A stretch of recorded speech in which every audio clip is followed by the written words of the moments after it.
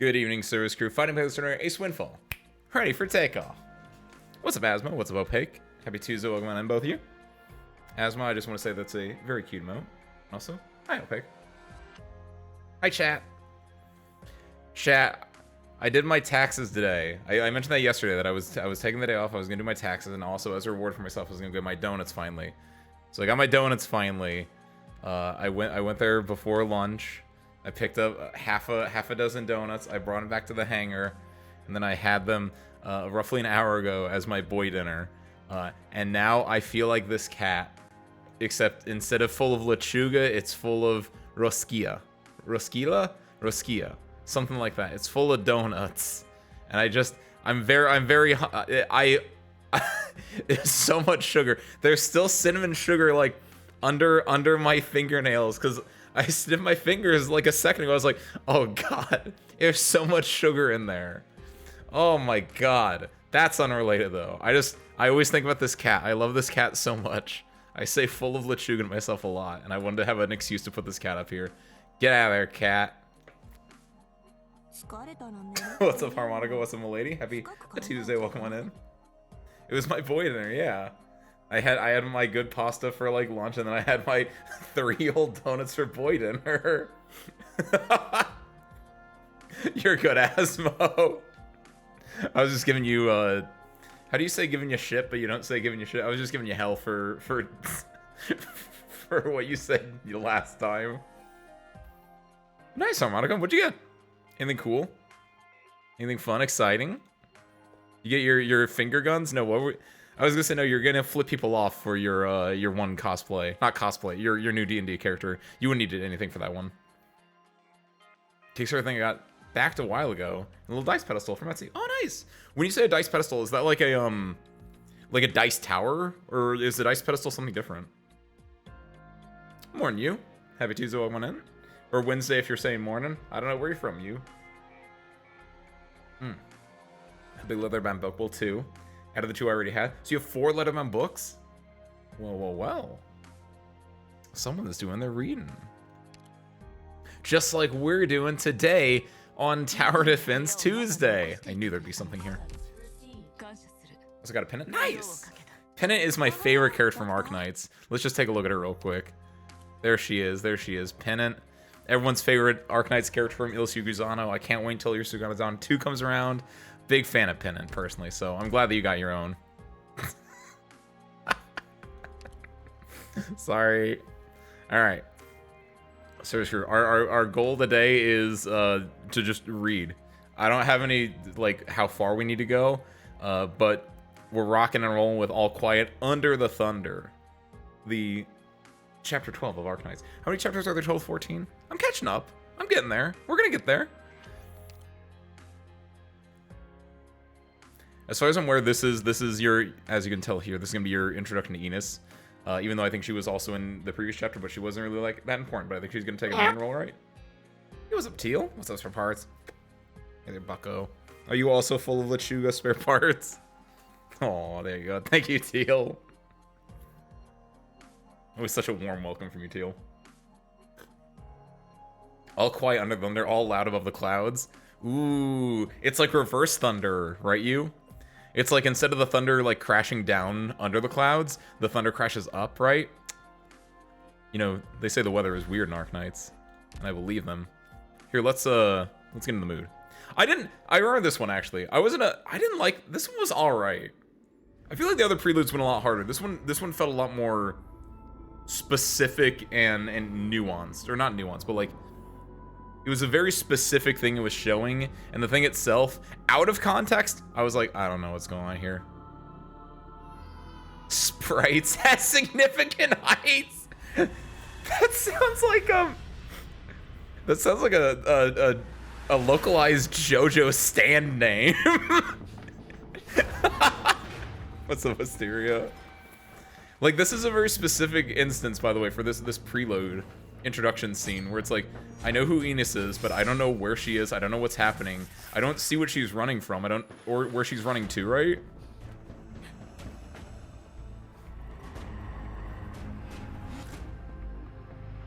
Like there's clearly some tension here, but because I don't know anything, it kind of falls flat for me. In a way, this feels like, as it is, this is a prelude, right? This feels like the introduction scene of a movie. This feels like, you know, your Star Wars A New Hope, or you're like Enola Holmes. I'm gonna reference that a lot because I watched that earlier this week, where it's just like it's a really good opening scene that kind of sets the stage for everything else that's gonna happen later on. Was it me, Jerry Lurking? Magical cancer rock storms are abnormal. I know, right? And apparently you can control them if you're a really powerful guy who has a wizard tower. What's this? Oh, this is my little thing for every so often I get a little thing. Got it. What do you get from this one? Do you get the girl? Do you get the other punch girl? Or you get Dag? You get Dagda? Morgan? You get Morgan? Do I have Morgan? I probably don't, do I? I just know Morgan from the story. I don't actually have her. Wow. Oh shit. Hobby. I have Dagda. You get Dagda from this one. Then you get Morgan, and then you get another one from that one. Banger song, just a scene. Yeah, I fully agree with you. It's just a scene happening, and like it kind of works, mostly as a setup. But like I don't know. I think there could be more, or I don't know. It's just missing. It's missing something, but if we go into 12-1 and it just has like Enos land on the ground, just explain where she's been, then it builds up enough. It's an introduction that feels a little weak on its own, but that's because it's part of a grander tapestry that we haven't uncovered yet. Watch 11s again. Okay, I'm okay with that. I don't mind. This one hits.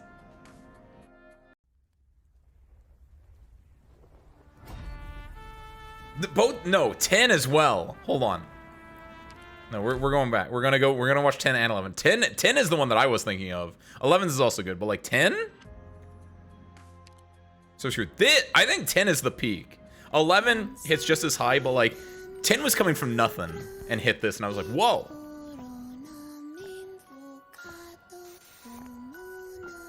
Because did 9 have one? Did it 7 or 8 have one? I actually legitimately don't remember at this point. But like 10, I remember 10. Because it just came out of nowhere. It had this little song. And in my, it can just...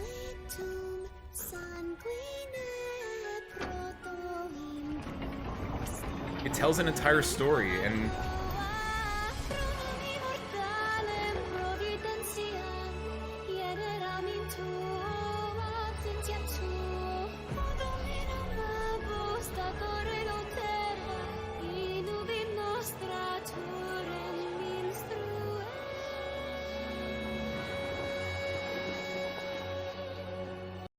That was so much shorter. And actually, wait, do you think it's because this one doesn't have a song? Both of these have songs, actually. That can't just be it. I did not. Had a recap, which is different. 8 did not have a thing in here. Okay. But no, I think this one hits so hard because A, it's the first one I saw in-game that had this, and I was like, oh, that's really neat. And B, had a song, which is a hitter, but most importantly, C, the actual like meat of my argument for this is that I don't really know who Teresa or Teresis are, but I know who Amiya is, and I know, given the visual imagery, what Teresis and Teresa are kind of representing in this. Let's watch it back so I can explain this. So A, the way that this is being sung right now, no, it doesn't pause. The way this is being sung right now has like that vibe of like a sad solemnness in it. You see Teresa's walking in nothingness with a shadow effectively of his sister, Teresa, but you can see she's like ghostly, and you know, because you've cheated and you know the lore, that Teresa is actually like dead, and so it's like he's walking with like, you know, opposite his sister. He and his sister are walking different paths in their life, but he opens this up, goes into a new realm. There he is. It crescendos. You see Teresa here as a spooky ghost, then becomes real, and you know that she's not real, so you know there's a mystery going on. What is this? Who is this? Is she real? And you see them overlooking at the top of a large tower overlooking an entire city, showing power, and then juxtaposed Amiya way down on the ground, outside the city limits, down on the on the Earth itself, and you know who Ami is. She's your protagonist, effectively, and she's looking up there, and you can see the resolution in her eyes that she's like, I know they're up there. I'm gonna go stop them. I think that is fantastic prelude that just sets up the entirety of this. Because honestly, Stormwatch, that was just kind of filler. It was kind of set up. It introduced you to Victoria, told you some things, but this is the actual like start. This is a prelude. This is like your introduction. This is like your prologue. This is your Rogue One, a Star Wars story. And then this is like actually, you know, here's the story that we're gonna tell with the main characters in it. I don't know why I'm making a lot of Star Wars references today. I swear I'm not that big of a Star Wars fan. I think it's just really easy to use it as reference material. But like I think this does such a good job of getting you into the mindset of what's gonna happen over the entirety of Act 2, effectively. And then this one, I don't know, this one's just fun. I don't think it's that level of artistry as the other one, but I think it's fun because it has a fun little song and it tells you about the Steam Knights and it tells you about little mechanic boy. Spanner Man. Give me a second. I want to see his face. I'll know when I see his face. It's not being sung by a Gregorian choir. That's the true Latin, right?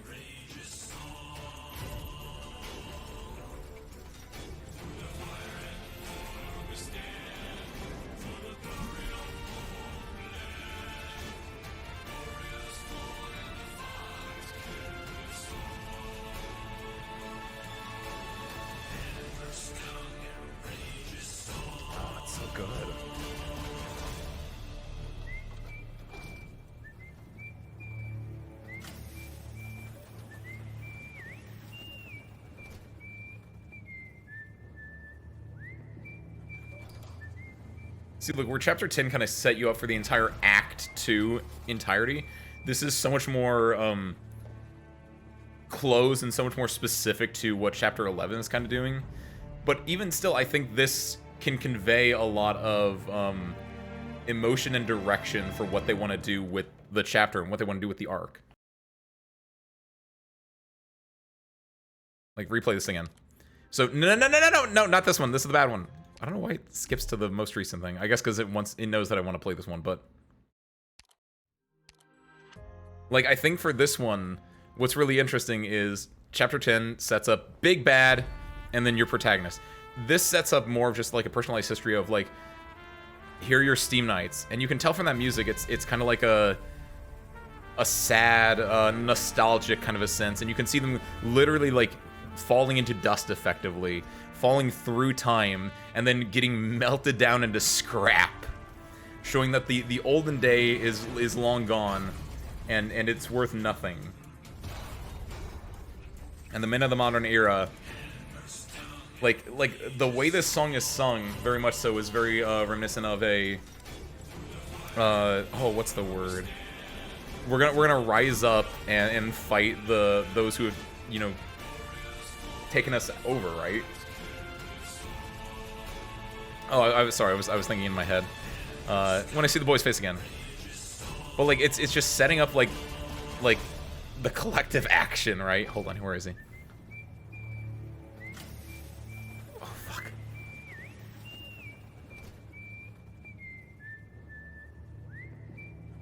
Shh.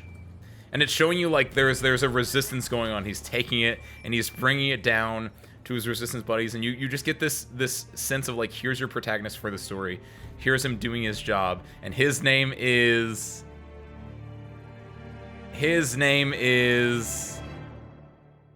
give me a second.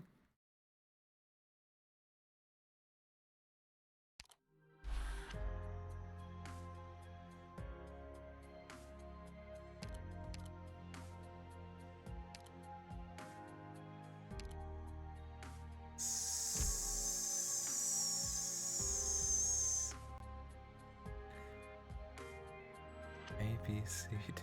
It starts with an S. I swear, hand to God, it starts with an S. Or a P.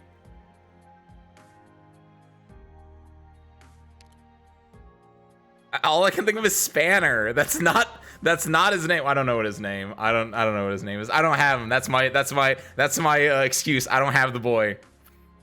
I wish I did. He looks cool. And you could like put the things in front of Chong and then you get it. So yeah, I don't know. What's up, Punk? Happy Tuesday. Welcome on in.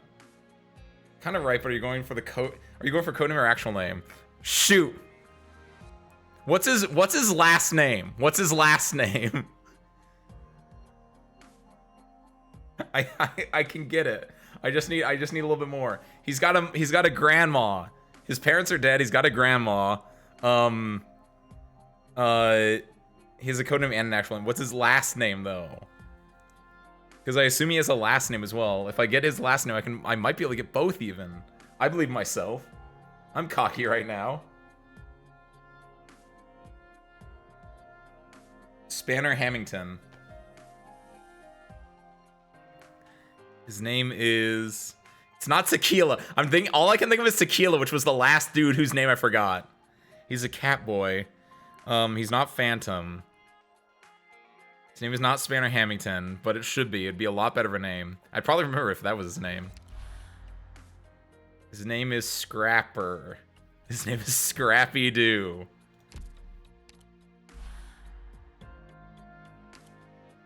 Catastrophe is war here. Tranquil of its own horror. Come on! Why did none of these say, and this is the one where so-and-so does the thing?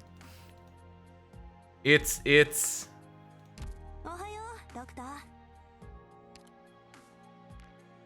I know I don't have him. Just give me a second. Let me... I know where I can look. I know where I can look. I think. Actually, I don't know if he has one of these. He does. He would be like in... Oh, I don't think he has one of these. He would be here. Ooh.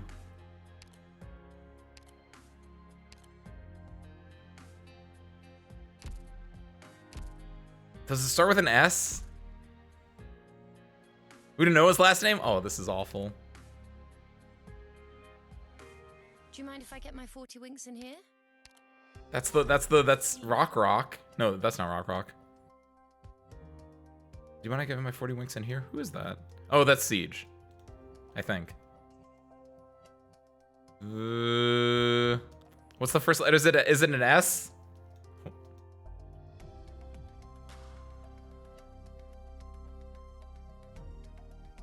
It is. That's the worst part. I knew that part then. Spanner, Silence, Sanguine, Stephen Strange, Dr. Stephen Strange, Dr. I know Rock, that's Rockwell Rockwell. Nope, that's not it either. Rocket Rockwell, no.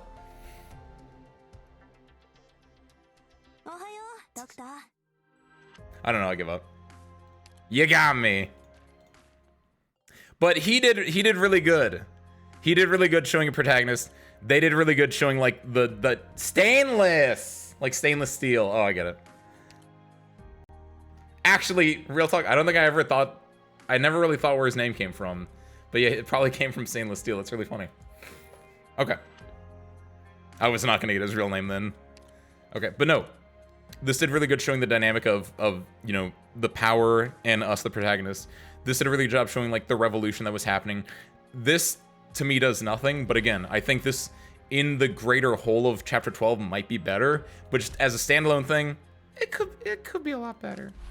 Supercalifragilisticexpialidocious, that would have been a banger name, but I think there's a character limit. What's the longest character name in Arknights? Not gonna look for that. We don't got that kind of time. Okay. Pristine. Oh, pristine stainless. I see you. I see you.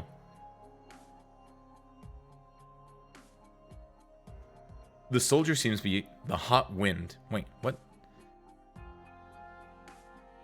Whose name? I can probably tell you. No, what's the longest name in Arknights? Things like 30. The soldier seems to like the hot wind blowing on the deck. It reminds him of the warmth of the fire when cooking supper back home.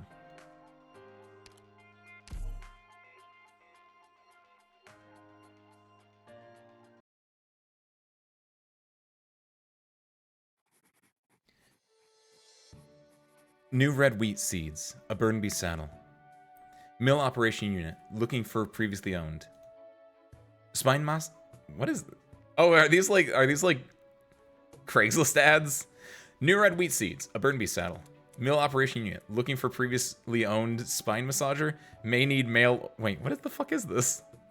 What am I reading right now? New red wheat seeds, a Burnaby saddle. Mill operation unit, looking for previously owned spine massager.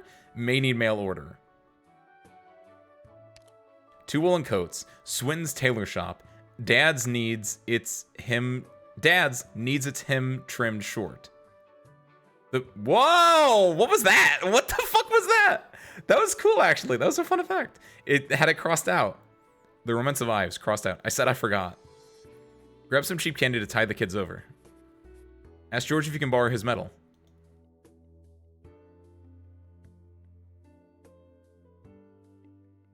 What? Piers. Yes, Captain. I heard your leave was approved. Yes. I suppose it went rather well. It's all thanks to that babyface of yours, lad.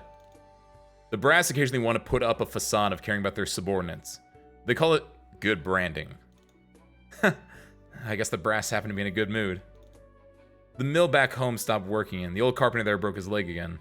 So my mother asked me home to help out. 10 days leave, minus 8 days on the road. Day and a half is more than enough for me to deal with that rickety antique. I left an extra half day open, just in case my dad needs help tilling the other part of the field. Oh, right. I should pick up another dozen work gloves. The ones back home are past their prime. Is this a shopping list? That's right, Captain. Just so nothing is missing. I don't know when I'm going to get time off again. Hopefully you've earned yourself a real medal or two by then. Of course. All for Victoria. That's the kind of ambition I want to see, lad. I once knew a bloke named Todd. He and I fought against those spire casters out on the frontier. He earned himself a solid gold medal. What a beautiful thing that was, glittering as it hung on his chest. It shone so brightly, nobody could take their eyes off it. Our beloved Duke Windmere personally awarded him the medal, which is the highest of honors for any soldier. But at the celebration banquet later on, old Todd had a bitter look on his face. Can you guess why? Because he wasn't satisfied with the merits he earned? No. It's much worse than that. He couldn't lift his mug to take a swig of beer. His hands got replaced with a pair of wooden prosthetics. Well, that's not funny. The veteran officer grins, showing a mouthful of yellow teeth. The young soldier laughs dryly. He knows this is one of the officer's many poor jokes. The wind is so strong on the deck that the soldier has to hold on to the brim of his hat, letting out a loud yet harmless sneeze. No matter the season or weather, standing on the deck of a prancing high-speed battleship always makes one want to wrap oneself in his coat. The youngest soldier thinks to himself, Wells is in charge today. How many cans of rations did that pudgy, bald man swipe? But the creamy vegetable chowder he makes is without equal. And if fortune is on his side, that old bastard might even throw in a healthy serving of foul beast into the soup. He figures that he should leave after the sun sets and he finishes dinner. The mole fortress they're stationed in has already reached Ladinium's vicinity. When the weather is clear, they can even see the pinnacle of the Shard on the horizon. After returning to the station, he'd board the logistics squad's transport vehicle and head to the nearest town first, where he'd be able to have a drink or two at the tavern. In the early morning, there'd be cobblers heading into town to sell their wares. 2 boxes of tobacco will let them hitch a ride. The young soldier recalls those barns from back home, always filled with the fermented smell of composted straw. Even now, that smell occasionally wafts to him in his dreams, making him want to pinch his nose. But at the same time, it represents a connection with his hometown.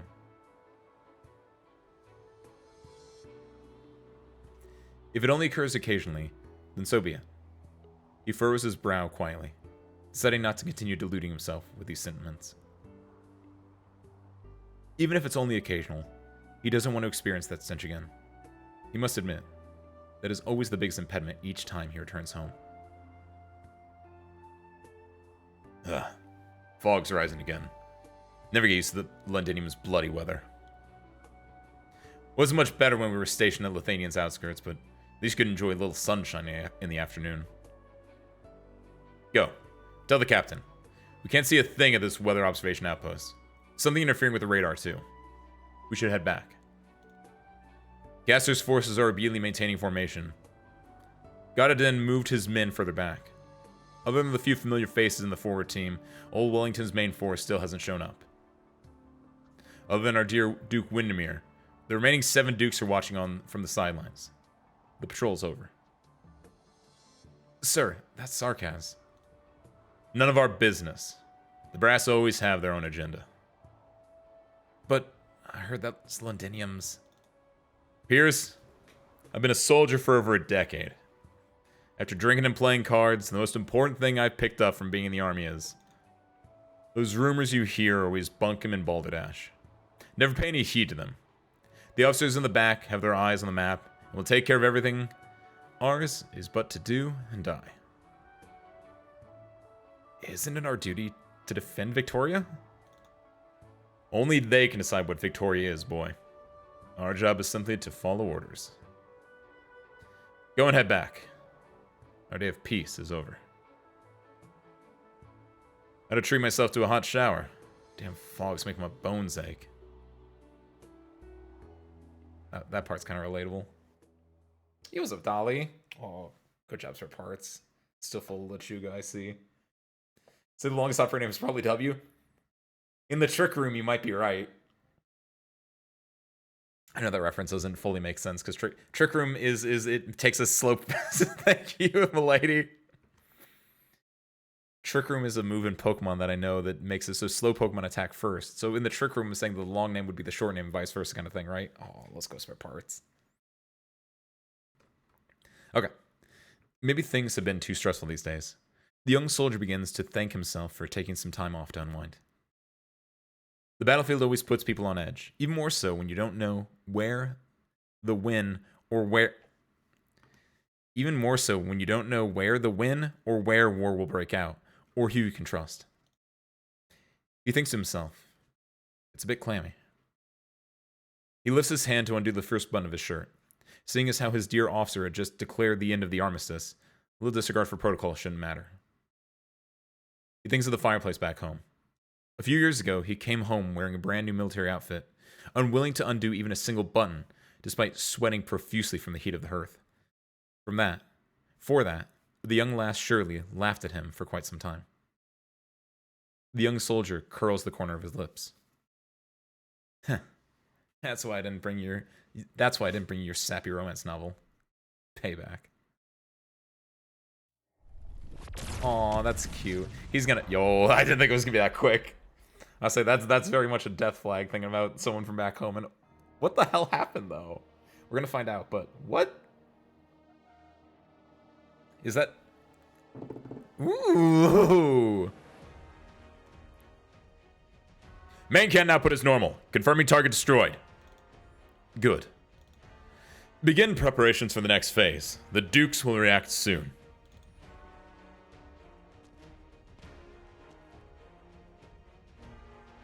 Your Highness. Your Highness! A new face. Yes, Your Highness. I was just promoted from the mercenary unit by the General. It is the greatest honor. You've always been my... It's an honor to make your acquaintance as well.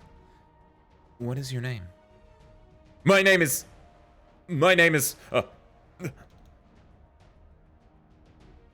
I don't have a formal name.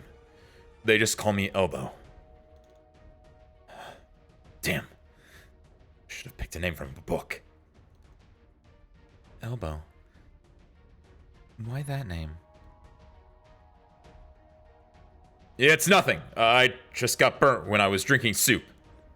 I mean, it's a stupid story. Hardly worth your attention, Your Highness. You must have been holding your bowl too high. No, it was Plug. That bastard ran into me. Next time I see him, I swear... Your Highness. Oh, I'm sorry, General. Your Highness. You may leave. It seems you still have a lot of work to do. I heard they're serving creamy vegetable chowder at the airship garrison tonight. Don't miss supper time. Thank you, Your Highness Teresa. Oui. When each battle ends, the Sarkaz have a home to return to. We'll be able to return to Kazal soon, right? Of course.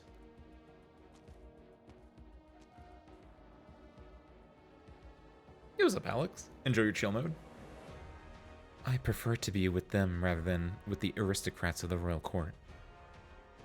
Each and every moment, the collective souls of the Sarkaz force me to my knees, immersing me in our long and painful history. But these newly grown children, give me a tangible sense of the future. And what should we do with this future? Consign it to another round of wars sweeping across the land? When scorched earth spreads as far as the eye can see, will these new seedlings sprout as we hope? Hope is as weighty as ever, Manfred. Your Highness. In accordance with the military commission's plans, a section of Londinium has been detached. As of right now, it has arrived at the designated location, parked between the main city and the Duke's encirclement. It will become the cornerstone and launchpad of our next offensive, and this airship will also temporarily dock there. The Duke of Windermere should soon receive news that her high-speed battleship has been destroyed, but she also cannot ignore the threat this airship poses, which in turn will help the Naxihir King's front develop. In accordance with the Regent's instructions, we must next... Take a look outside, General. Manfred turns to look out the window. He is forced to admit that the carefully planned flames burning before his eyes are not as exhilarating as he had imagined. The firelight is blinding. Our war has finally broken out. According to the Military Commission's projections, the Dukes will cautiously proceed with military operations within 16 hours. We've already made our preparations. No. The war never ended. It is not only ranks rippling through other ranks that is worthy of the name of war. Those eyes lurking behind the curtains, those curses whispered in the dead of night, those suppressed cries, are all war. Those compatriots who perished alone in the barrens, those robes dragged across the ground during the black processions, those Casdell bricks and tiles sealed away in a collector's glass display case, are also all war. War has always been a part of us. We simply push it out for all to see once again. Even if the flames of war were ignited in Victoria, Casdell has always been a part of the battlefield. I've already made many plans with the General about this. No, Manfred. That's not what I was asking.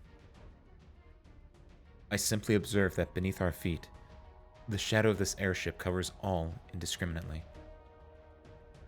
Put an end to it, General. If this ultimately is proven to be the only way for the Sarkaz, then drown tears with tears and bury suffering with suffering. This is the only way.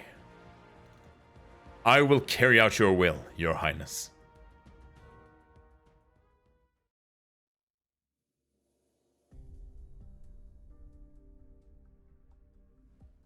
Reunion! What are you... They're back again!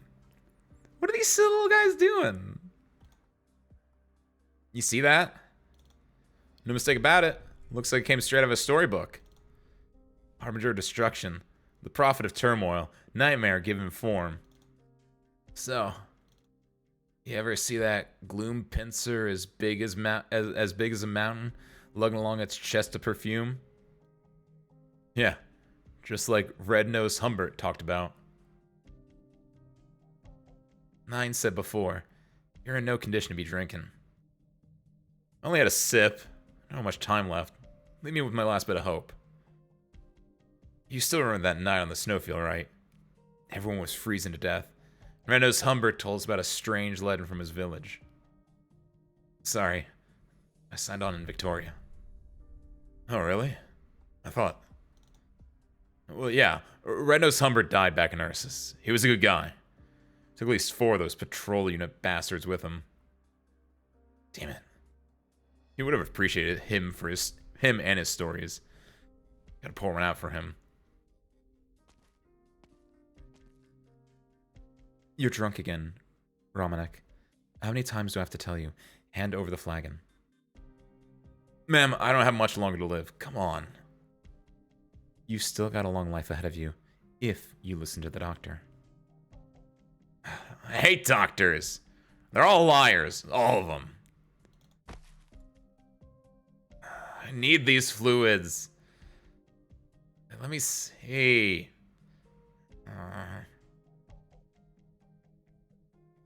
He's asleep again. Toss him a blanket. We can't be too far from Londinium now. Yeah, if we're lucky, we'll be able to see those city walls in just over a week. Be faster if we could fix that piece of junk car. You don't see catastrophes too often around Londinium, but given the current situation, it's virtually impossible not to bump into any kind of Duke's troops, and none of them are going to welcome us. Then, throw the sarcasm on top. We need to be even more cautious during our subsequent operations. We need to find our trapped people, whether they still think there are people or not. Getting everyone back together is difficult, but we still feel the same pain and share the same sorrow. Those feelings never stop chasing us, and they force us to keep moving forward. I'm not saying that just to cope, but this is the only thing we can do with full peace of mind. Let those infected on the verge of despair know that they still have comrades out there, and that their lives aren't disposable.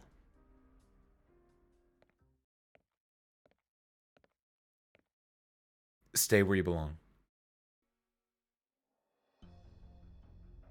Tallulah. 9. I'm just getting a breath of fresh air. Fine. I have my eyes on you. Flames are burning out there in the distance. They've been burning for some time now. Hopefully it's just a patch of wood struck by lightning. Our squad will cross over. Lightning.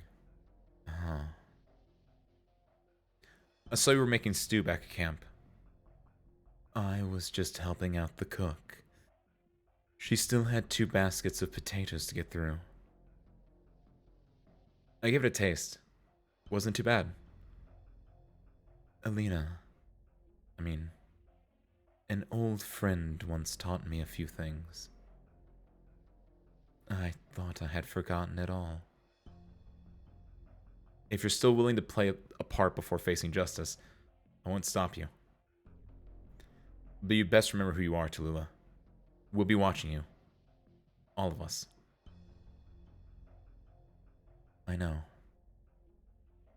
Start packing up. It's time to go.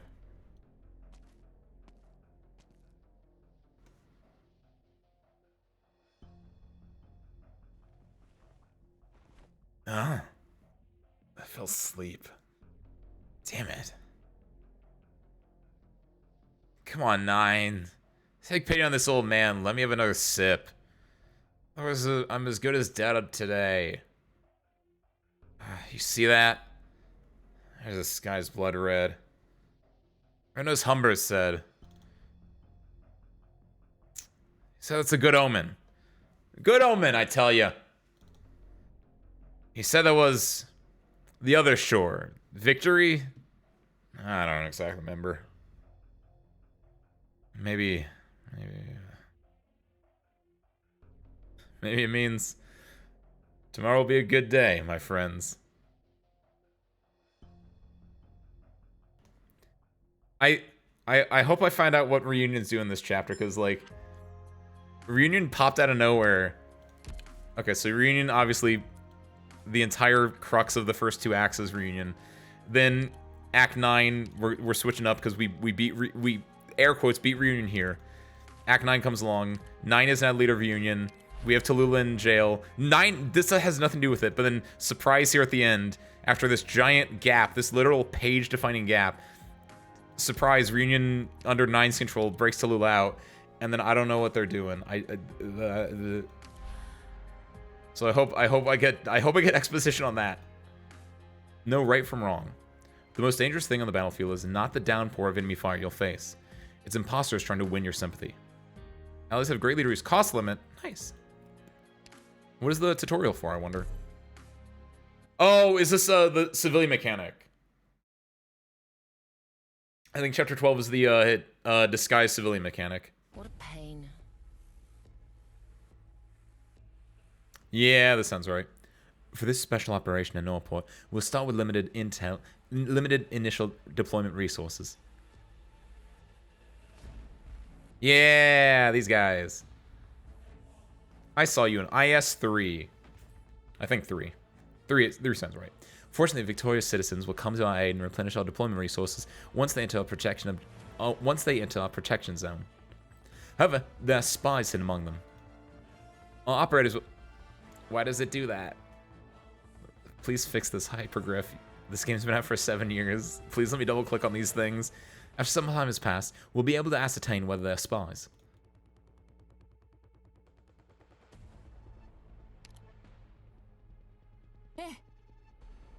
Is it not within? Okay, no, yeah, it does count when they're within this range. It does start taking away, but obviously when they're getting blocked, it goes up a lot faster. Legitimate civilians will no longer be blocked once their identity has been confirmed. But keep in mind that only identified civilians will replenish our deployment resources once they enter our protection zone. Oh, is that how that works? Is that how that works in IS-3 as well? Oh, I didn't notice that. We know exactly one thing that links Reunion to Victoria. Ooh, do I know it? Okay, so how does this work? Whenever this goes in, it does bump it up to like 30 or something, I imagine. Links Reunion to Victoria. Outside of just being, Rhodes Island itself, obviously. Hey! That guy kind of looks sus. Say a spy? You can often tell a spy from a civilian by subtle differences in their behavior. Wait, really?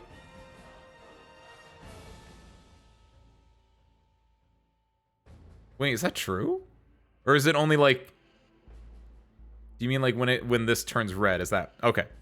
Look, okay, yeah, that's what that meant. Look, we've detected signs that one's a spy. Oh, it's only by 2? Really? Is this how this works? IS-3 didn't feel like this, but damn. Suspicious individuals reveal their true colors a little while after they're identified. Stop the spies. There she is. Where do we want to put, Hayes?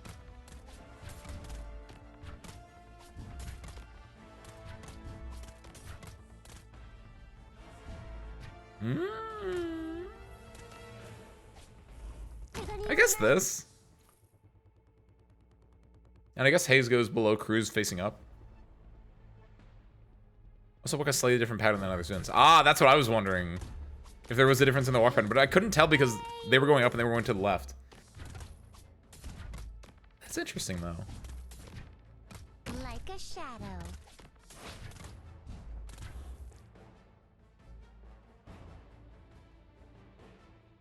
Let me think. So I know Reunion was founded by Tallulah, effectively. As a... Ooh, let me see if my lore is correct here. Tallulah founded Reunion effectively as a infected rising up against Ursus, since Ursus treated the infected extremely poorly. At some point, which I don't remember if it was explicitly stated, but at some point, either before or after, she then gets infested by the black snake of Ursus, thus corrupting her, and you know, she saw a lot of bad stuff happen as well. The organization goes a little bit more corrupt and becomes the villain.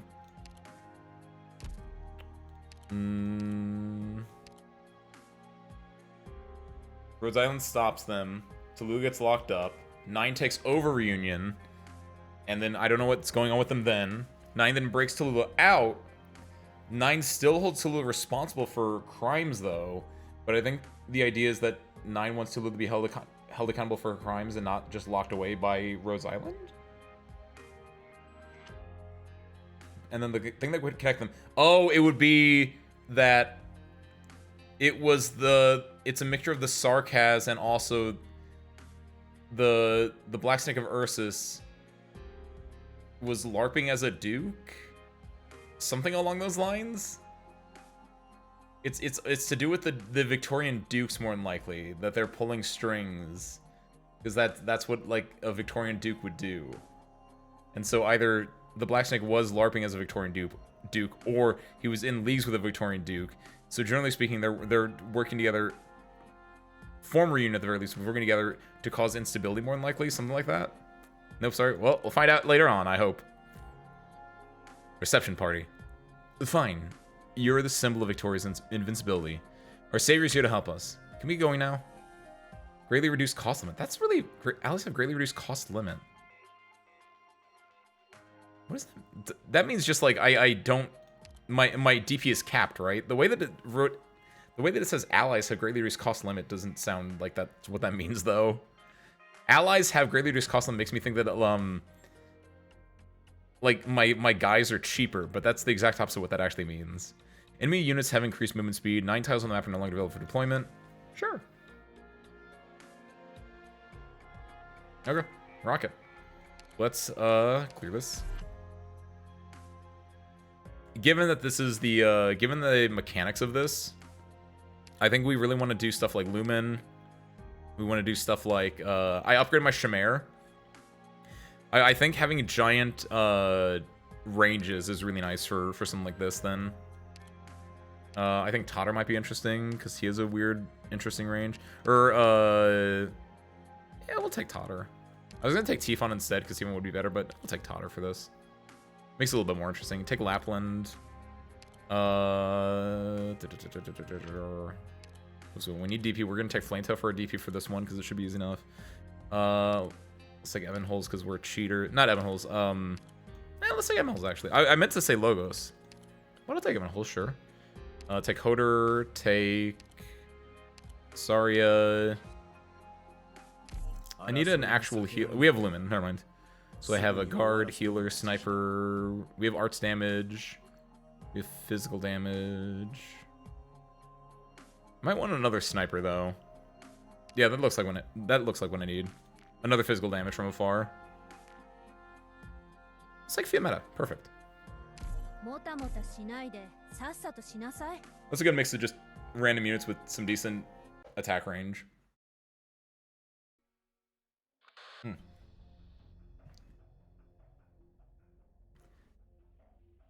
We've confirmed that a high-speed warship belonging to the Duke of Windmere was attacked by an unknown Sarkaz weapon. There were no survivors. Our preliminary conclusion is that the weapon in question is indeed the structure that briefly appeared in the skies of Londinium. Based on frontline evaluation from the remote observation team, the weapon's powerful mid-air suspension abilities and the efficiency of its Originium arts generator deserve due caution. It's important to evaluate the Sarkaz technological base for manufacturing large-scale armored aerial vehicles, given the information we currently have. We're in the process of gathering more intel. However, until it has been proven that the Sarkaz possess the technological means to mass-produce such weapons, we'd recommend against categorizing this target as the highest threat level for the time being, as countermeasures have already been deployed. Ooh. It should also be noted that Norport Borough, Londinium's old logistical district, was separated from the main body of Londinium City yesterday. The plate is now docked by itself between the city and Londinium peripheral front formed by the various dukes.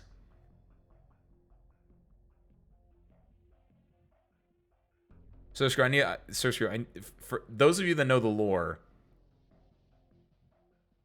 I need help with this, because I think my brain still doesn't fully understand what's going on with part of it. So Londinium has been taken over by the Sarkaz, right?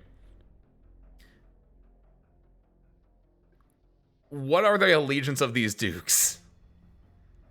Are Castor and Wellington against the Sarkaz and want to take Londinium back, and then Windermere is coming in as reinforcements for the Sarkaz? Or are... I'm trying to... Because the colors don't... Or are Castor and Wellington, like, in a fake standoff, and then Windermere is against them? I think the colors are not adding to this, and they're making me more confused. Was the yes an answer to one of the questions, or was that a rhetorical yes?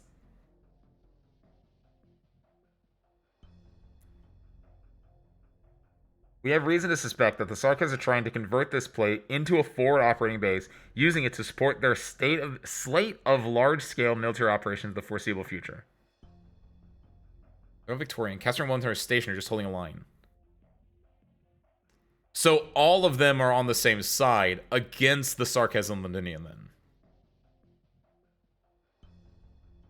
That's what I wanted to see, because I didn't know if like Duke Windermere was like this was Civil War territory, right? Okay. It will likely also be used as a temporary stop for that large-scale Sarkaz weapon. I guess are there no dukes that are siding with the Sarkaz? Okay, that makes sense. She's only yellow because she's moving. Makes sense. I thought there was like one that like, or is it like a secret right now in the main crux of the story where like there's some secret BS, or is it like it's not a true duke and it's just like weird regent forces or something like that? Teresa's executed them. Nice. Did that happen literally at the end of 11? Wait. Oh shit. The current commander of the Londinium Defense Forces, Colonel Leto, issued a statement claiming that the Norport was accidentally separated from the Londinium main body due to technical reasons. A large number of Londinium citizens still remain on the plate, and the defense forces are preparing to launch a rescue plan for these citizens. The remote observation team has provided several photos taken on the scene. At the moment, we're not planning any large-scale operations against this plate. However, intelligence personnel believe that a series of irregular staffing transfers between the Duke of Windermere's mobile fortress and Ironclad... Should that be Ironclad? Ironclad Galve over the last 8 hours is likely related to the situation in Norport. Several analysts have pointed out that the Duke of Windermere's military claims to this plate are more radical than we previously anticipated, and the specific reasons behind this warrant a more in-depth investigation. We're monitoring the other Duke's attitudes and subsequent actions in response to these Sarkaz attacks, and will be submitting routine analysis reports at shorter intervals. Waiting further instructions.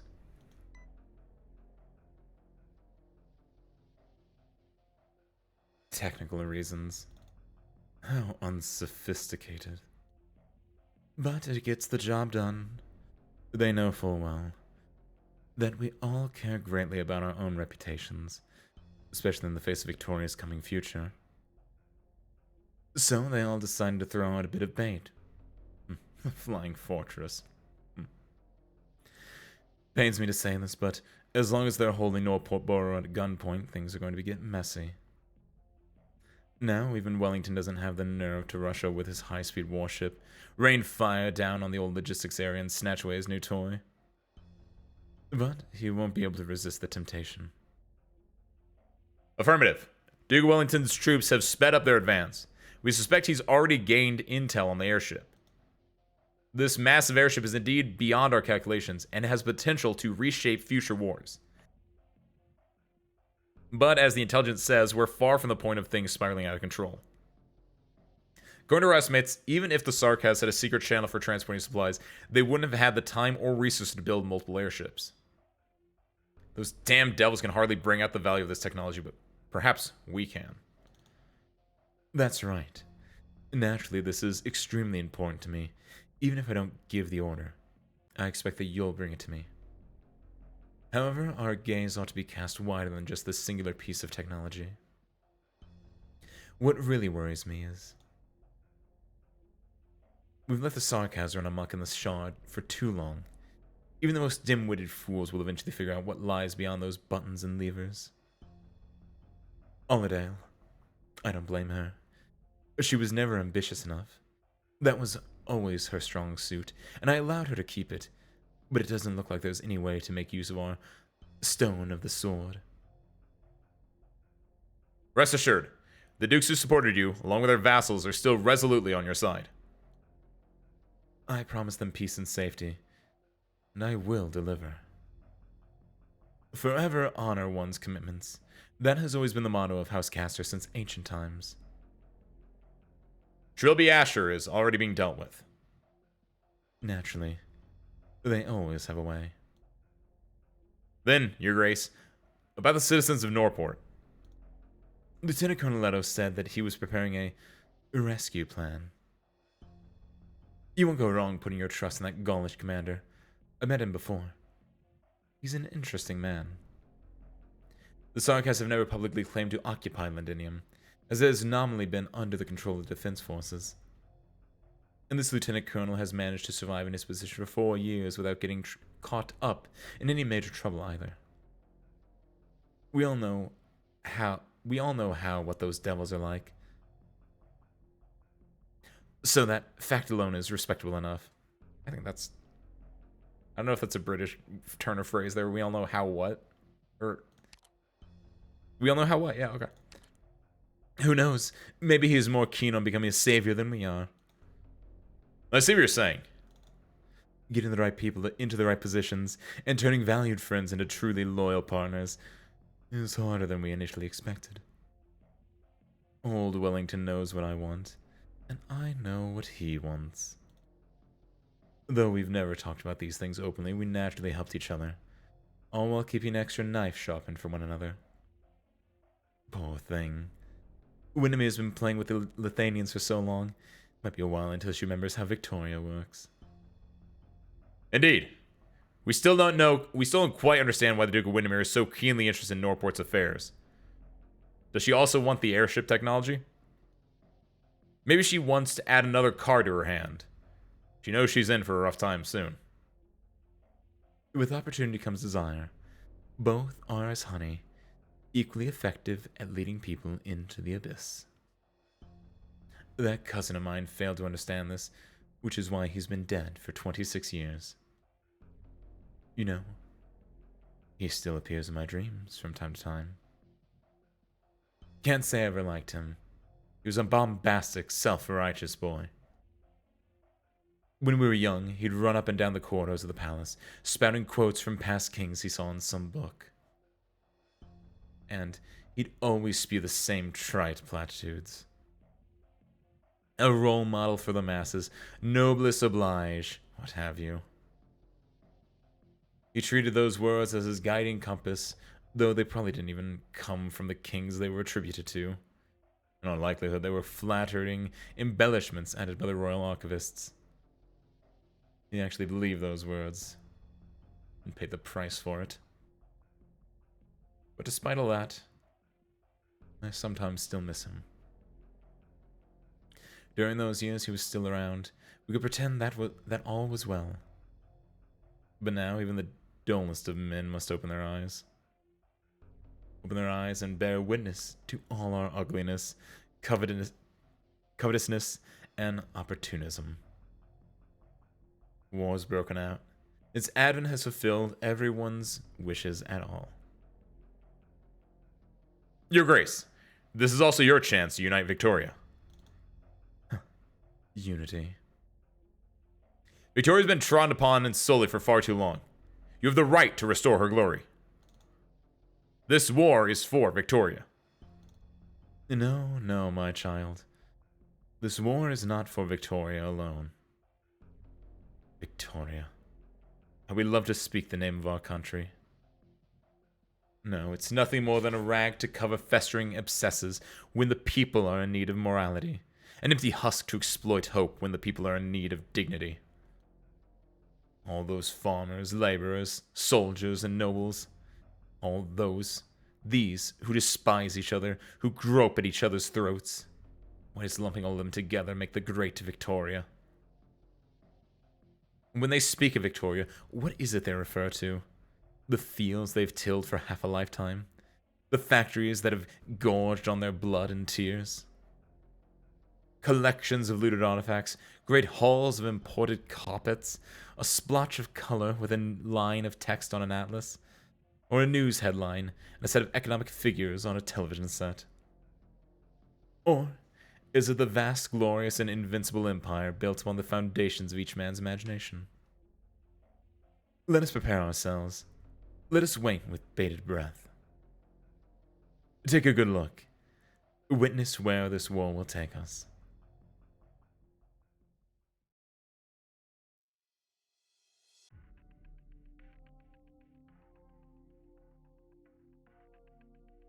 Good day, sir. Let me guess. You want to be strung up on that fence too, huh? To be honest, I have a lot of fun with that job. I suggest you turn around and crawl back to where you belong. No, please. Wait. Good sir. The others just wanted me to come talk to you. That's not what I meant. We just have a few trivial issues, so if you could show us a bit of mercy. When do you Victorians start taking us devils for a bunch of bleeding hearts? All we wanted was to know what's going on in Northport Borough. Nothing worth mentioning. What if... look, we can still scrounge up some valuable trinkets. Sure, you heard of Sargon's gems. Have a number of them here. I was playing a game that was kind of like Balatro. You ever heard of it? It's a really fun one. Get lost. I get it. You're not interested, huh? I also have a collection of old Gaulish paintings that are said to be priceless. Alright, maybe that was out of line to say. This is gonna cost me my life, isn't it? How about a Sancta Patron firearm? Just happen to have one stashed away back home. Interesting. You got your hands on an Angel's Guardian gun, huh? Huh, it's not mine though. It's just for safekeeping. Heavens, those angels from the Northall Hall are gonna flay me alive if they find out, but if you're interested, I just happen to hear you, the Sarkaz enjoy collecting them, so... Listen up. I'm for my angelic toys freshly looted from a pile of corpses. Now piss off. Sarkaz, we just want to know what's going on. This is a perfectly legitimate request. So many of us have been driven out of our homes and crammed into a little ghetto with no place to live. No food, no freedom. Now, all we want is an explanation. Are all these houses not good enough for you? Pick a door, any door. Knock on one of them. Get your sorry ass inside. What more do you want? A bathtub with a built-in back massager? Can't treat us like this. We're the defense forces. I personally know Leto and I want to speak with him. We haven't broken any rules. Who the hell's this? That's enough, mister. Be careful. They're armed. Let go of me. What do I have to be careful for? Listen up, Sarkaz. I lived here for 30 years. This is my city. This is my neighborhood. I know you've taken over those factories. I know you lust after Londinium's wealth. So take it. Splitting off a few factories won't put a dent in Victoria's glory. But I am my own man. Not even the king can take my home. Tell me, why did Northport Borough drive out of Londinia overnight? What's the meaning of all these walls outside the borough? Hey, are you trying to get yourself killed? What possessed you into thinking you could challenge my authority? Wait, please, Gitsa. He doesn't know what he's talking about.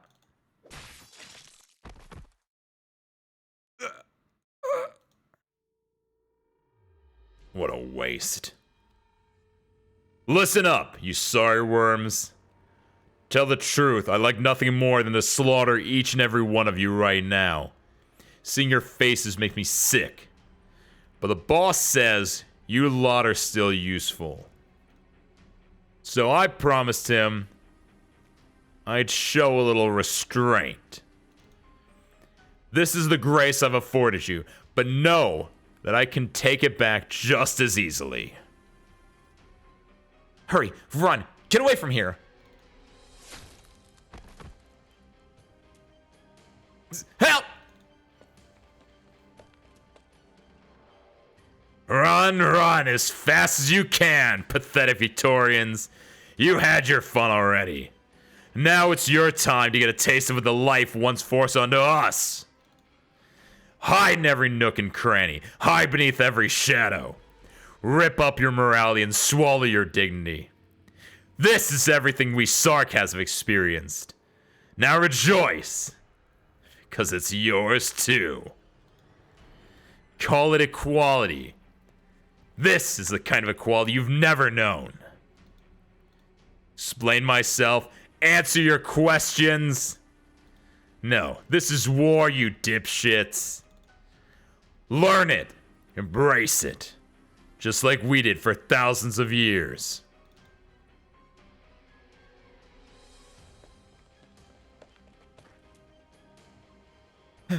Where am I? Stop your blubbering already. Did you think they invited you here for a picnic? You can guess where the people who weren't so willing to come ended up. You're... Who is this too? Call me Byard. You're hurt. I need your wounds dressed. Follow me. New characters just dropped. Oh my god. Where do you think a bat person would be on Terra? Torn between Scala and Liberi Winged. Ooh. Zalek, where the hell did I get Scala from? Would, if it's just a pure bat, I would lean, ooh. My brain would lead Scala a little bit. Even though more than likely it'd be Liberi. The thing is, most bat-related ones, Asmo, are just straight up vampires, right? And that would fall under Sarkas. We could just do something like that. Yeah, that should be fine.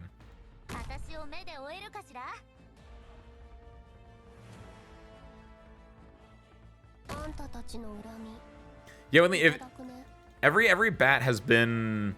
Oh, what? Oh, I didn't see those stairs there. Whoops, that's bad. Yeah, every rat I've seen, every bat I've seen has been a vampire. So yeah, trying to think of something that wouldn't be a vampire. I would lean Zalek just because they even though they have wings. Because the Liberia are all birds, but yeah, bats are technically mammals, aren't they? How do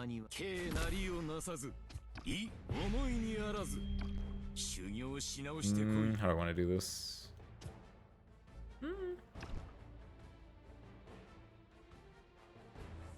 Oh right, deploy limit. Or DP limit. I'm not gonna get anyone more expensive out.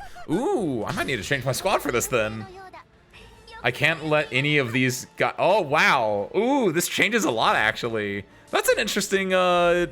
Ooh, that's such an interesting. Effectively a way to balance the game. Ooh, I should have Chong facing up. This is neat though.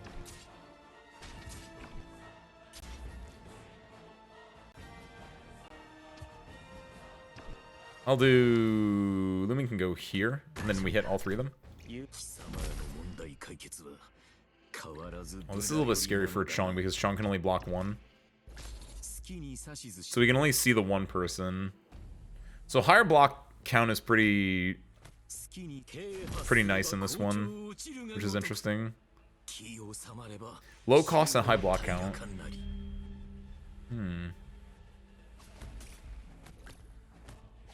It was Ben.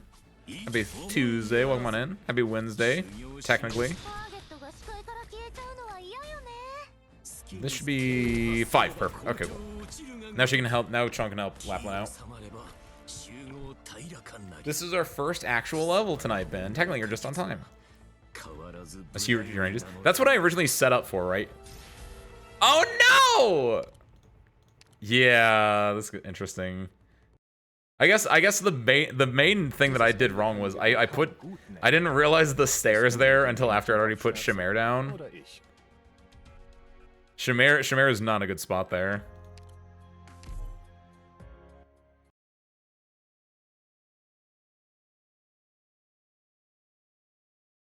Faulty electrical metering in my project. Dang. I was like, emergency meetings definitely outrank literally anything we ever do on the stream. So you were all fine, my dude. Such destruction and started all this conflict. I think I know what. I think the other thing I know what to do is I want to put Lapland behind Chong. I think Chong himself is fine, but Lapland behind Chong is more important because then if that becomes a 3-block, then we can put like Hoder like here, or Saria here.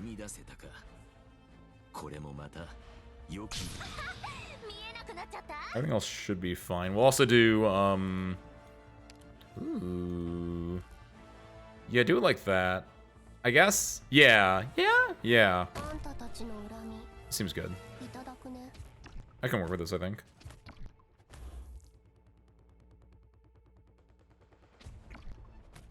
The only thing I'm worried about is Chung murders them too quickly. I'll do this because we have time. I think. Maybe not.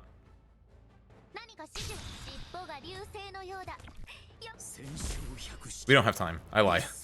Uh oh. Interesting. We do have to do this then.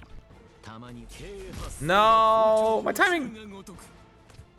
This is fine. The Trunk gets a lot of hits off this big guy. You got like 2 hits. I think this is still fine. Yeah, the main thing is I think I'll just put Saria here then, which might be overkill on the blocking, but yeah, that should at least work for my purposes. There we go. Okay. So now we have less chance to leak there. Plus Shamare just to do even more damage because we weren't getting that before either. Should be good. The other thing we can do is also because no one's helping out. Ooh. Do you think people are gonna have range attacks? Oh, you know what actually is really funny? This. Because if these are he's not going to shoot them. They're civilians until they become spies, and in that case, they'll have a fully loaded gun effectively. Ooh, Edmund Holes against the civilians is actually insane. I think. Oh, I love this.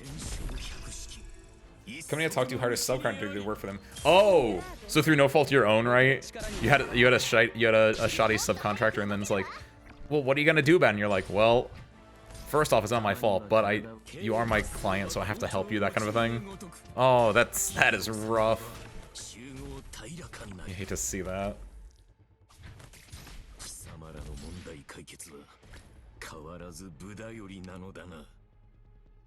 I'm excited about Evan Holes in this actually. I think I'm gonna keep Evan Holes in my squad for this one, just because I really like the idea of surprises an enemy and then he just full blasts someone. What Ebon Holes module do I have equipped, by the way? Necrosis. Okay, cool. Want to make sure I had the newer Necrosis one on.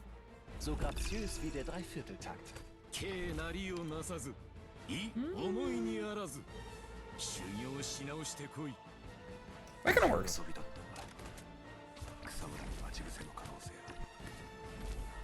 We doing good everywhere else? This is, in fact, the Enos chapter. We went over... Yeah, you didn't miss much, but we went over chapter 10, 11, and 12's, like, prelude, little, like, cutscenes. And how the chapter 12 cutscene, at least to me, it feels like it's just a scene from a movie, effectively, or it's the scene from chapter 12, which doesn't work on its own, but might work in the grander scheme of chapter 12. So we talked about that for a little bit, and then, yeah, we just read up until, 12.1 and 12.2? This is 12.2. So you didn't miss too much. In fact, yeah, here we go.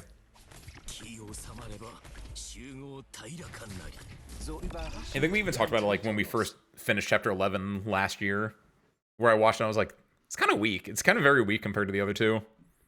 Chapter 10 I think is peak. Chapter 11 is solid. Chapter 12 is just kind of weak right now. And once it gets like into the further story, it might make more sense. But like on its own, it's just very just like, what are you doing? Because it doesn't set up like, it doesn't set up a villain.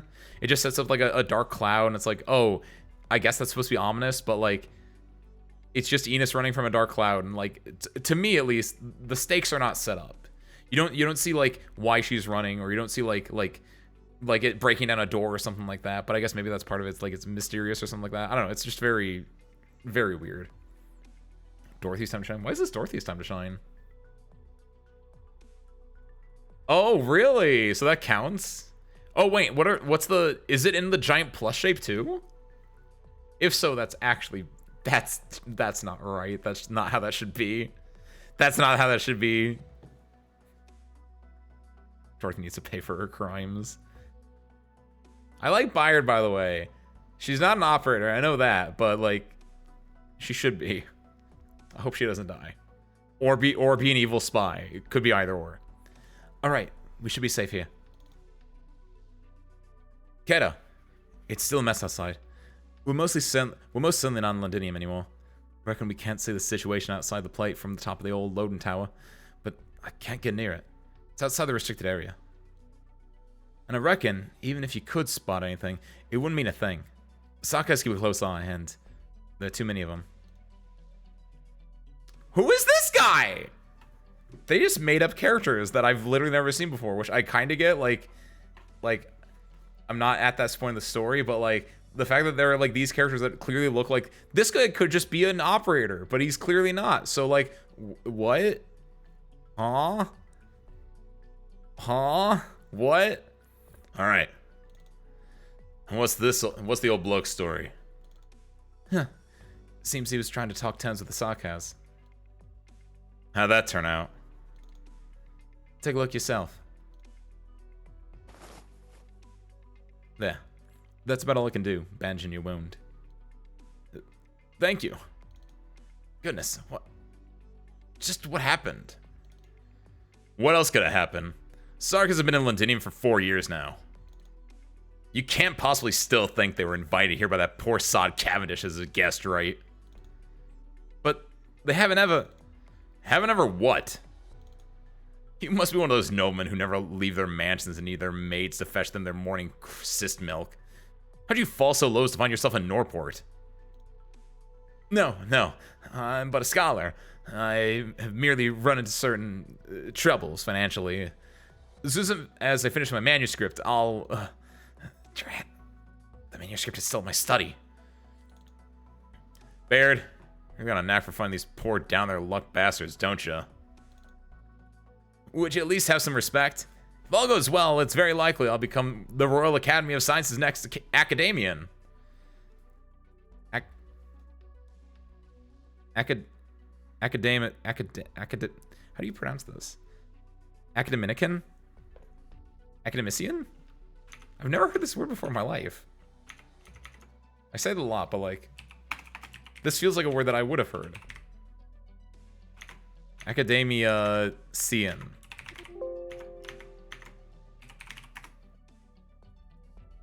Academician. Academician? I've never heard this word before in my life. I'll become the Royal Academy of Sciences academician. That's a made-up word. They just made that word up. Mathematician with academy. Academician. That doesn't sound like a fun word to say, I'm gonna be honest. That word does not spark joy on my tongue. Very likely. Asmo. I still understand. The news kept saying that all is well. What more do you want them to say? Friends and citizens, I sincerely regret to inform you that Londinium is now a shithole. The special instructors that they sent to the newspaper offices and TV stations actually earned their keep, you know. Did you see those? You see whose flag they're flying above the munitions factory in Highbury? If not, you gotta at least remember the fire in Octor the other day, right? But the war. What about the defense forces? The Dukes? Aren't they defending us all around Londinium? How can this be? Sarkaz can't possibly triumph over the Dukes, can they? Devils are a bunch of savages who cower in the wilderness, but Victoria is the greatest country in all across the lands. Who told you that? You realize that out of nowhere? Did you realize that out of nowhere while munching on cake at home? I didn't feel that way at all when the Dibbles held me up against the wall and frisked me. Alright, next.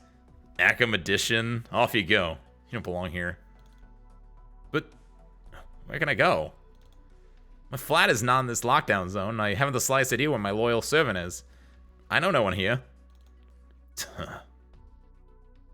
What can you do? Medical work. Sewing, repair, anything? My research is in heraldry. You scholarly chaps ever study how to return air into stakes? Well, it's by no means my area of expertise, but I'd imagine it's a little difficult. Baird, stop bringing these fancy lads back, will ya? He doesn't even understand sarcasm. We don't have a lot of supplies on hand here. Maybe you can help Delphine manage the warehouse? Oh, I thought Delphine was gonna be part of Siege's crew. Baird, stop trying to pass all your problems to me. I can't very well watch him die on the street. At times like this, we have to come together and unite as one. Even having one extra man on board is more power to us. Come together. Ugh. Wish Parliament and the Dukes would learn from you people. We wouldn't have fallen to where we are today. You think they're not united enough? They were all very united when it came to hanging the king. That was... Never mind. I just hope you'll be of some use, Mr. Next Accommodation. I'll do everything in my power. Though, speaking of which, who would all of you be? Who are we? Alright. Welcome to our gym. The Slobber Knocker. Hold on. I want to take that punch again. Alright. Welcome to our gym. Slobber Knocker. There we go. Got it. You can call us Glasgow. Oh, yo, it is! Never mind. You can call us Glasgow. Oh, cool! A group and B group. It's like a professor in university that focuses on research. Never heard that word before. I research what symbols people who use. I research what symbols people who think they're important use. I'm a very special. I know, right? Heraldry out of everything. I kind of like that because it's the most like out of everything that he could have been studying that could help them. Heraldry is not only worthless to them, but it's not even like just saying like English or something like that, where it'd be like, oh, you're studying a language, but that can still be important. It's like heraldry, which is something that wouldn't be useful to them, and also is typically related to like the rich or to the nobility, which clearly they do not give a shit about. They do not care about that. So it's just even more insulting to them and even more worthless to them that he's studying like that specifically. Heidi, how have you been? To tell the truth, I haven't any idea where you have been as of late. Ever since Mr. Adams and the bookshop owner died, I haven't been able to reach you. It has been a long time since I last continued our work.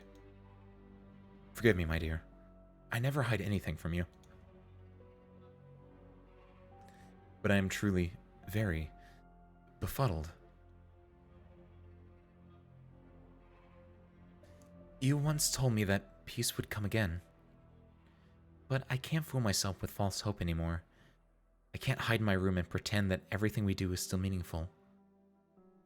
Right. We could look at things on a broader scale. The dimension of history.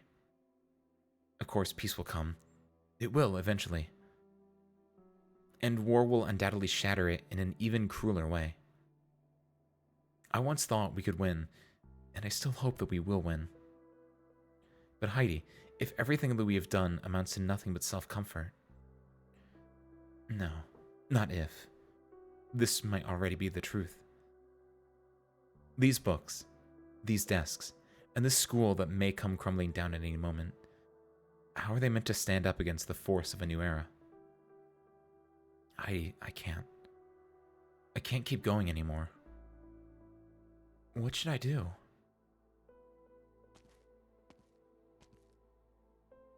Lady Golding, are you alright? Molly, you're back. Are you writing a letter? No, this is nothing. I just remembered a few novels that I read before. The protagonists are always charming, suave, always heading to the front lines wearing a uniform befitting of them, with a pipe in their mouths. But the authors never tell us which battlefield they head to, and how the trenches smell. Those who are enamored of the protagonist, both women and men, taste fine desserts with anxious hearts. Of course, we all know these are just literary techniques. The stories always end happily. Authors with a little bit of ambition might try to build what the critics call a profound atmosphere. The stories are adorned with preventable deaths, and they're always the protagonist's comrade and dearest friend, dying in the trenches to shield the hero. In the end, their wretched enemy finds themselves defeated by the hero's sword, thus restoring justice and morality. And at his fallen friend's funeral, a solemn crowd gathers to remember his heroics, as petals symbolizing honor are scattered atop his casket. This is the most emotional part. The protagonist clenches his fist, wipes his tears, and looks towards the morning sun with resolve. Without fail, they always say that hope will come and all sacrifices will be meaningful. And that's where the author stops. Let the readers imagine for themselves that truly beautiful future. Let them bask in the stately feeling in the end. I'm surprised you read these kinds of novels. It was years ago. Everyone was that age once. I used to be obsessed with these books when I was still a young girl. I wasn't very attached to the protagonists, actually, but I was indeed obsessed with those deaths. Sometimes I imagine myself one of those heroes who sacrificed themselves for their cause, and the masses would sing my praises for the era I helped create, or at the very least, my sacrifice. How childish. Later on, I thought I'd be clear-headed enough to see past these sugar-coated fantasies. But then, I started to notice there might be nothing inherently different between who I am now and who I was back then. Don't say that. You told the children yourself. Death is a solemn topic. Huh, did I? I don't remember. Perhaps it was just the lectures that I've gotten so used to giving. How was procurement today? Not too bad. The situation on the streets isn't very serious. The price at the shops haven't gone up, though there were more city defense soldiers than usual. And the Sarkis soldiers, they're not as secretive as they used to be. But everyone is pretending as if nothing has happened. Except what used to be Norport. There's nothing left except the support structures extending from the surrounding districts. What about those places? I need to apologize to you again. I should never have dragged you into this. It's just, Leto has his eyes on me, and every time I step out the door, I find myself followed by several ill-meaning men. I had no choice but to make a gamble. That you're not on their watch list yet. No, I'm glad to do my part for Lendinium. It's just that the places you told me about were all pretty quiet. I used the passwords, but no one answered. Maybe they've already given up. No. They are all stronger than I am. Much stronger. But I found a letter. It should be for you, so I didn't open it.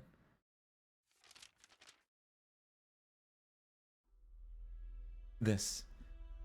No. This isn't their handwriting. The letter has practically all the information of the Salvation Corps' communications. What? But how could that... This is a threat. They know us like the back of their hand.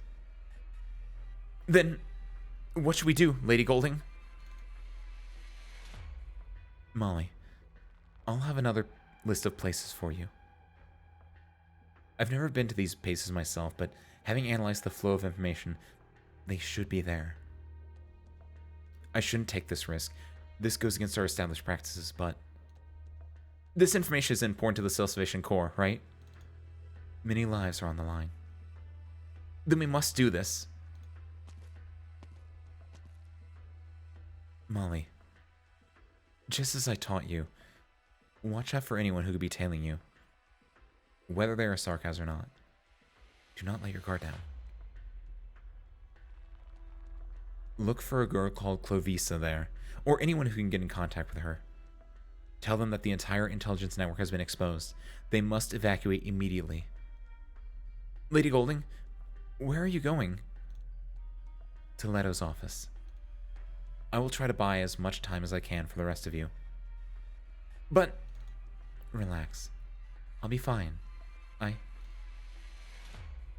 I just hope I'm stronger than I think I am. What's up, Kiwi? Happy Tuesday, welcome on in. We done dealt with our red spies already. We just have another 20-ish levels of red spy to go. Doctor, I had a dream. I saw the city shrouded in dark clouds, and bloodstained Sarkaz flags flew above every building. Outside the city, Originium grew everywhere my eyes could see. I saw a rusted throne towering above the lands. The masses kneeled before it, crying tears stained in black. I saw the person on the throne wave their arm, and the shouts that followed pierced the sky. Yet, in the shadow of the throne, the cowering men lifted their heads ever so slightly. I felt what they felt. I don't know how to describe it. It was so all over the place, so stifled. I could only make out what was on the surface. That pain and hatred. Who was that on the throne?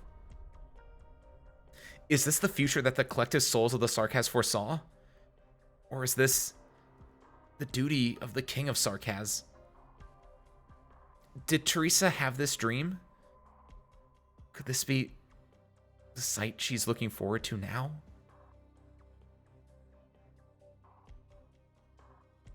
No, it can't be.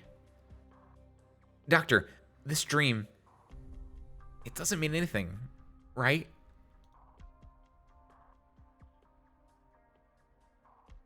It's just a dream. Thank you, Doctor. Right. It was just a dream. Amia, Doctor. Is Dr. Calcit better? Hard to say. Her body was frail to start with, and her wounds are deep. Shiny has attempted several solutions, but all of them were limited in their effectiveness. She's yet to awaken.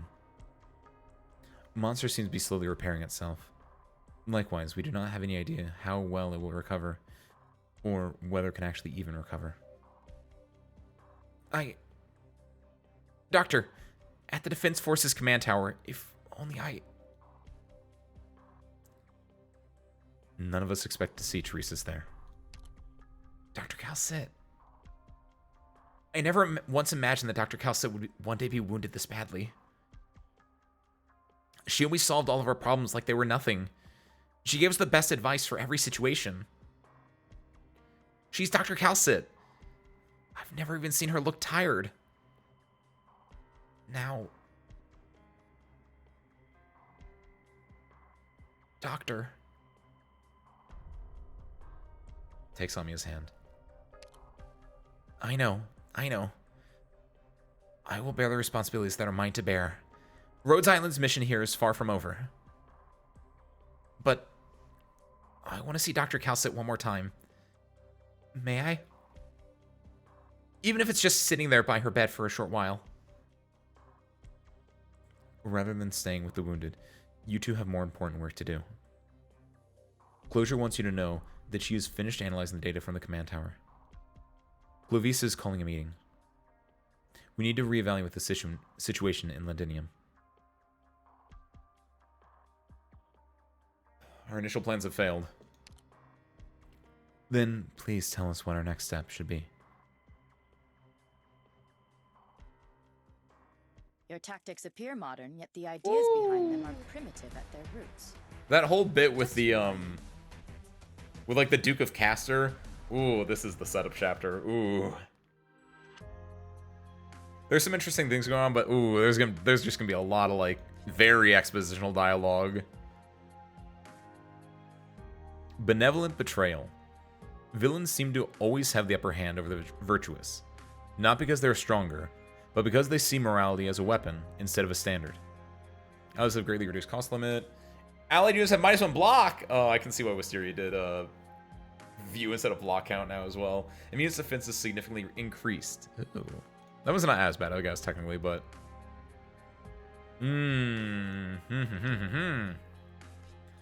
So, yeah, given what I know now, Fiametta definitely is out of this squad. I want Pioneers, I think is what I'm learning. Honestly? I got a Hoder or two. I think Pioneers being cheap, 2 blocks. I think those are like my guys, TBH. Palace? Palace is 17. We could use Palace.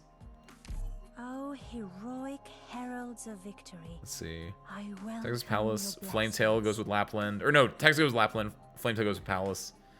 Ebon Halls I think is still fine. Logos is still fine. Sari's good. Lumen's good. Shamare, Totter, Utage, Chong. Yep. Yeah, I feel like Pioneers and cheaper guards are definitely the way to go for this. At least the way that I play.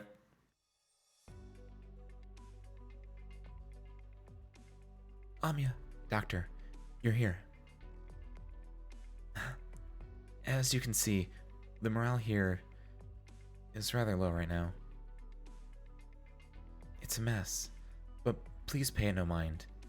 Ever since Allerdale left, our logistics have been in shambles. But given the problems we face, this is the best solution we have. We lost many men in our last battle. We once thought that these sacrifices would not be in vain, and that as long as we stopped the Sarkaz's projects, everything would still be salvageable. Regrettably, they acted much faster than we anticipated. The Sarkaz, not only do they have this shard, but they also built that airship. The report has been distributed to everyone. The airship attacked the Duke of Windermere's army on the open. The illusion of peace has shattered. As for the shard, if the Sarkaz willingly started this war, then their control of the shard must have proceeded much further along than we expected. I'm too afraid to make this gamble. Allerdale once told me the legend of this sword. She said that the Size of Kings, capable of rending catastrophes asunder, is Victoria's strongest shield, with which the country can defend against the storms pulled towards it. Then, she must also have told you that the stone of the sword beneath the palace exists precisely because there are few who can activate this power. Siege, do you really feel nothing from the sword? Maybe, I don't know, like a sense of being summoned? Or perhaps there's a low heat. Maybe you can suddenly use some really wicked or genium arts. You just might actually be able to.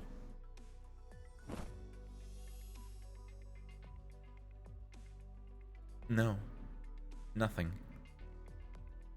The sword is cold and hard. It's a little lighter to swing than a hammer, and not very easy to control your strength with. Is there nothing else? If any part of you feels a little bit off, we should have this polished before it sees the battlefield again. It's a little rusted. It seems we can't count on the sword doing us much of a good turn and helping us fend off the threat from the shard for the time being.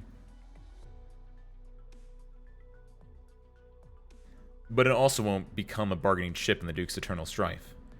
The Sargas might just think twice before they activate the shard. Right, Doctor of Rhodes Island. It is better for this sword to be under our control than any other faction. At the very least, being able to prevent it from becoming an accomplice to this war is important enough. Important enough?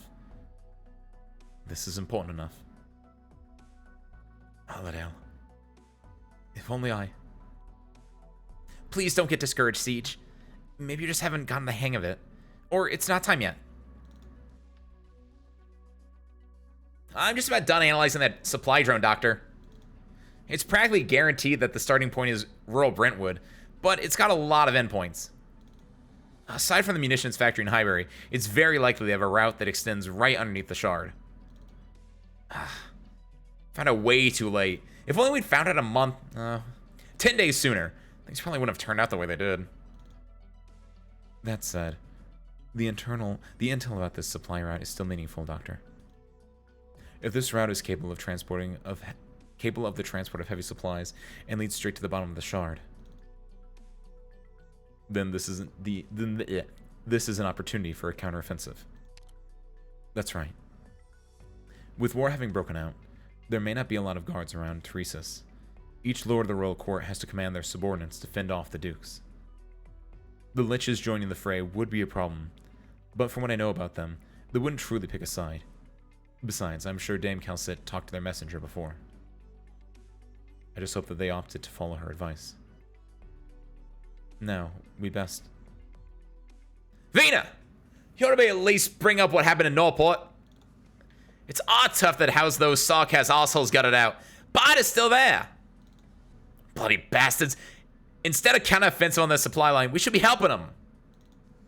Calm down. We must think about the whole situation. You little twat. You think being a knight gives you the right to teach me to look at the big picture? I don't give a shite about wiping out some old sarcasm monsters. My friends are in danger. My home's in danger. And you want me to bloody stand aside and do nothing? No. I know you're restless, but we must consider all possibilities.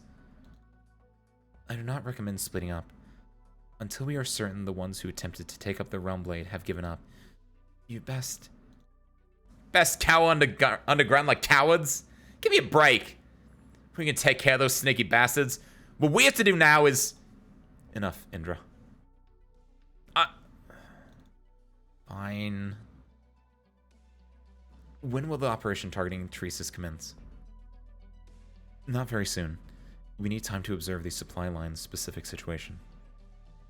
The shard's internal structure needs to be investigated too. Teresa's. He's powerful. Letting our guards down would only spell our doom. How long will it take, more specifically? Less than half a month. Hope to put a stop to all this before he truly activates the shard. That's good enough. Dr. Winfall, I'm requesting a temporary leave before this operation. Please rest assured that I will be back before the operation is to commence. So you insist on going to Norport? I've lost enough friends already, Clovisa. I can't just do nothing over and over again. I'm making this request out of my personal feelings, yes.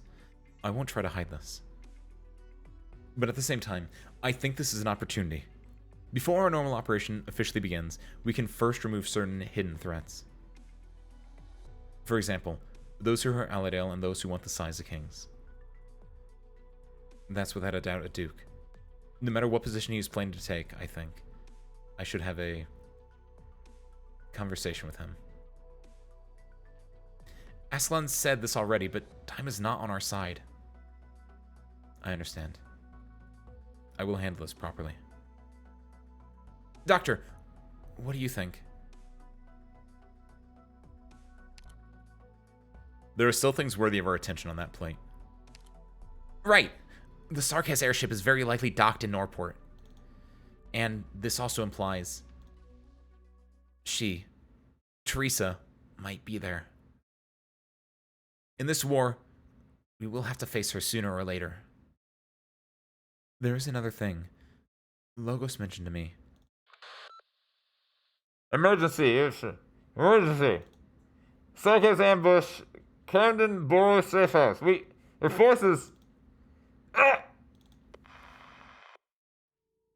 Camden, what's going on? Alert! Safe House electric! Being ambushed! Vice! Safe House in Highway is under attack! What's the situation over there? We're mounting a counterattack in the evacuation underground. Situation's dire. It's likely that the Sarkaz have... This is not a simple annihilation. They're planning to... Granny? Granny, do you hear me? Transmission's cut off. What's going on? We have 3 safe houses under attack by the Sarkaz. The communications must have been cut off. We must back them up immediately. No. It's not just the 3 safe houses. Our communications have been cut off. Get down, Doctor.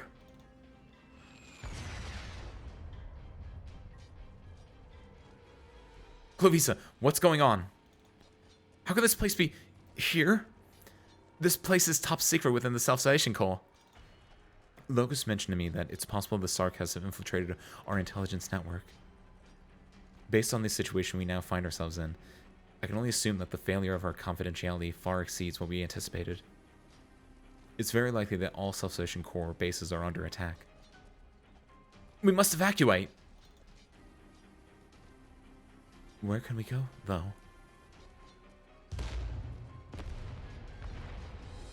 Everyone, the Sarkaz assault is fierce. They've had their eyes on this place for a long time, and their routes on the surface have already fallen. The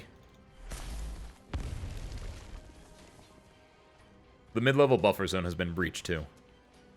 Doctor, the enemy is using a new Sarkaz witchcraft device. With their numbers and strength, our defense forces and Salvation Corps friends won't be able to withstand this assault. Truth be told, we have no chance of winning. Robin, who's in charge of organizing defense, won't last very long. How much time can they buy us?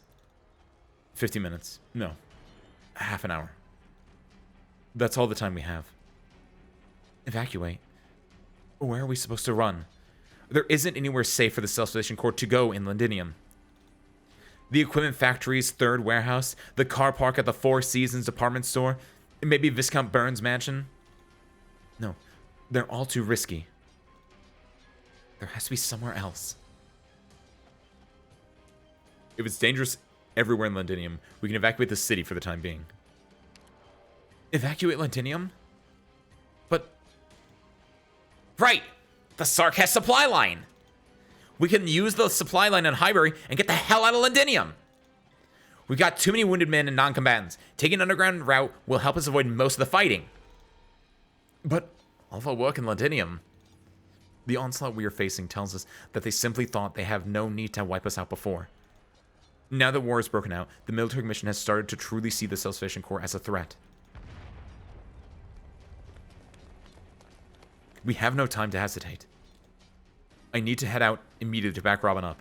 We'll try to draw the Sarkaz main force's attention the best we can to cover your evacuation. Very well.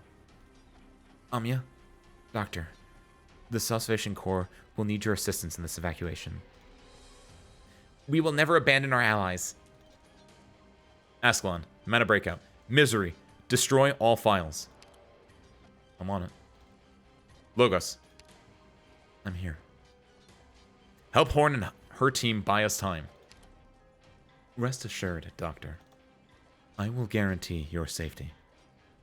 Before we could finalize plans to relocate and secure our communications, the Royal Court picked the perfect time for this annihilation operation.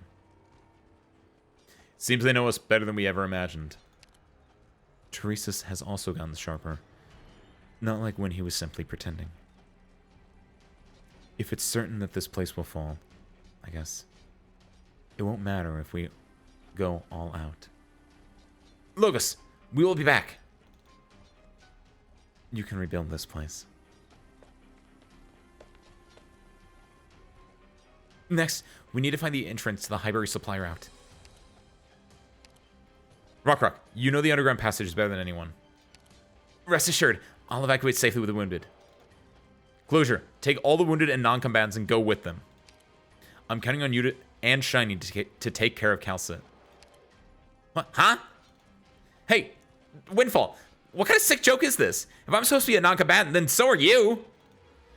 You bet your ass I can beat the crap out of you. It's you who should be evacuating the rest of them. Ami and Ascalon will make sure I'll be safe. We'll hold the Sarkaz pursuers. This is the safest way. Crafty dipshit. So we got 3 teams. Horn, Misery, and Logos will lead the primary operation to resist the Sarkaz assault. Doctor, you go with Ami and Siege gang to hold the other Sarkaz pursuers. Shiny and I will follow the rest of the Salvation Corps and evacuate this place without making any noise. Where are we going to meet up in the end? The small town outside of Londinium. Brittonwood. Alright. Objective confirmed. We're in war now.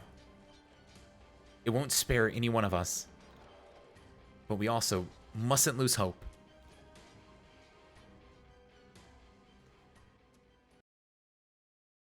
I feel like,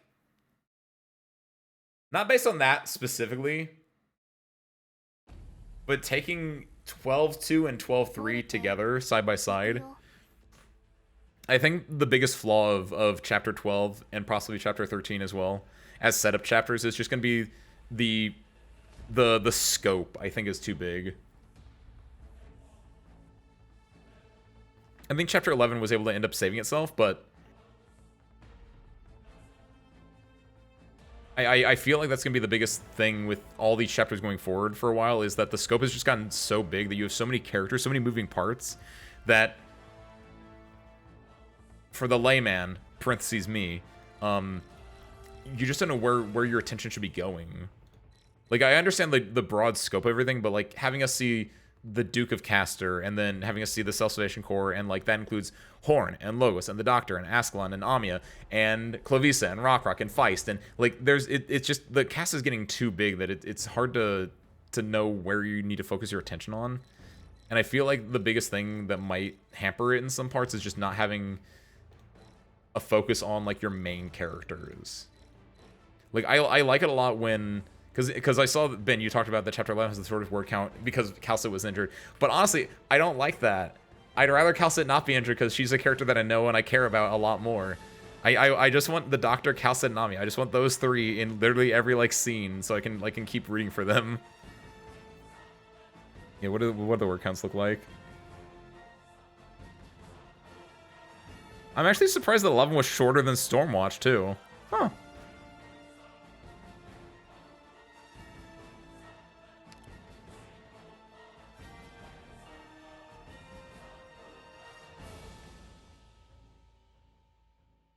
Let's go do...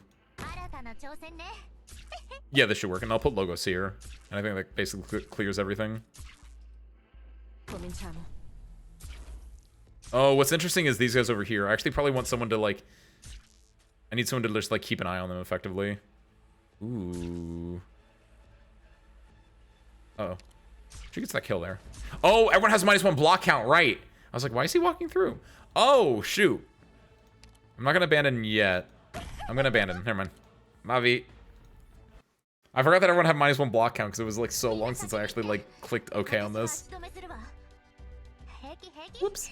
Oh, so that means Shang has no block count on this. Ugh.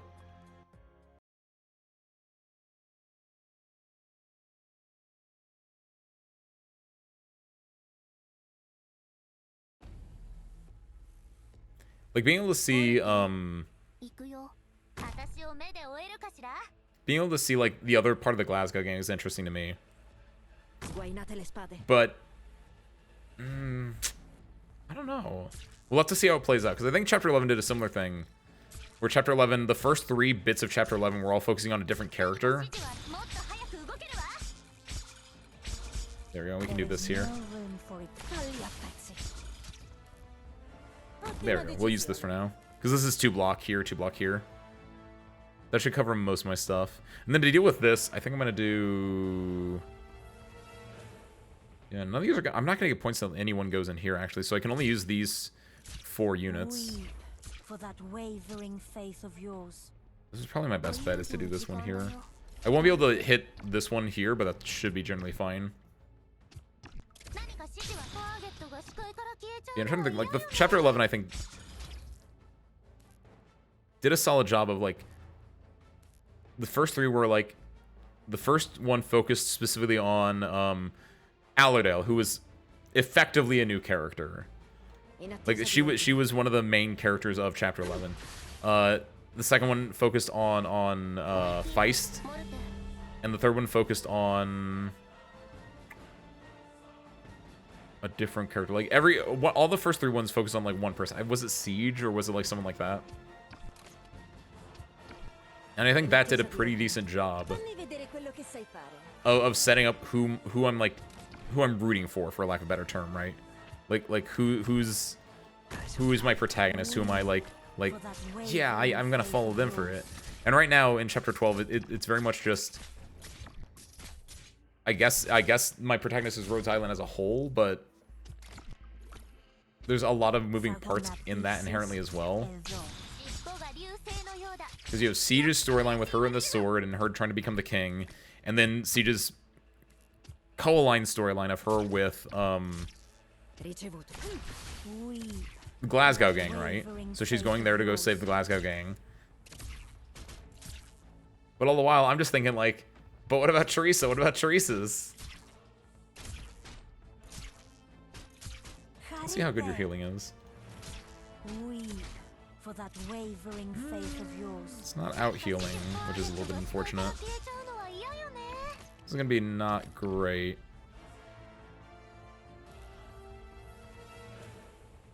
What I can do is I can get rid of you and then put you in place, and then that works for healing.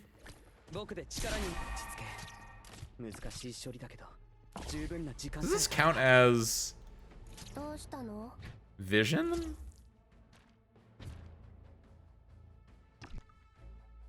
I don't see why it wouldn't count as vision. Θα γονατίσεις εδώ. That's what I'm saying, kind of unironically, you. That's how I feel. That's how I feel about Amiya, the Doctor, and Calcit. All heroes stand together with us Uh-oh. for the paramount Oh, no! power of faith. We know that was a good guy though. That's fine. I mean, it's not fine, but it's like it's okay, fine. I guess do that. That gives us a little bit more vision time. In the face of true Dovrei fare molto di meglio. As long as we can like identify these as either good or bad, we'll be fine.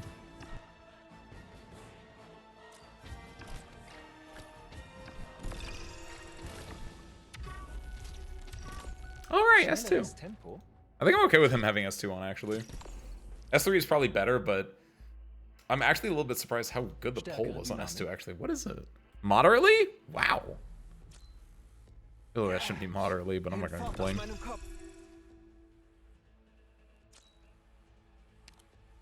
So we have 5 left. Good. Out of T. Get that away from me. 1 dude left. Get his ass. Ricevuto. Taglia pezzi. Mission accomplished. I like Chimera. I'm glad I ate her. Oh, I need to get her module working too, because her module gives like fragile when she hits someone, I think. Ooh. Come in.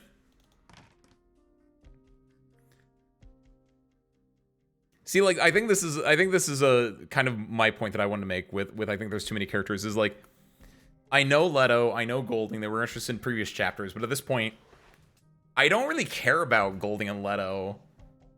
Like, it's giving me a lot of information, and there'll probably be a payoff for it, but in honesty, I just don't care about them. The payoff better be damn worth it, is all I'm saying. You're here, Golding. Leto, you know us better than I ever imagined. What do you mean? The Londinium Salvation Corps.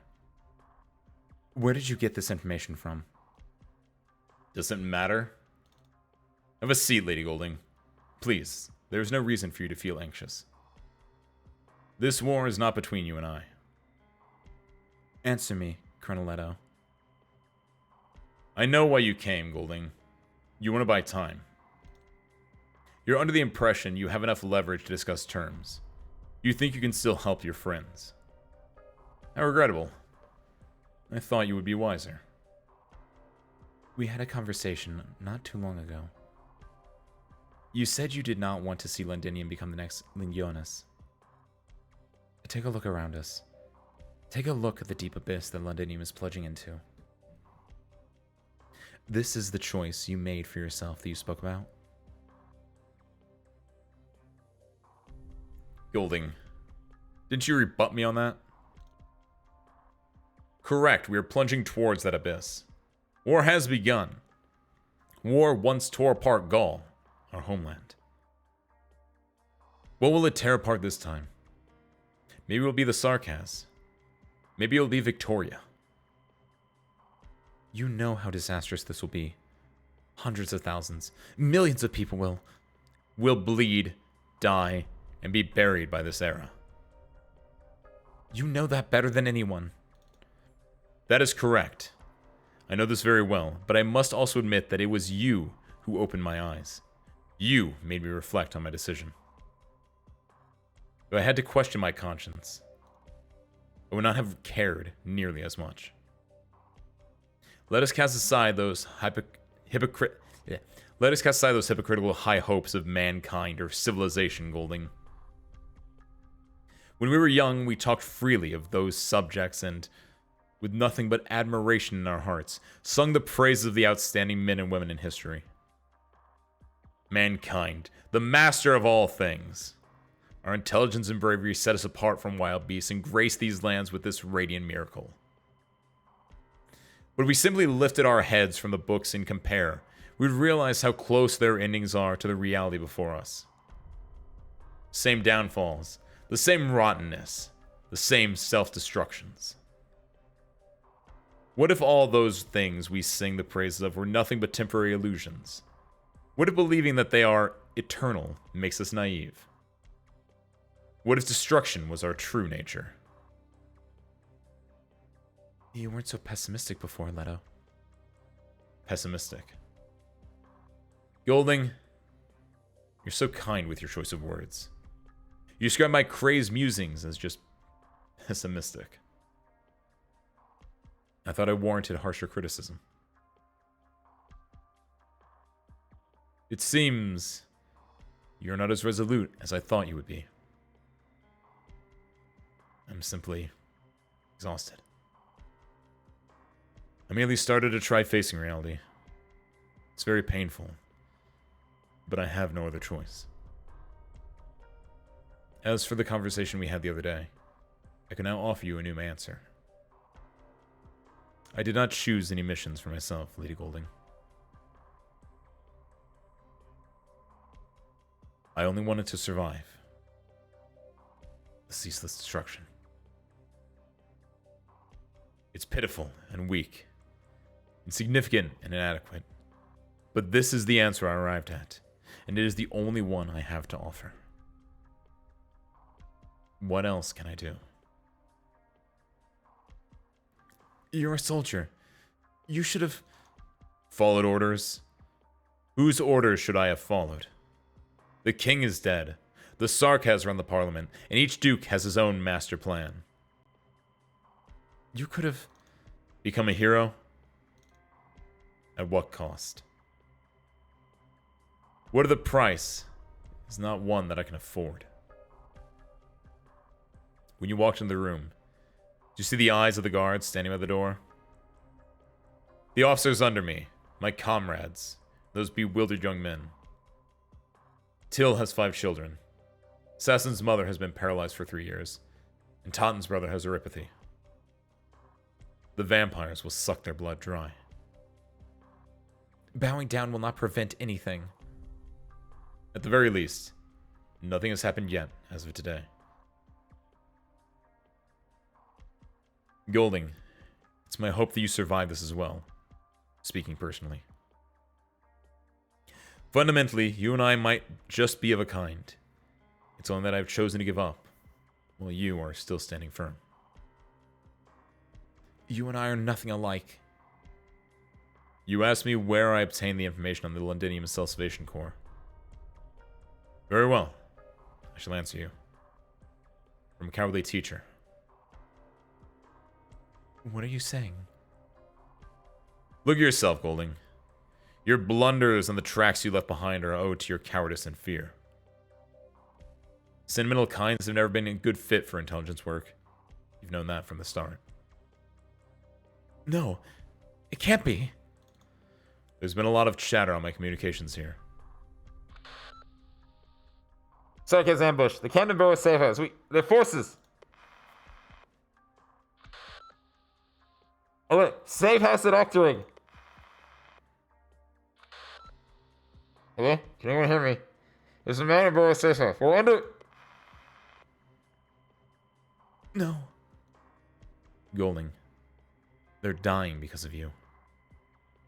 You pushed them into the fire. This is what your fight brings. And for that, I can only mourn. Thank you. Don't mind if I do.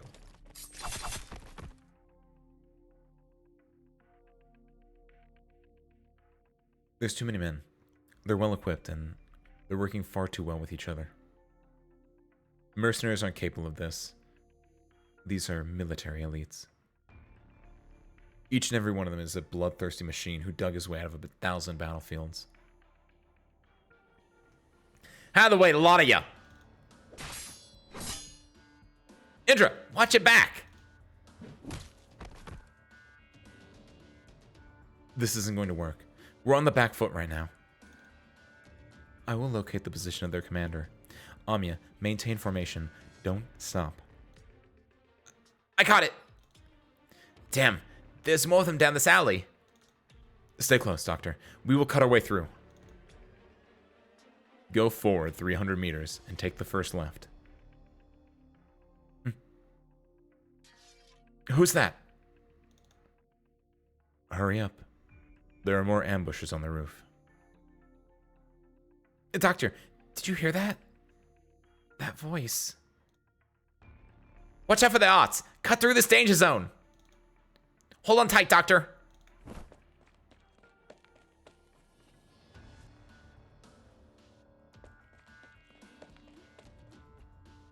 Left.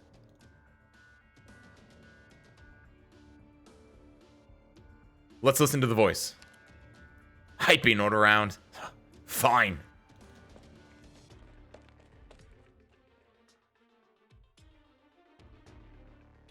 $50 meters and to your right. Bloody. There's a wall there. No. Some kind of illusion, perhaps. Charge through it.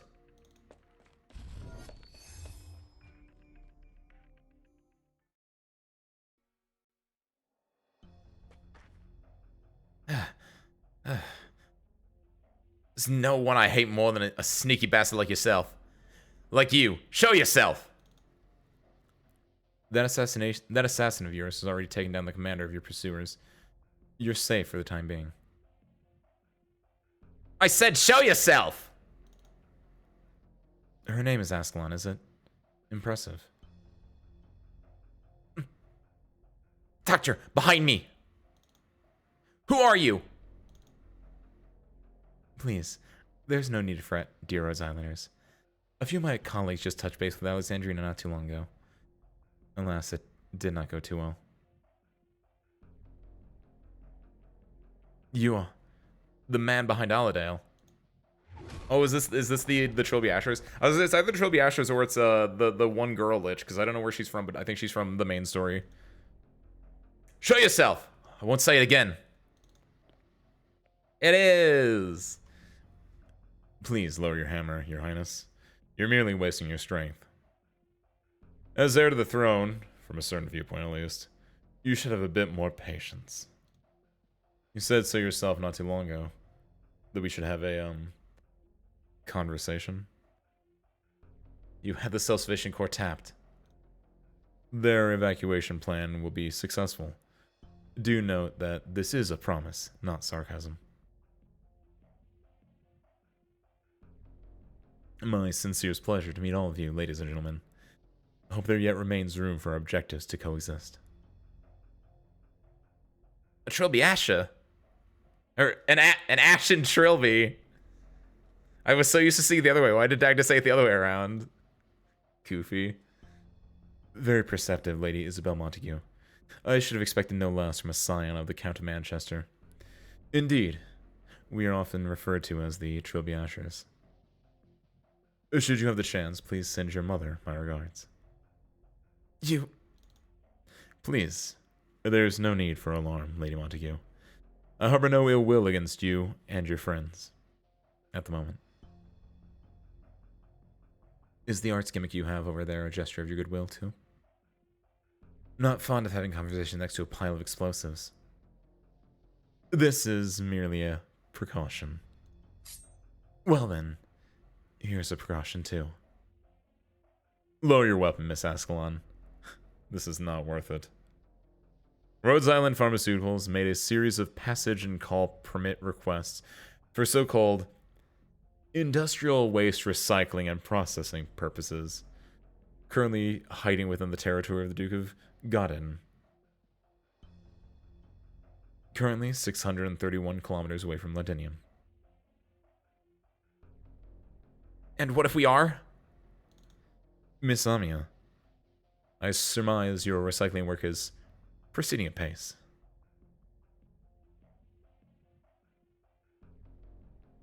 You know Rhodes Island well.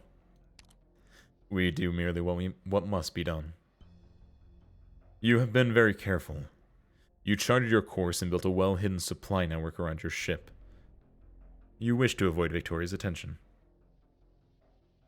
And you almost fooled us. Regardless of whether your intentions are good or otherwise, wouldn't you agree that discretion is the worst quality there is to a ruler? Who do you serve, Mr. Trilby Asher? If at all possible, I would say that I serve Victoria. Alas, the reality is that I serve only a small part of Victoria. This small part is more than enough to keep me well occupied, however. Which means you work for one of the dukes. If the Duke of Wellington saw us as a threat, Rhodes Island would have already been attacked. Oh, good lord, I double-clicked it. Oh, no, I can't even look back and see what it was. Ah! Was it glasses? Taking the treasures is well within our purview. I see nothing wrong with our permit. From what I know, the Duke of Normandy is more interested in business. I think it's just the one that I clicked past was just a Duke being like, yeah, that Duke wouldn't kill us. From what I know, the Duke of Normandy is more interested in business. Most other Dukes are fence-sitters. You work for Castor. Doctor. The commander of Rhodes Island. There exists very little information on you. We were under the impression that this was due to a lack of importance. We will reevaluate our internal appraisal. What part of Rhodes Island worth to... What is Rhodes Island worth to that part of Victoria you speak of? There we go, hold up. Let me retake that. What is Rhodes Island... Fuck! What is Rhodes Island worth to that part of Victoria you speak of? We actually do not have much of an interest in a so-called pharmaceutical company that deals in waste recycling. But your operator has a very unique background. Moreover, she possesses something important. You failed once, but you still haven't given up. This is my job, Your Highness. Let us not make things harder for each other. This sword is nothing more than a heavy rod of iron in your hands. What do you intend to do with it? Can you really cut through the catastrophe that looms above us? It is a mere tale. You cannot wield it to its true potential. What does the Duke of Casta want to do with it, then? To fulfill the promise. A promise. To bring her followers peace and safety. We do indeed have certain technologies that can immediately put this blade to good use, just as the size of kings once sheltered Londinium. The Duke wishes for this blade to become a turning point for unity. In that case, those who aren't on your side will deservedly be swallowed by the catastrophe. That is how it will become that turning point. Doctor, I'll make my move in 3 seconds. We must escape the situation. Our operators on the land ship are more than capable of taking care of the crisis that could soon unfold, and so we have to take this risk. 3, 2. I know who that is! 1. All of you seem pretty tense. Perhaps I came at a bad time. Right on time. Enos.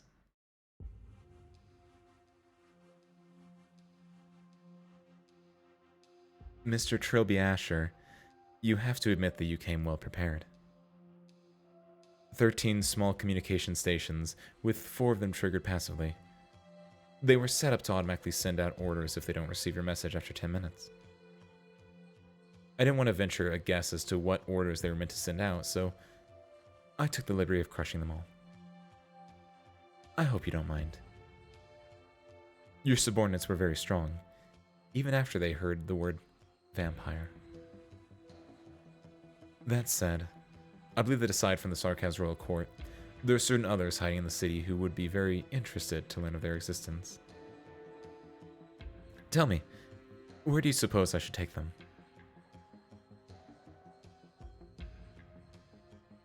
Enos, former Sarkaz mercenary. It's hardly surprising that you're still alive. We've determined for some time now that someone was behind all these little tricks around Londinium. You've done very well. We know that there is a sizable number of Sarkaz mercenaries inclined to leave the military mission's control, We both know that does not come without a cost, don't we? Your business partner might be in fairly dire straits. Perhaps we should be a little more blunt with each other. I know you have more tricks up your sleeve, and you know we still have some trump cards in our hand. Let's stop probing each other. Your shadow tells me you're wavering.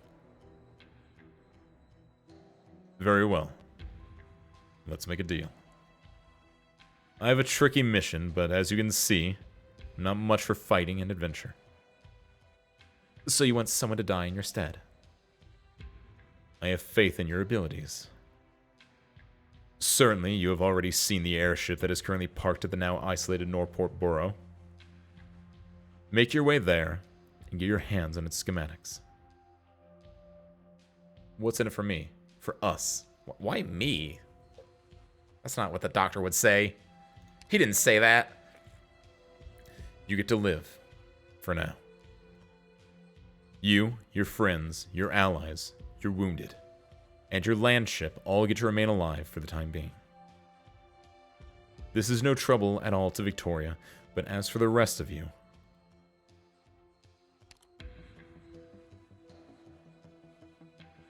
Deal. That's fun. Nessun problema. So I'm thinking, like...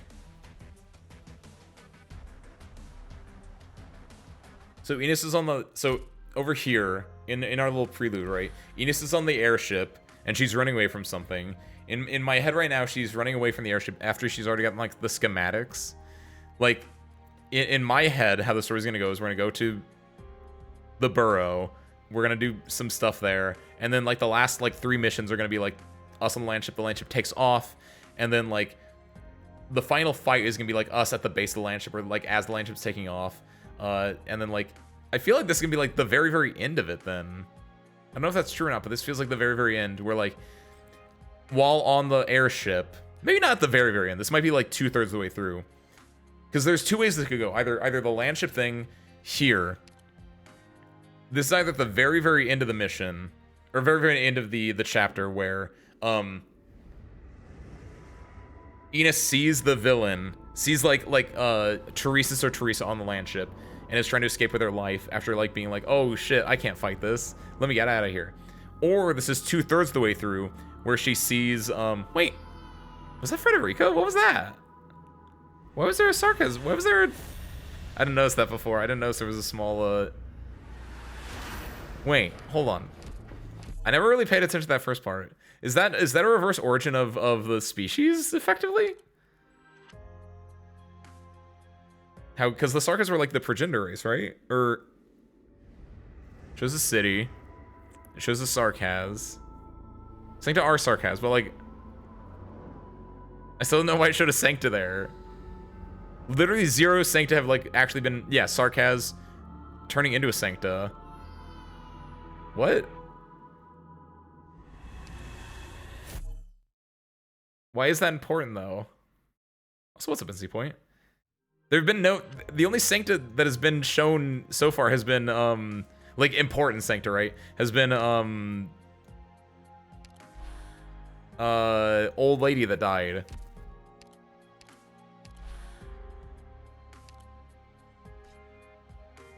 That seems so weird and out of place.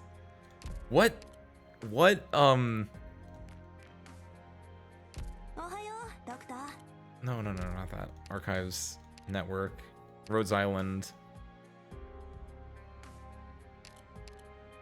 Sancta. I like the 12 episodes just on his own over here. Sancta.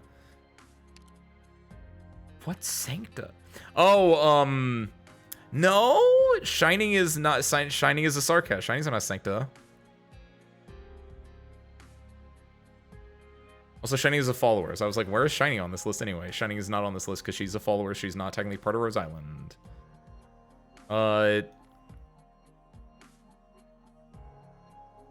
Where is... what Sancta is important?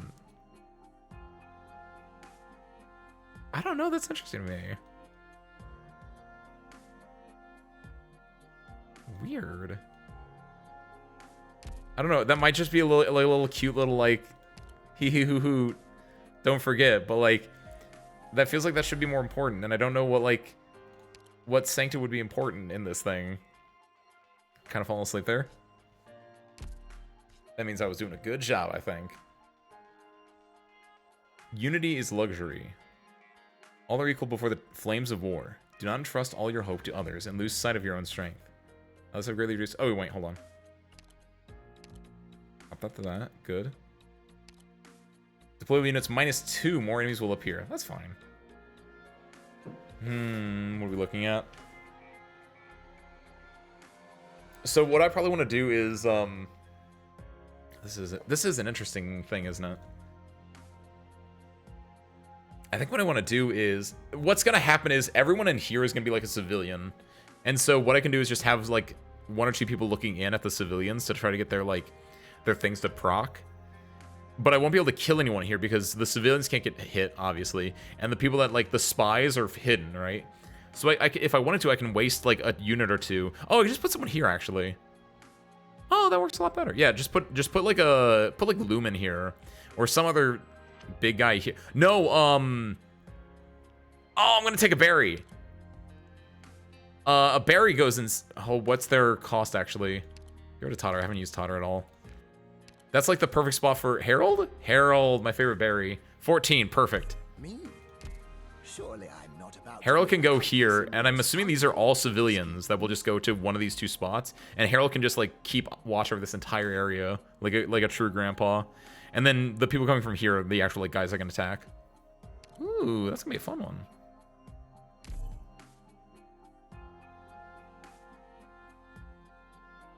Interesting. But yeah, I guess the main things are what's that Sancta? Why is that Sancta important? And 2, that's really it. That's like the main thing. That's the main question I have right now. I'm just gonna I just kind of want to see what everything kind of like goes out with. Elder Berry, hey, that's a good one. You, Harold is a bear, right? He's the same type of caster, right? Because he has that the thing. Ooh. Because everyone always talks about the other berries and then Aya Berry, but no one ever talks about Herald Berry. They don't talk about Elder Berry. How quick to answer, Doctor of Rhodes Island. Technically that wasn't quick, Trilby Asher. I said ... before that. He's the same type of berry. Everyone always forgets about Herald. Maybe because he was a villain. Or maybe I just wasn't paying attention before, but I stand that old man. A safe location has been sent to Alexandrina's terminal. Please stand by there. I cannot guarantee your safety for any actions you take outside of our arrangement. NC, you're fully correct. He was an antagonist, not a villain. Because he definitely was not, like, bad. He was in a really shitty spot, and he was kind of, like, forced in that position. Very astute observation that, yes, technically it's a lot more antagonistic than villain. Very big difference. Then let's talk about Chestnut. In fairness, Chestnut's like the Morbius of Arknights.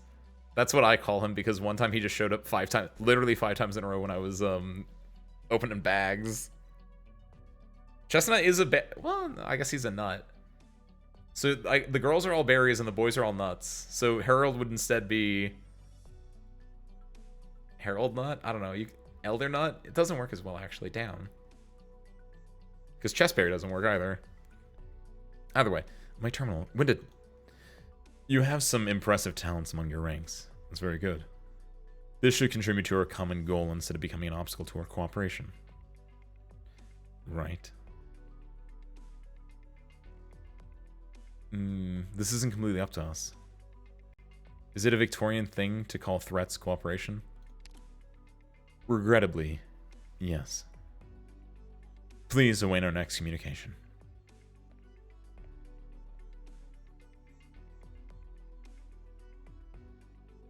Hey, other countries' electricity to hand by the private company, not by the government. Join the club, Ben. Join the club.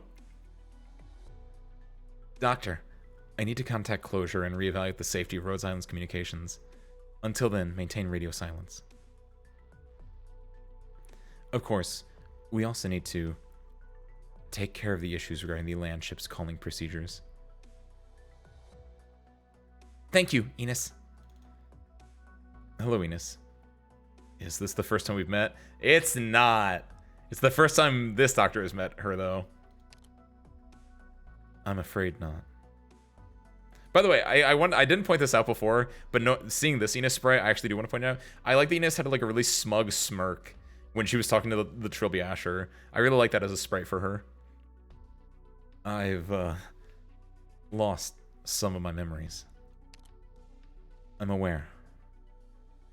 This is our first meeting for this version of you. Have you really lost your memories?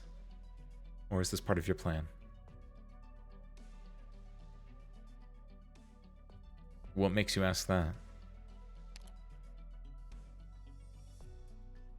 I've never been quick to judge, Dr. Windfall. I can sense that you've gone through some changes. We'll have a lot of time to get reacquainted in the future. Rather than trusting verbal statements, I prefer to see things for myself.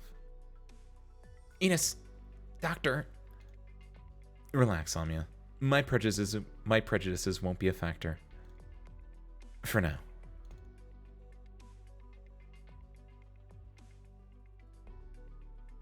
Evacuation's almost complete. Good. We need to get out of here ASAP. That's him using S1. That's Sarkaz from Rose Island. Is his name Logos? And I thought we'd seen all the surprise that Rose Island's fighting style had to offer. Having fought alongside Misrael this time. Right. Doesn't matter who exactly he is. His curse craft has been a great help. Heh. He's a great darts player, too. Played a couple of rounds against him. His accuracy might just be as terrifying as those arts is. I only now noticed that Logos has like a mesh shirt. A friend of mine taught me a couple of tricks before. That's all. He's no match for me in a chair sliding match, but when it comes to darts, he's not so bad. They said chair sliding! Horn, the Sarkaz forces have retreated. We should seize this opportunity. According to the plan, Rhodes Island and the Self-Sufficient Corps will take the supply route, head toward the exit, and make their way to a town called Brentwood to build a new safe house there. We will regroup with them there. I suggest we charge through the city walls. Nopa Borough is gone, and even though the Sarkaz have patched up the walls, they wouldn't have enough time to build a new plate to fill the hole there. The exposed underground structure might just help us somehow. What? It looks like I've met another old friend. The one who taught you to play darts? Regrettably, no. Unlike this old friend, my friends are loyal to one another until our deaths. Everyone. I'm afraid I still have matters to attend to within the city. Horn is more than capable of leading you outside Londinium, and my coworker Misery will also lend you his assistance should the need arise. Understood. Stay hidden, everyone. Follow me.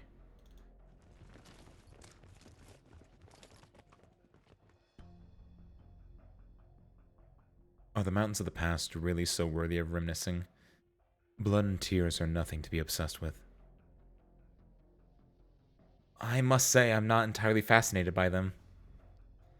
But what if the mountains are the only place there is left to stay?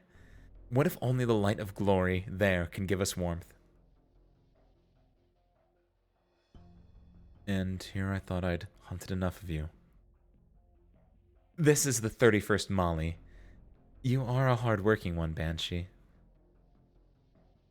But you've prevailed nonetheless. You helped Teresa disseminate the Self-Sufficient Corps.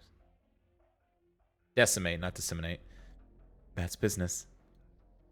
I would pry up every tile in Londinium to find the last of your hidden shards, Demazi. You yet refute the possibility of change. This has always been your choice.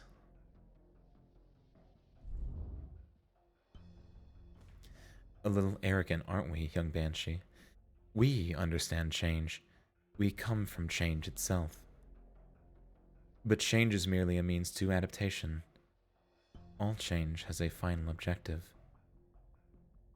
Even before the Sarkaz found themselves in this state, we had long been walking upon these lands. Ideologies, faiths, missions, slogans. None of them can escape the sands of time. Those ideas you mistake as novel have been conceived long ago. The paths you deem noble have been paved time and again. And where are they now? We yet still before you. And that is the greatest proof.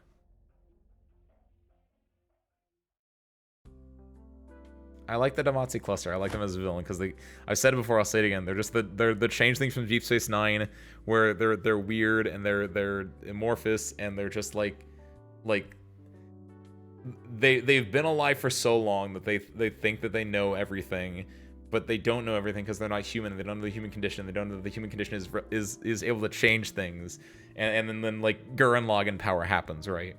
But I like that concept just as a villain of something old and just formless and just so they think so alien-like and they think so little of like humanity effectively. It's such an interesting, fun concept. What's up, Aeon? Enjoy your lurking.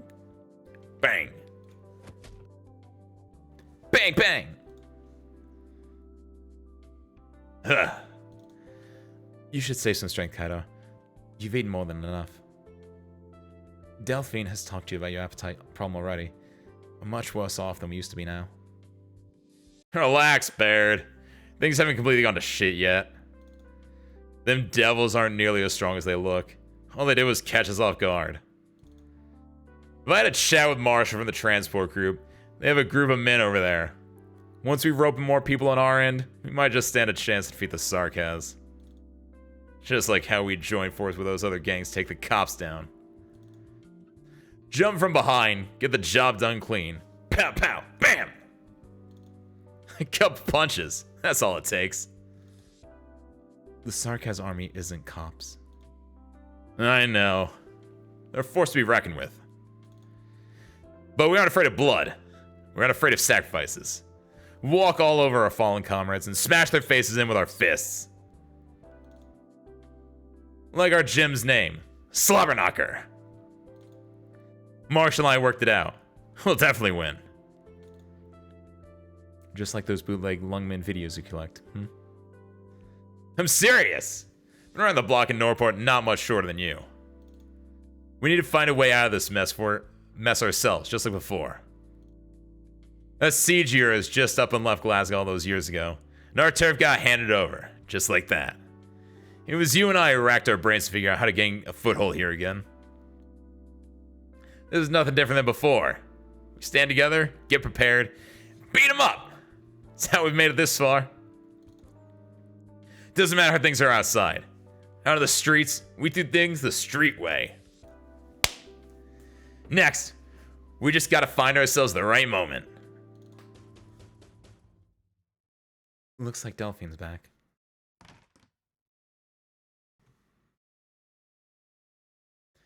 The old baldy purr finally give in. Given the circumstances, we're paying a pretty decent price. I'm sure he. What the? Is that blood? Old Baldy Purr is dead. Huh. Sarkaz. No, not the Sarkaz. Damn it, I have no idea who they are. But they were already at it when we got to the store. They were a bloodthirsty bunch. I saw with my own eyes there was this man with a crowbar pit another man on the floor. That man even...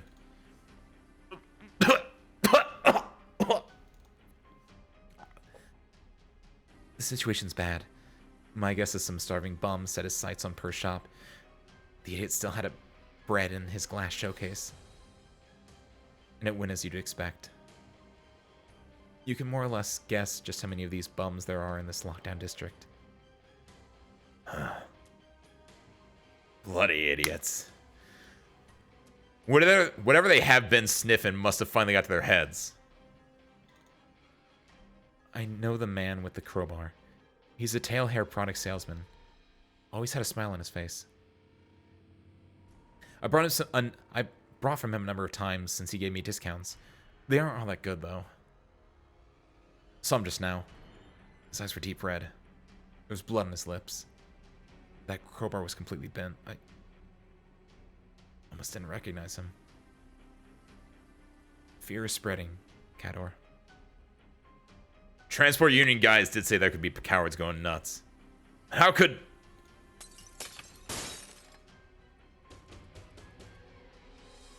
Barricade the door. Aye, aye. What are you spacing out for? Make yourself useful. Cador, push that sofa over here. Bloody bastards. What a lot of you want? And piss off! We got people alive in here. This is Glasgow territory. Bear, watch out! A fire axe smashes through the gym's thick door and breaks open a hole. The sharp axe brushes past Barrett's hair. A few strands of her hair flutter in the air. I said it already. We got people still bloody alive in here.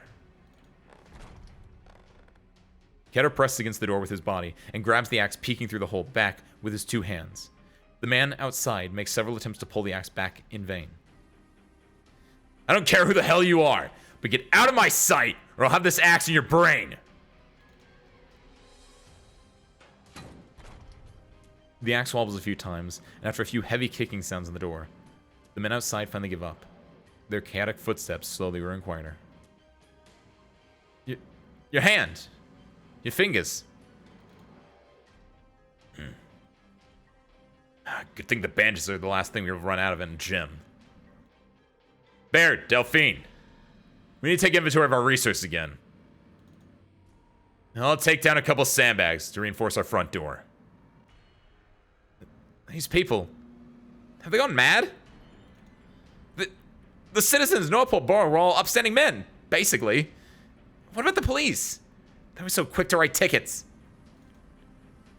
If I were a cop so unlucky as to not make it out of this place in time, I definitely have locked myself in my home, my weapon at the ready by now. I need to head on over to the transport union later. People here still trust Marshall. Everyone always listens to him. He'll find a way. Damn it. Bloody hell. Sarkas are still out there. These people are out of their minds. How could they...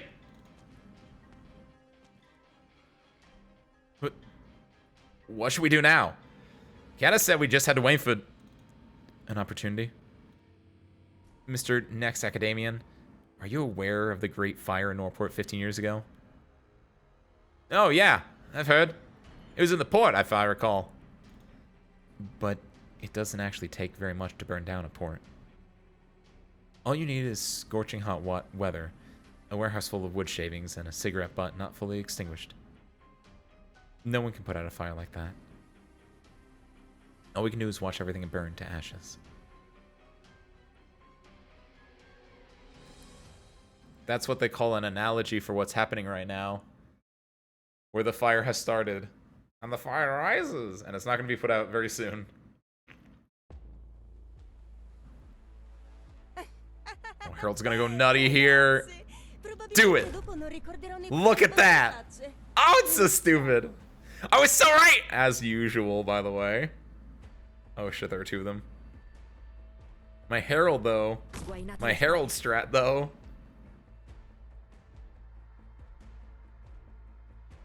Yeah, you keep an eye on them. What do you see? What do you see with your old eyes? Not a lot, probably, because you probably have like glaucoma or something. What does this do? Oh, it's just a buff. So basically something I'm not going to activate at all in this setup. We need a healer over... Oh, Sari will be the healer over here, and then Lumen can be the healer over here. I see. I have a plan. I have a strat.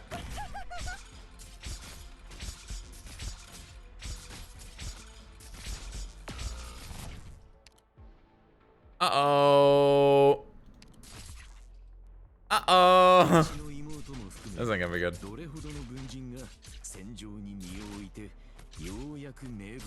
The plans of mice and men.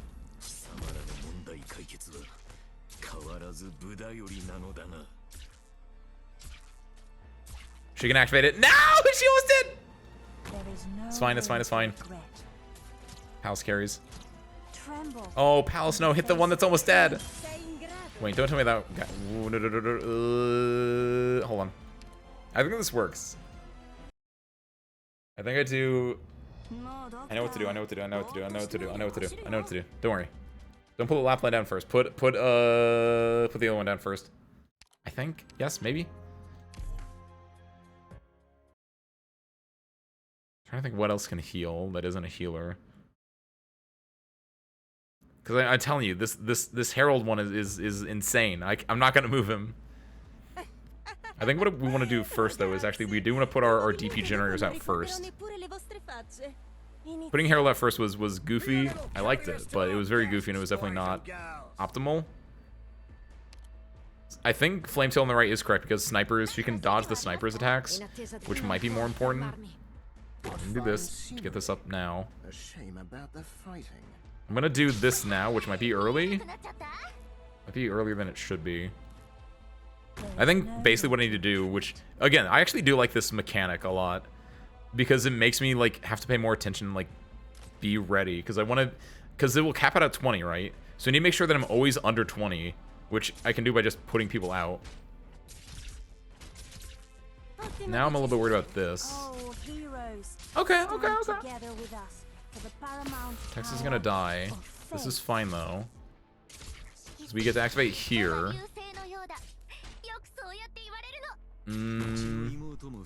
Everyone's alive on this side. Ah.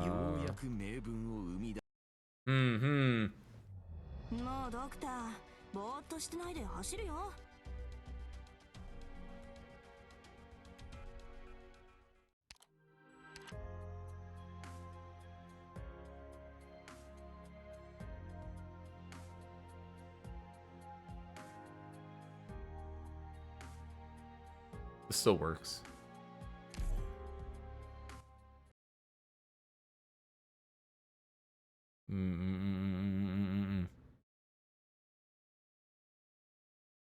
I don't see anything wrong with the strategy.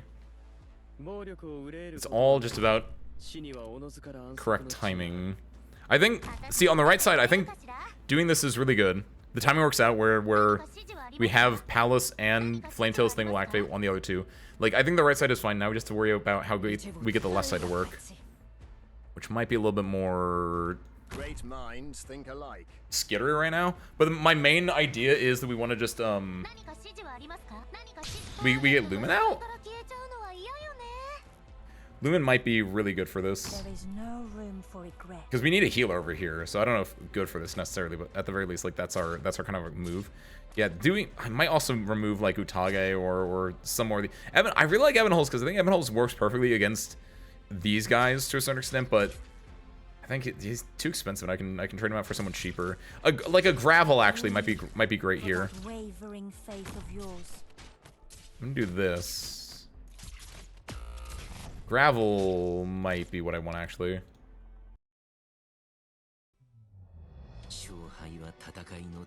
Wait, do you only lose when you have to redo? You only lose 1 DP, even though it is adverse. That doesn't seem right. Yeah, switch out. Get rid of Chong, unfortunately. I think what I want here is just doing like Gravel or doing some fast redeploy would effectively solve our issues in that area. Because you need someone to like take a few big hits for like a few seconds. The issue is, of course, that obviously this will take us. CCB's not that much. We're being very. Oh, I should have kept Chong actually, and I should replace Evan Holes with that. We'll see how this works out though. I might need to go back and I might switch Evan Holes out for Chong, but.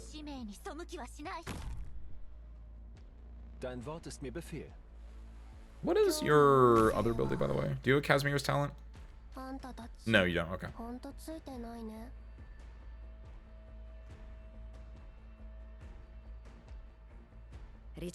Do I want to hold on to this, actually?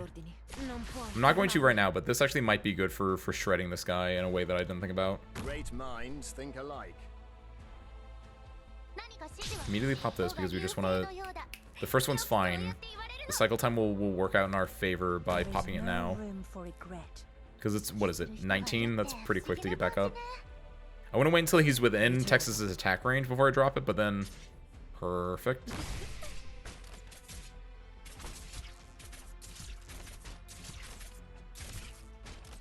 doing no damage. We need arts damage on this side, actually. Which is what should be good for. I'm gonna drop Lumen now. This is where it gets a little bit tricky, though. We can do this, which is not great for us.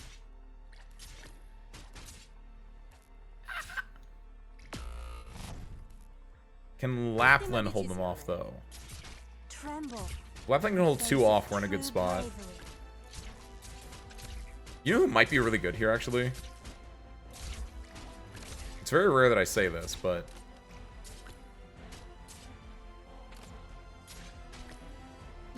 yeah, we just need to hold off until we do this. Perfect, now I can get rid of this and put this here. This might be a spot for, like, getting an Arts Guard. Like, this might be, like, the perfect opportunity for, like, an Arts Guard to actually, like, do their job. Which feels like an insane statement for me, because I'm always doubting Arts Guard's ability, but, like, it was just these big guys. Obviously, I need, like, they won't hold them off one by one, but, like, it would help a lot. They might actually, depending if their damage is good enough. But, I mean, a normal guard and a caster just kind of also works. Oh, heroes, stand together. Cool. With I think I got it at this point. Paramount power of faith.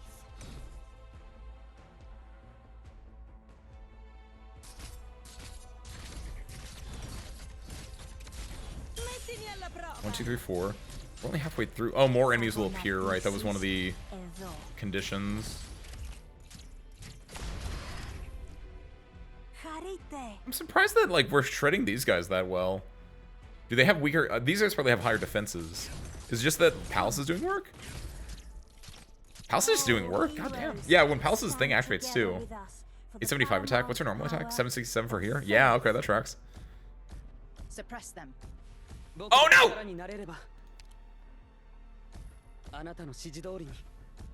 Oh, his little... oh, I like that. His little talent activated, and he got a little self-heal for himself. She will survive. Should probably take... oh, if I take... because I was at full unit limit, which is why that was tricky. Yeah, we lost... ooh, shit. And they're on opposite sides, too. So getting... deal with both those with the small deploy limit. A little rough. Ooh, shit, this is a tough one, actually.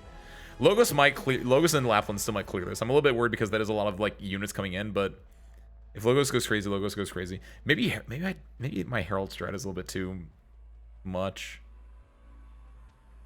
I could drop Batage as well. I'm gonna let this play out slowly and just see what happens here. Because we can drop Batage for one of these lanes and then drop someone else for another lane. I think I'm gonna drop this here because she can block, and obviously Logos and Lapland are doing fine their own kind of. These are both good. 1, 2, 3, 4. I'm gonna do, yeah, drop Batage here. Which I'm a little bit worried about because of the...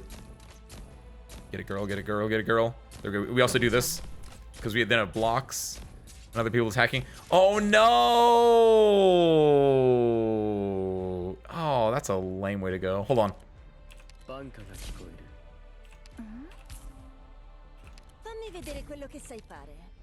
No! Oh, that's so lame. It's on a non-deployable tile. I thought Utaiwa was blocking the Sarkaz, and so I thought dropping text would do the other two. I think we got it effectively. That's good to know. Yeah, get rid of Ebonholz and then put back. Honestly, Chong might be good here. Also swap out. Ooh. Is Chong good here? They give her a Shamare. Put in. I could just put in the cheat one, but if this doesn't work, I'll cheat. That's fine. I have no shame.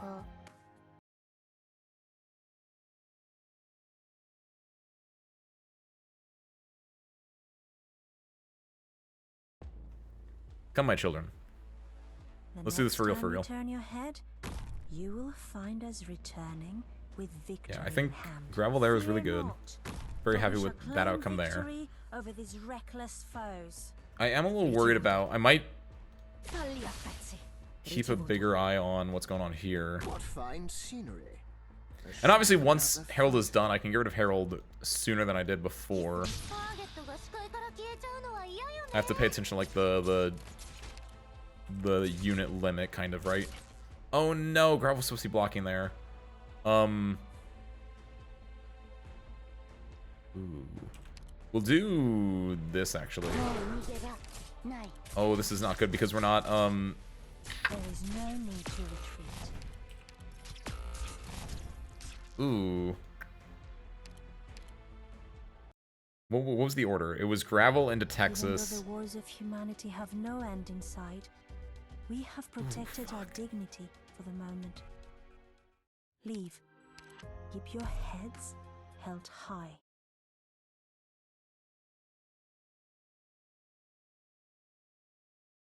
Okay.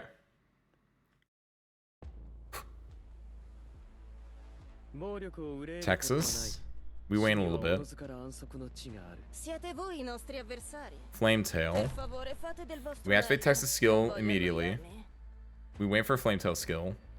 Herald is going to be the next person we put out. Ricevuto. Falli a pezzi. So we can put out Great Herald. minds think alike. Next is Gravel because we don't want Texas to be blocking this first one. Keep an eye on our... We also want to pop this immediately. Yes, so okay. Maybe it was a little bit slow on that. We can drop Palace and be fine. There is We'll have no enough for room Gravel. regret. We don't want Texas to be blocking. We want Gravel to take as much of this brunt as possible. So first, whenever Texas starts attacking, that's when we drop her. And yeah, we'll do Gravel. I did Red before, which might have been a little unwise. Also, what we're going to do is we will do this as well because we can afford it. And then we're going to get rid of Red. We're going to put Lumen down at this point. The entirety is just to hold out as much as we can. Perfect. That should do a lot. Do this to get some DP. We're at max... Oh, we're also at max unit limit. That's right. That's probably why. Need to get rid of... Will Lumen heal in time? Yes. I think I've been going for a little bit. I'm going to get rid of this, so hopefully Lumen will heal there. Good. I'm going to put Chong down. Oh, heroes, stand together with This is us. going to get interesting now. Paramount I'm going for a power different strategy here now. faith. Where they have... Oh, wait, yeah. If this doesn't work, I might switch for Arts again, but I think Chong can, like, just do enough damage, is my hope, actually. Going for the Arts Guard strat would have been probably a little bit smarter, but yeah, I think... I'll swap this out for this. Vermin. Yeah, that's what I wanted to do. This is fine, though, generally speaking. This should be good, too. We're in a good spot overall. We don't have that much arts damage over here, which is, again, the bit of a fear. Before we had Logos, now we don't have anyone. We can do... Let's see what Chong does when he pops off, actually, against these Sarkaz. Chong might be strong enough on his own against the Sarkaz.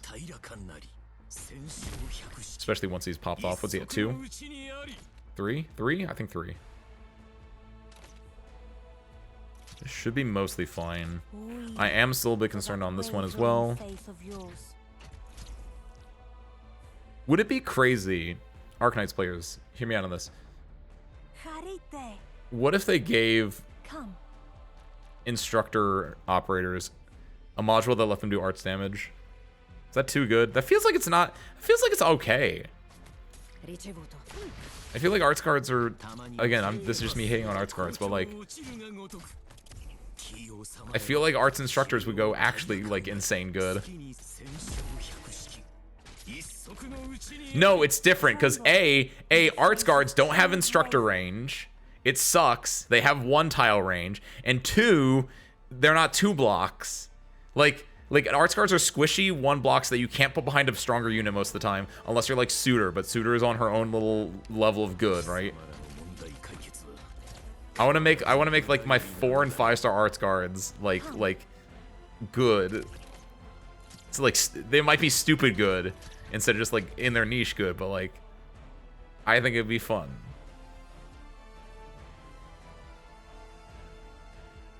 I just want Palace to do arts damage, or like Swire to do arts damage.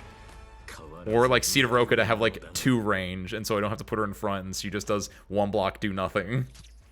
She probably does good damage. If I die here, I'm switching out Chong for Cedar just to see if it makes a big difference. Uh-oh, SpaghettiOs. I forgot about that part. Hey. Ha, fool. I'm a little bit concerned about that because I did have to, you know, use did have to get rid of Chong there, who's already popped off, but like, you know what? Why not today? Oh, you think, no, because what Lumen does is, if Lumen is alive and if that guy's targeting someone, Lumen will heal them, undo the chain, but they'll still have the chain on them necessarily. So they'll still be taking a lot of arts damage, so I don't know if it was worth it or not. It's kind of worth it. Pop this to get a little stun on them. This is where it's gonna get a little scary. We can get rid of you now. We're gonna drop you. Okay, Lappy's doing some stuff. That's good. The issue is that I don't. Ooh.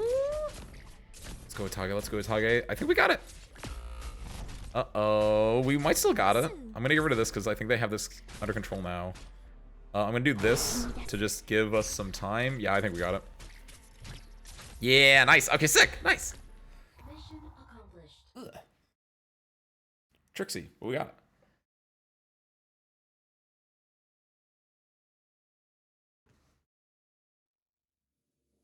Where are we? Are we in the factory that Stainless's grandma runs? Yeah, munitions factory. Not the same one, but these munitions factories are all empty. We hauled away 2 production lines and tore down the others. Situation was dire. We didn't know how long we had until the Sarkaz mercenaries caught on to what we were up to in the factories. Otherwise, we could have taken down even more equipment. Hi, Barry. This new industrial district feels rather different from the old district I was in. In Sudan, we were more like spanners, hammering away to knock together everything at all costs. But here, these production lines, I don't know. Maybe you guys are more like gears. Turning ever so stably day in and day out. We're used to it. So shocking human adaptability is. Found it! It's here. Why are there symbols carved on the collection boxes? Years ago, our workshop used these code words to let each other know when to slack off. Never did I imagine they would one day come in handy. Looks like workers everywhere just want to catch a breather, no matter the cost. Let's see. Pano reorganized most of the self-preservation corps from the other districts. Harbour's safe house was ambushed too, but a few of the pipelines deep into the plates that's used as rest stops weren't discovered. They should be here. I'm back. I marked the positions of all the Arkaz sentries. There's not a whole lot of them. It looks like all the manpower in the city is either headed to the front lines or followed the others. Closure. I still can't say I agree with you installing your voice banks on my drones. Hey! Don't forget I helped upgrade this drone of yours. Alright, enough chit-chat. I just heard from Ascalon that some of our communication systems might have been compromised by some Victorian Duke. I don't really buy that they can hack us all the way through, but just to be safe, I'm gonna run a whole security audit. Feist! Have you confirmed where the rendezvous point is? It's confirmed. Awesome. Let's see. We may have Shiny as our super bodyguard, but she still has to take care of the wounded. So avoid fighting at all costs. Got it? Got it. You guys go ahead and make contact with the remaining self-preservation corps fighters first. Clovis and I will work on the evacuation. Let's go. Rock. Right. What's the matter? No. Nothing. I was just thinking, was Highbury always this quiet? Going by the temperature in the air, there's no furnace burning in the neighborhood. That isn't a good sign. We need to act fast.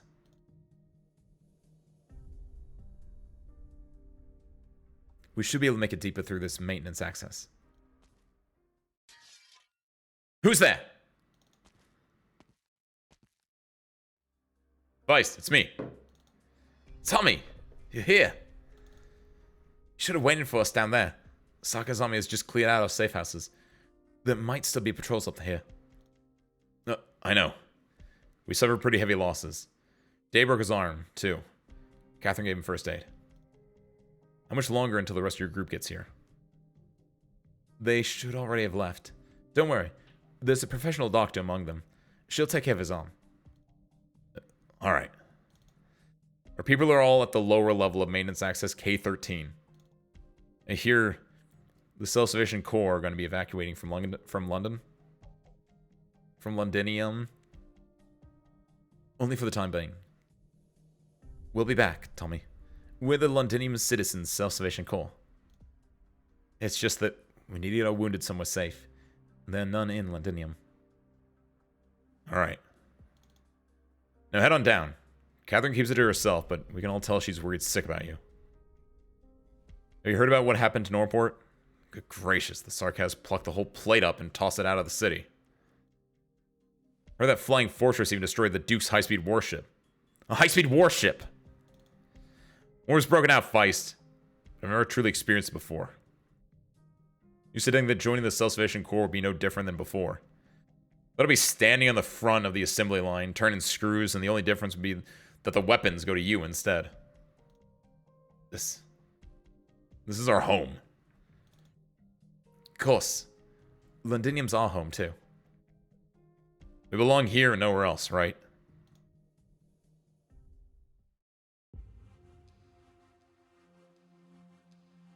If you ask me, I think I've shown more than enough good faith already. Hardly unexpected.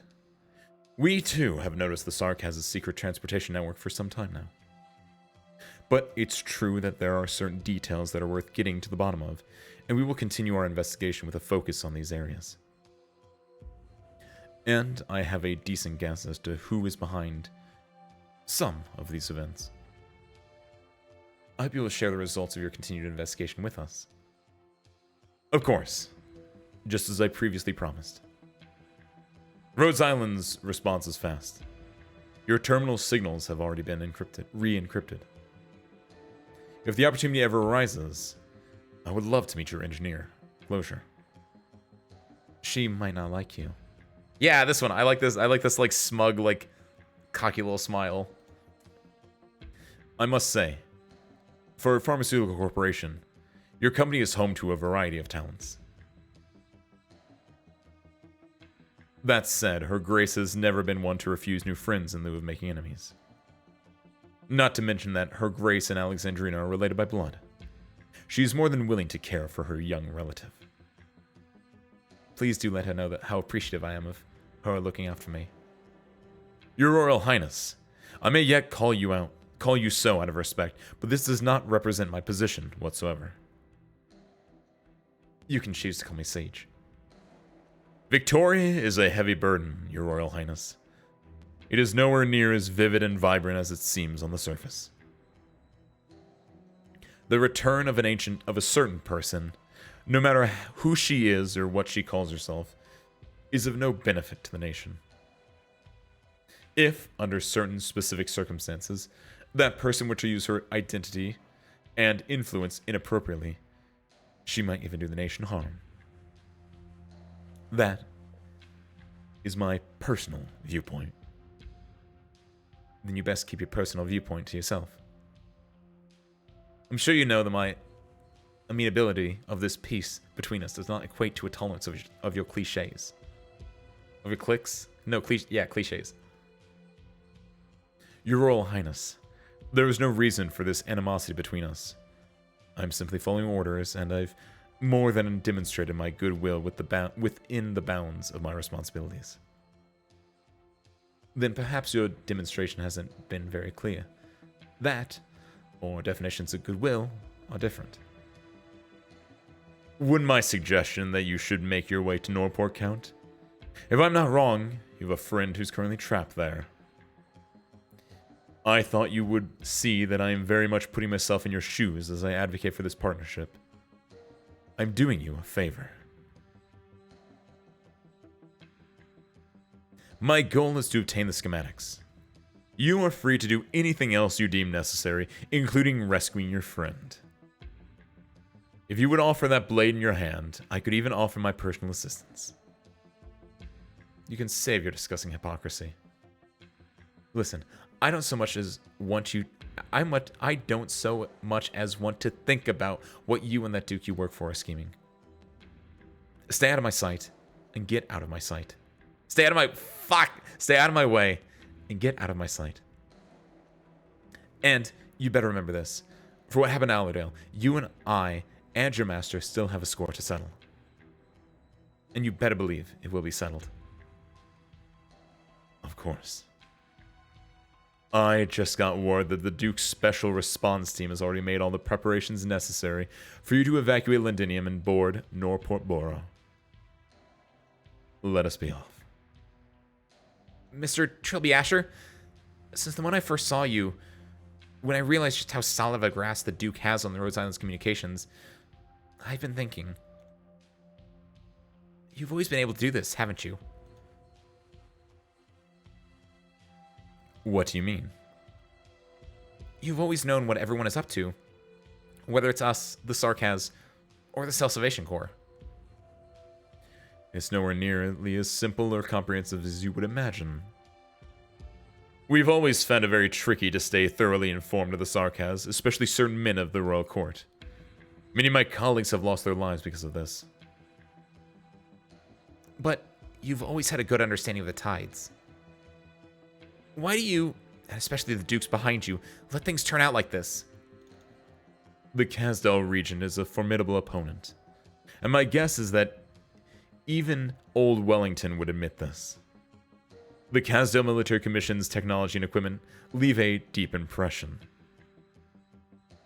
When coming from the executor of a Victorian Duke's will, this just sounds like sarcasm.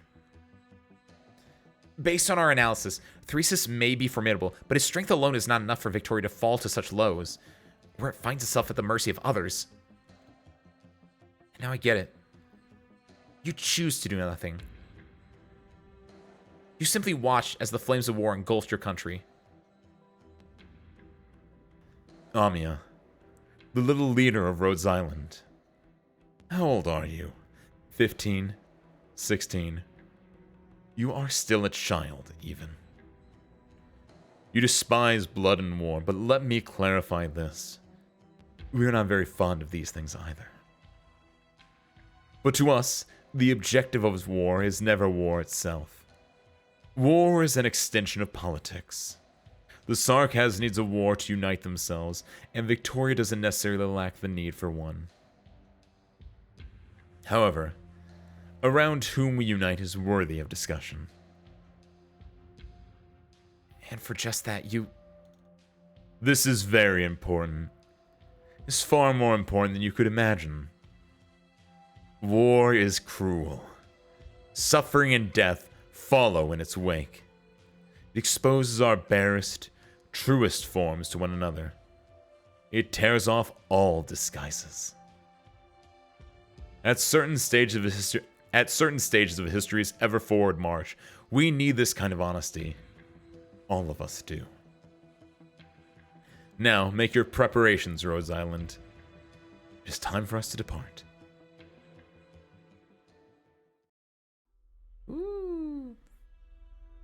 Trilby Ashers are aura farming.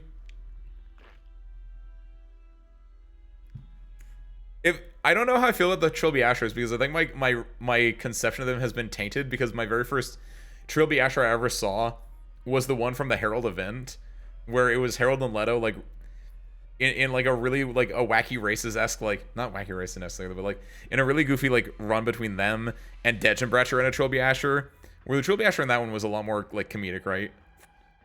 It was really interesting. This is the majority of the story because I'm watching you from work, but how are you feeling so far, Ace? I mentioned it earlier, Kiwi, a little bit, but I think my biggest thing is, I know this is a setup chapter. I wish that we only focused on, like, Amia and the Doctor and Calcit, is my thought process, generally speaking. And, like, that's not to say that there isn't benefit to, like, seeing other characters. Like, obviously, Feist and Rock are definitely important characters. I like seeing, like, Logos interact with, like, the Demazi. But like I don't know, like a character like Golding and Leto and Molly, but I guess Molly is also a Demazi now. Like there are, like I don't know, there are certain aspects that like I don't really need this, and I know it like adds to the story as a whole, but overall, I think there's just it's a too many subplots kind of problem, which I think is just something that's going to be present for the rest of the main story for a little bit. And then in Act 3, you know, they can reset and they can, like, go back down to, like, 1 to 2 plots and before it blows up again. But it's one of those things where, like, when you're writing a story, you just start having, like, branching paths. And then you start, like, fleshing out those paths. But, like, sometimes you don't need all those paths. Obviously, it builds it up. It makes the world bigger and it makes everything, like, feel more fitting. And then, obviously, I've been told that in Chapter 14, it all comes to, like, everything has a payoff. But, like, it can be a little bit too many cooks in the kitchen, I think is the best way to describe it. However, I won't deny that I actually do like the main plot of like the Doctor and Kalsa and Nami, of course. I like even though like Siege is like a hit or miss, right? But I do like some bits of what's going on there, and I do like the idea of like Siege and Glasgow going to like go help out the rest of Glasgow, and I kind of want to see that in action. Because, like, those are new characters to me now. It's like, oh, I don't want anything bad to happen to Kador, Bairn, Delphine, and random guy, Timid Guy. I think it was what his name, I think is literally, or Timid Man, I think was what his literal name was. So, like, it can be hit or miss for these subplots thing. But overall, that's good. That's a bad introduction to Trilogy Asher. I know, right? I love it, though, because because clearly they're very different, but it's just really funny to me. The only good Trilby Asher that isn't a dead Trilby Asher. It's pretty unfocused. Yeah, that's a good way to put it, Kiwi. It's unfocused might be it. Just focus on Norport and Glasgow stuff. Yes, I would agree with that right now where I am. Where like yeah, Golding Leto is definitely too much. I know like I like Logos, obviously, so like Logos and the Demazi. Like I said when we went over the Demazi scene, it's like I like the Demazi as a character. They're really old. They think they know better than everyone. They're like cluster psychology. So I like that as a scene in and of itself. But yeah, I kind of wish it just focused on just the Norport stuff, where it was just give me like 2 main characters and just follow them the entire way. That would have been perfect. Too many kitchens too. That actually might be.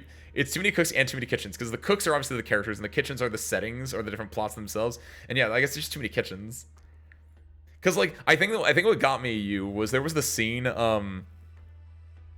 right when it's in 12-2, right? When they're like, oh, they found our communication structure, and it had in one scene the Doctor, Amia, Closure, Clovisa, Rock, Feist, Horn,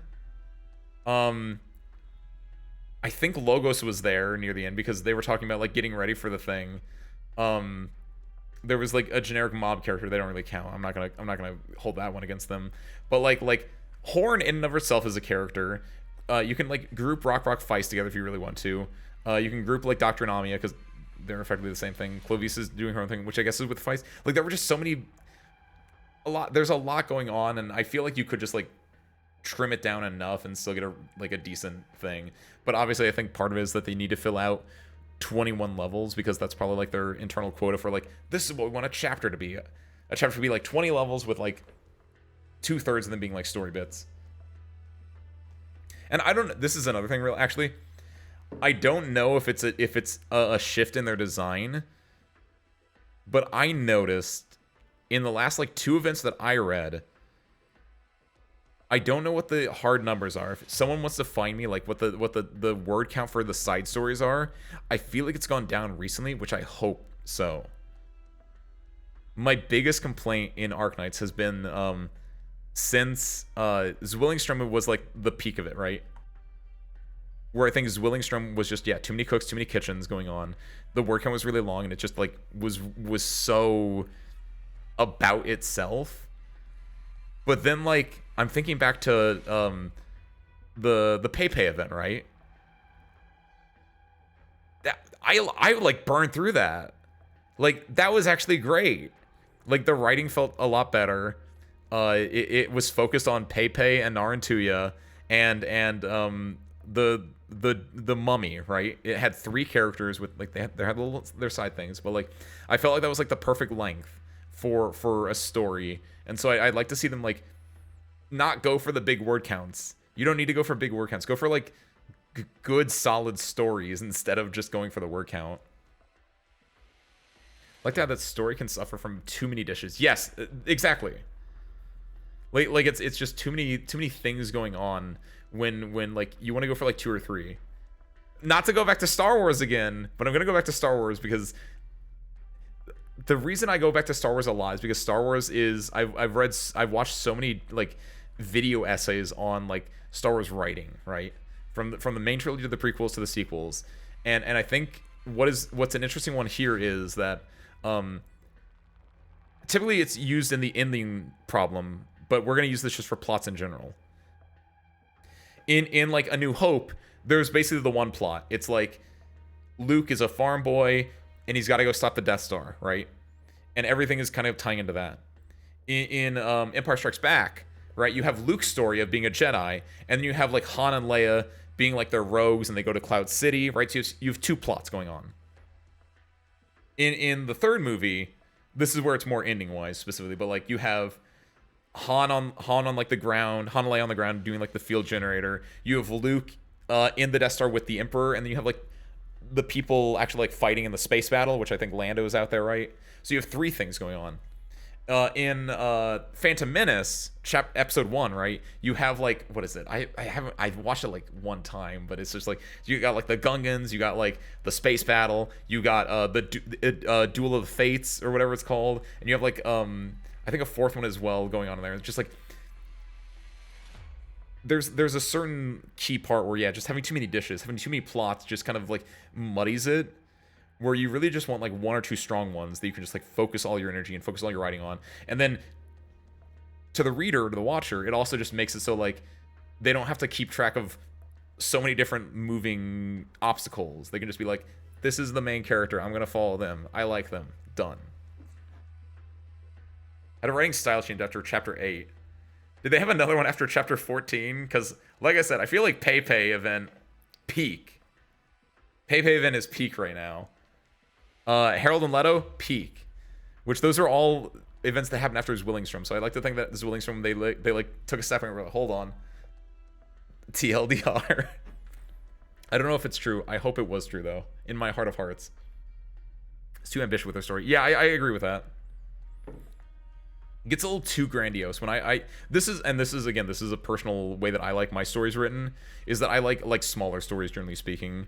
Smaller, more intimate, where a lot of this is very, very grandiose on like the, like, you know, war is bad, is very reductive, but you're getting into much grander concepts of war for the sake of like fighting a nation, stuff like that, which is very interesting. I actually do like that a lot. But you have that mixed in with like the story of Amia being like the queen of Sarkaz or the king of Sarkaz, and like it's too many plots. It's too many plots. That's my takeaway with it. All right, I think my little rant there is done. Especially because chapter 11 feels like this Empire Strikes Back of the part 2, but they kind of stretched it to 12, so it kind of feels like a filler. Yeah, a little bit actually, because it feels like chapter 11 and chapter 12 are kind of like melding together a little bit. Because both of these are the self-sufficient core and our heroes at their low point, right? And it's really letting us wallow in that low point a little bit. But let's see how they pull it out, right? Damatsi, Molly, they caught you too? Leto, she's just a teacher. The children in school still need to be cared for. You've already destroyed what you came to destroy. Must you drag even more innocence into this mess? Which part of the game is the Star Wars Christmas special? Oh, great question, you. It's, oh god, it would be something bad that people don't actually like, right? Because it's not enough to say, like, oh, it's a funny, goofy one. No, it's actually, like, something that, like, seems funny and goofy on the surface, but then you watch and you're like, this is just actually bad.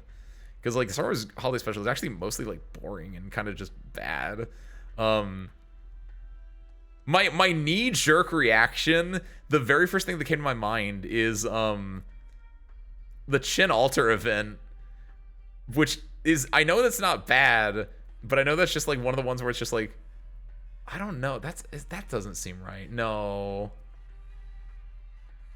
RA1. Yes!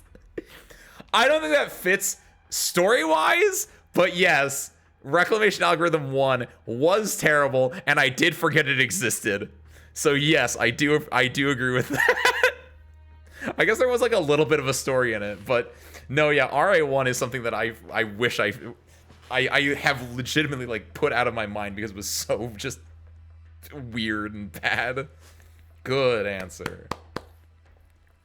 I was gonna, you can't say Design of Strife or like the other like hard mode ones because those are just you know, hard for the sake of hard. They're not like the same thing, and again, they're not like narratively driven. Where RA was like them trying something that just didn't work. Like RA is a little bit interesting. Story 1 is legitimately good though. I've heard, but you have to play RA. I guess you don't have to play RA1. You can just look it up online, but because they had a deadline. I mean, I'm not blaming the devs themselves. I can't be like, oh, they had a deadline, so like, that's a whole different discussion to like give the devs shit for a deadline, and that is not a discussion that I'm willing to have here because that goes into a lot more stuff, including like working conditions and the expectations of like having a company, and like your shareholders need to like get your product out there, and there's a whole lot of stuff there that we are gonna get way off topic if we go into that one. The main one was that RA1 was kind of like mid for me at the very least. I don't know. I'm trying to think of like a story specific one that like I would block out, but I don't know if I have anyone that's like that. The worst is Willingstrom just because it was so long, but it's not the same level as like a Star Wars Holiday Special. All right. You're here, Your Excellency. Here's the reveal. You know what I'm actually excited about for this chapter though? Real talk, like real talk. Going back to it, what did I say? I like the Demazi cluster. I think they're weird. I like them thematically. And you know what? I know that they're the boss for this chapter because I got spoiled during RA. Not RA. During boss rush at one point. And I'm so excited to see the Demazi cluster like be a character. I need good villains. If I have like 7 heroes, that's fine as long as I have one villain that I can like stake my claim to. And if the Demazi cluster is in like half of these scenes and is being just like an all-powerful being that has no respect for humanity, I'm back in it. And if the more I see of this green ambiguous man person, the more I'm into this chapter, TBH. You're here, Your Excellency. The Banshee came looking for trouble with one of us again. I will send a unit to provide support. No need. Taking a walk with him isn't so bad. You should go to the old Red Eye. He just opened a new bottle of wine, waiting for you, and we've already grown tired of his stories of yesteryear. You are a much better listener than us. Understood. Please, pardon me, then. You... Golding's throat has never felt this dry. The person in front of her looks and acts exactly the same as Molly she remembers, down to the tiniest movements. She is always frowning a little, watching every move of the mischievous children. At supper time, she would hand out bread to everyone and chastise anyone who hasn't washed hands. Her expression is the same as ever, but for some reason, the drop of sweat dripping down Golding's back seeps into her clothes. Lance scratched his thumb again yesterday, but don't worry. I put on some ointment. He's always such a handful. What are you? The teacher has made it back to the school already. She will take good care of the children, I'm sure. How about a chat? Relax. It's just a chat. If you still don't feel comfortable, we can continue to use the identity of the owner of this appearance around you. Why don't we talk about the weather first, or perhaps the children's studies? There is the play too, Lady Golding. Merely thinking about it brings tears to my eyes. The children have all grown so big in just the blink of an eye. So, I like this. See, this is what I want. This is what I want in my story. I want more of this. I don't care about the dukes. I don't care about the dukes. I want this. Enough. Stop talking to me like you're Molly. Stop using that face, you monster. What do you want?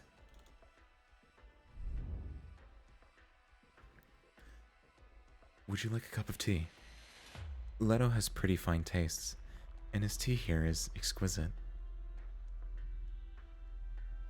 We finally have a satisfying outcome for all the missions Theresa's handed us. Now, we can take a short break. How long have you been around me? Not as long as you think. Can we skip the boring work talk, though? It's break time right now.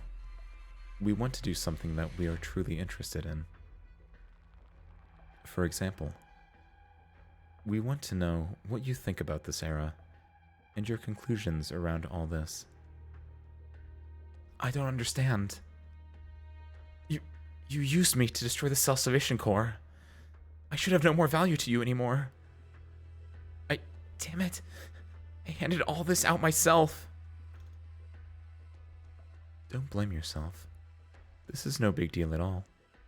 We had all kinds of ways to locate the Self-Salvation Corps stronghold. You are not the only lead we have. This may sound a little hurtful, but you aren't even the most important one. But we do indeed have a little bit of interest on you. We enjoyed your work and chatting with you. So, let's have a chat together. There is nothing more to this. It's just a conversation.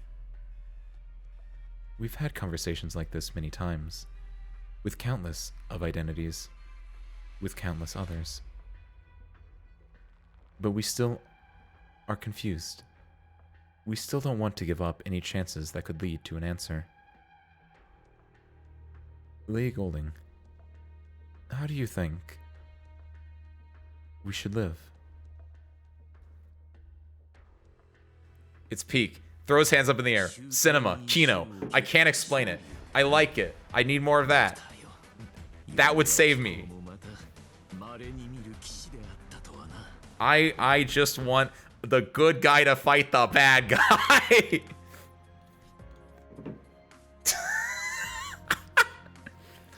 Seriously, before we have good guy fight bad guy, first and foremost, I'm gonna do this. Collect all.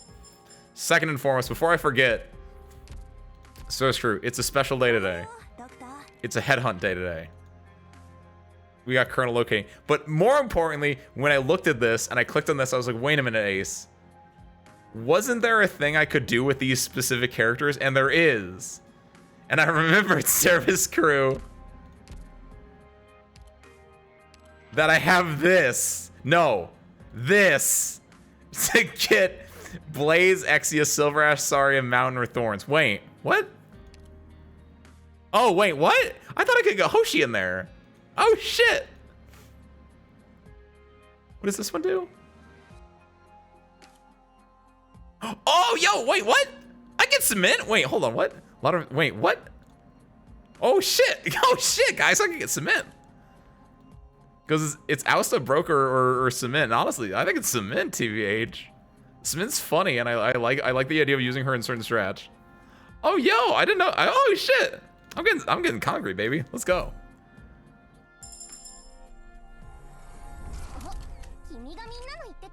Nice.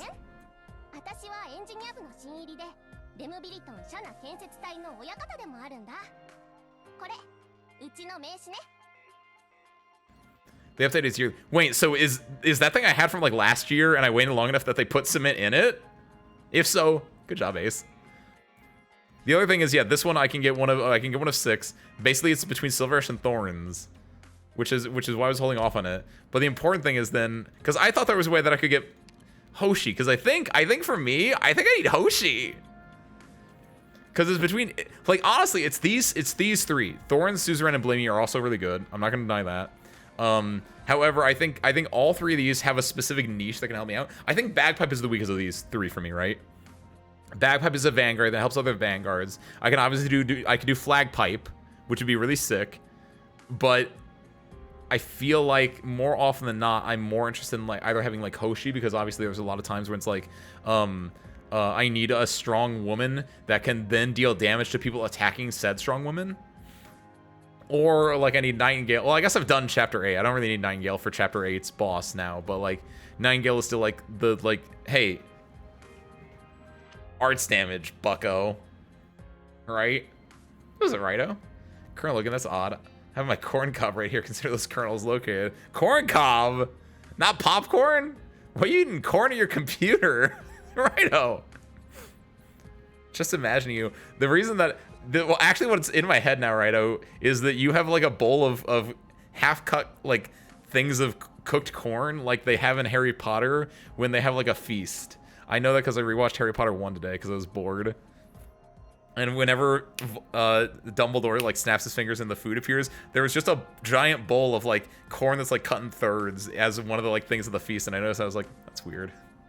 That's food. I get that. Like that's feast food, but it's just like I just thought it was funny. I have a cob corn with me right now. That's insane, right? I hope it's good. She's super tanky even more than Hoshi Mudrock. Oh yeah, cement. Oh, I know. Cement's insane, which is why I kind of like that idea. But obviously the Hoshi is the same. I think I need tanks. I think I need tanks. I'm a man on the ground that needs people to hold off for me. I need strong women on the ground so my twinks that are on a high ground can destroy people. I think that's my game strategy typically. Do you eat your corn cobs across or around? No, I get that question, Righto. I clear a column and then go right down the cob, I guess. Wait, you clear a column and go right down the cob. What does that mean?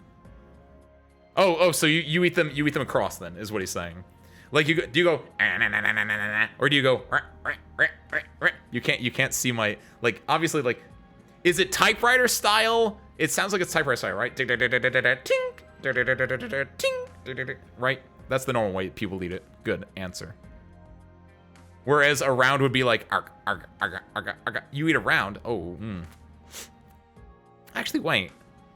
How do I eat corn? I'm gonna be real, Sergio, I'm gonna be honest with you guys. I normally like just cut the corn off the cob, TBH.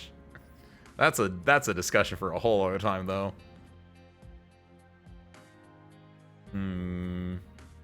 Hoshi, Nightingale, Bagpipe, Thorn, Suzerain, Blimmy. I think I go Hoshi. I've been waiting. Wait, hold on. How many? That's not where I want to go. Do you mind if I get my 40 winks in here? Grab these. What I want to know is how much money do I have? If I don't have the money for it, I'm not going to do it. I have the money for it. Okay, we're definitely doing this then. What's up, Nukiyashi? You're just in time for... Actually, can I click here? Man. Thought I could do that as a shortcut.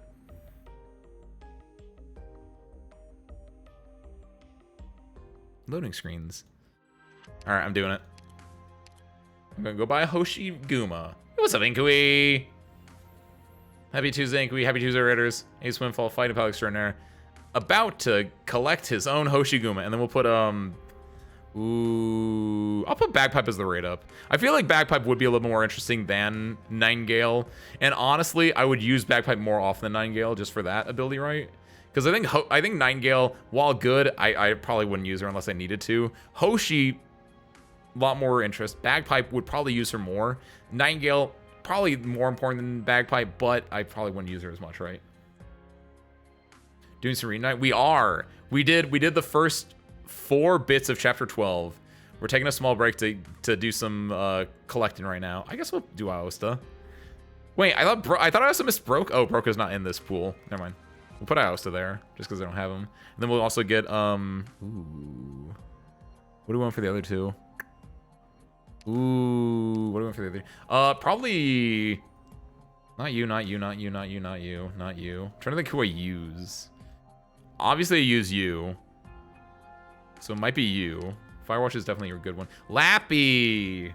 Definitely. I'm surprised Lapland is only a pot 2. That's actually insane. Ooh.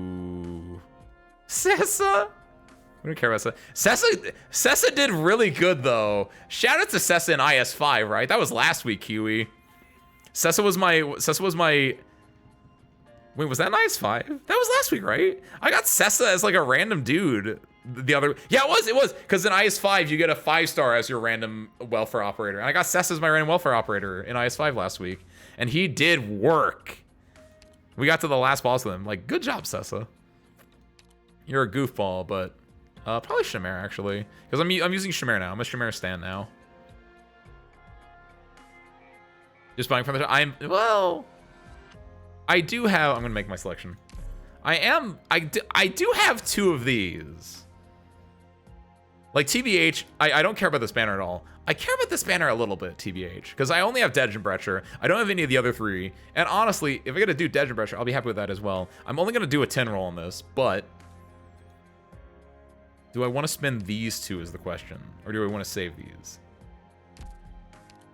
I destroy my vocal cords tonight by doing some reading too. Ouch! Just time for singing march. Oh, are you gonna participate? A song every day is what it is, right? Ugh. This is gonna be a rough one. What are you reading though, Winkly? Oh yeah, hold on, scroll up. Dead plate. I don't know what that is. Anyway, what's dead plate? My last week or a bad dream. Wait, what was? Speaking of ice. Oh, you're talking about getting Sessa, right? I just have Toddyfons and all. Oh, was Toddyfons also an option in there? I don't need Toddyfons. I have Mudrock. Mudrock plus Toddyfons though in IS5. Whew, insane. I like the way you're thinking, Kiwi. That's all I need. I just want someone to say, yeah, you should do it, Ace. Even though I'm probably not gonna get anything from these. I'm only gonna use these 2. I'm not gonna use anything else. But like if I got it in these 2, which I could, I am, you know, kind of a lucky guy. Fuck. It's gray. It's not even the good gray. Kind of Diner Dash clone with some horror at the end. What? Reverse did not take it seriously. Very nice. Oh, yo, Cement's back here, actually. Oh, you know what would be a really fucked up, Service Crew? If I get Cement as my guaranteed 5-star on this banner.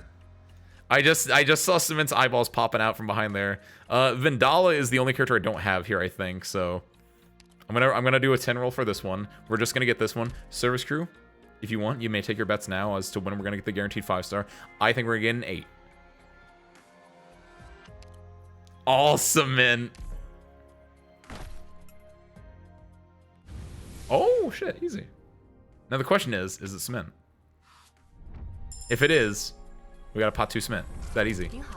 I'm okay with that. Honestly, you know what's weird to me? Windchimes doesn't feel like a 5-star. Windchimes feels like a 4-star. I know, what's her name? She starts with a Q. Quartz. I know Quartz is the 4-star crusher, but she feels like a... Windchimes just feels like a 4-star as well for some reason. Skin's hella pretty. Did she get it? Oh, you should get it. That was from recently. That is kind of nice. I do like that. I'm poor, and also I cannot justify using it because I don't use wind chimes. But that is kind of nice. If I was going to get a skin right now, if I wasn't... Oh, I actually have money. Ooh, I probably shouldn't do this one. If I was going to get a skin that's in the store right now, though, it would be the other Talopsis one. Talopsis is a healer. I don't know why I'm there. This one, I went into my base the other day and I saw 3 of these things all together, and I was like, what the fuck happened? Why are they all using this? And I realized that this should just come out. This one is really nice. I already have this one. I don't feel justified getting this one, and also I'm poor, so I want to save up for Dungeon Meshi and also for Lapland Altar, more importantly. But like, I just want to point that one out. If I'm getting a skin right now, it would be that one, but I'm not getting a skin right now. Let's see. From there, we want to go here. We want to go to the certificate store, distinctions, get our Hoshi.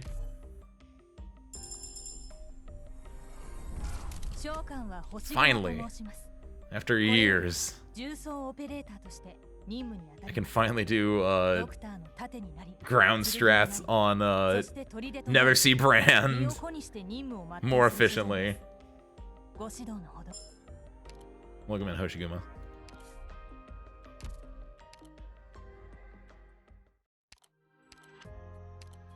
And the question is, how rich am I? I've been making sure to keep account of that one. Ooh, 150 promotions. Good job, Ace. I'm honored.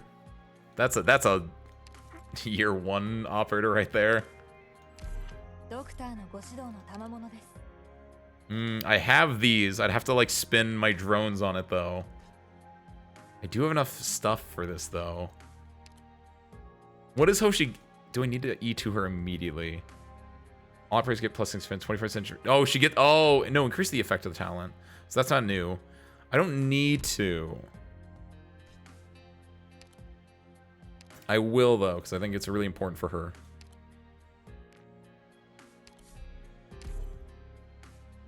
And then I'm gonna do this, which gives me 3, right? Yeah. So all I need is I need 15 more drones. So no one look at that. Don't look at that. Don't look at that. Don't look at me using my things there. Perfect. What was this money? Right? Yes, this was a pure gold one. Okay. I am poor. Well, we don't fully know that, Nukiyashi. Let's find out in a second. Based on my tickets though.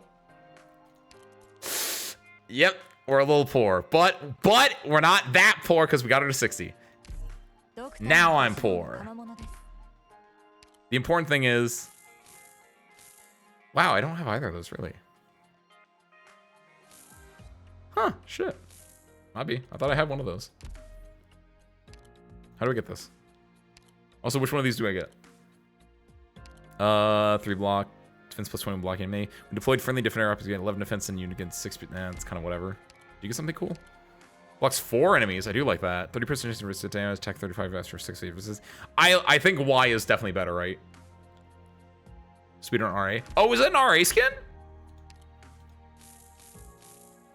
Is this an RA skin? Oh shit. Oh, we're back actually. I get that, and I can get the Caper skin too. Where's Caper at? Even though I don't use her. I pulled her in like an IS or something like that, and I actually really enjoyed her gameplay. Get this one.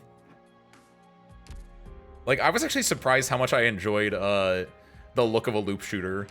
Because like when they're really far away, it's just but when the loop shooter, the loop shooter is attacking something right next to it, it's just and I thought that was the most dopamine rush I've ever gotten in this game. One of the highlights is just Caper just going. Can you still get Caper skin? If I can't, too bad. My B. You cannot. My B. Oh well. 2 is really enjoyable. Aw, I wish. I didn't get her. Because I'm saving up my money. I could get an RN2 on the Lapland Altar banner. Technically, the RN2 is not limited. Okay. With that, are we good? I am now poor, but I am up a Hoshiguma and... Oh, wait! Oh, no. Concrete baby. Cement. Oh, I can get her 50. I have exactly enough defender chips. It was meant to be. Ah! Wow, that is...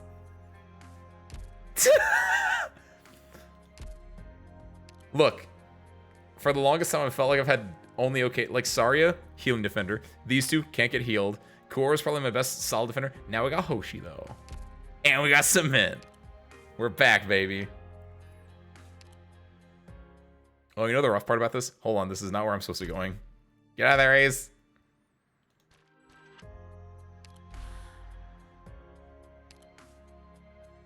The rough part about this now is I am poor. The good part is, ooh.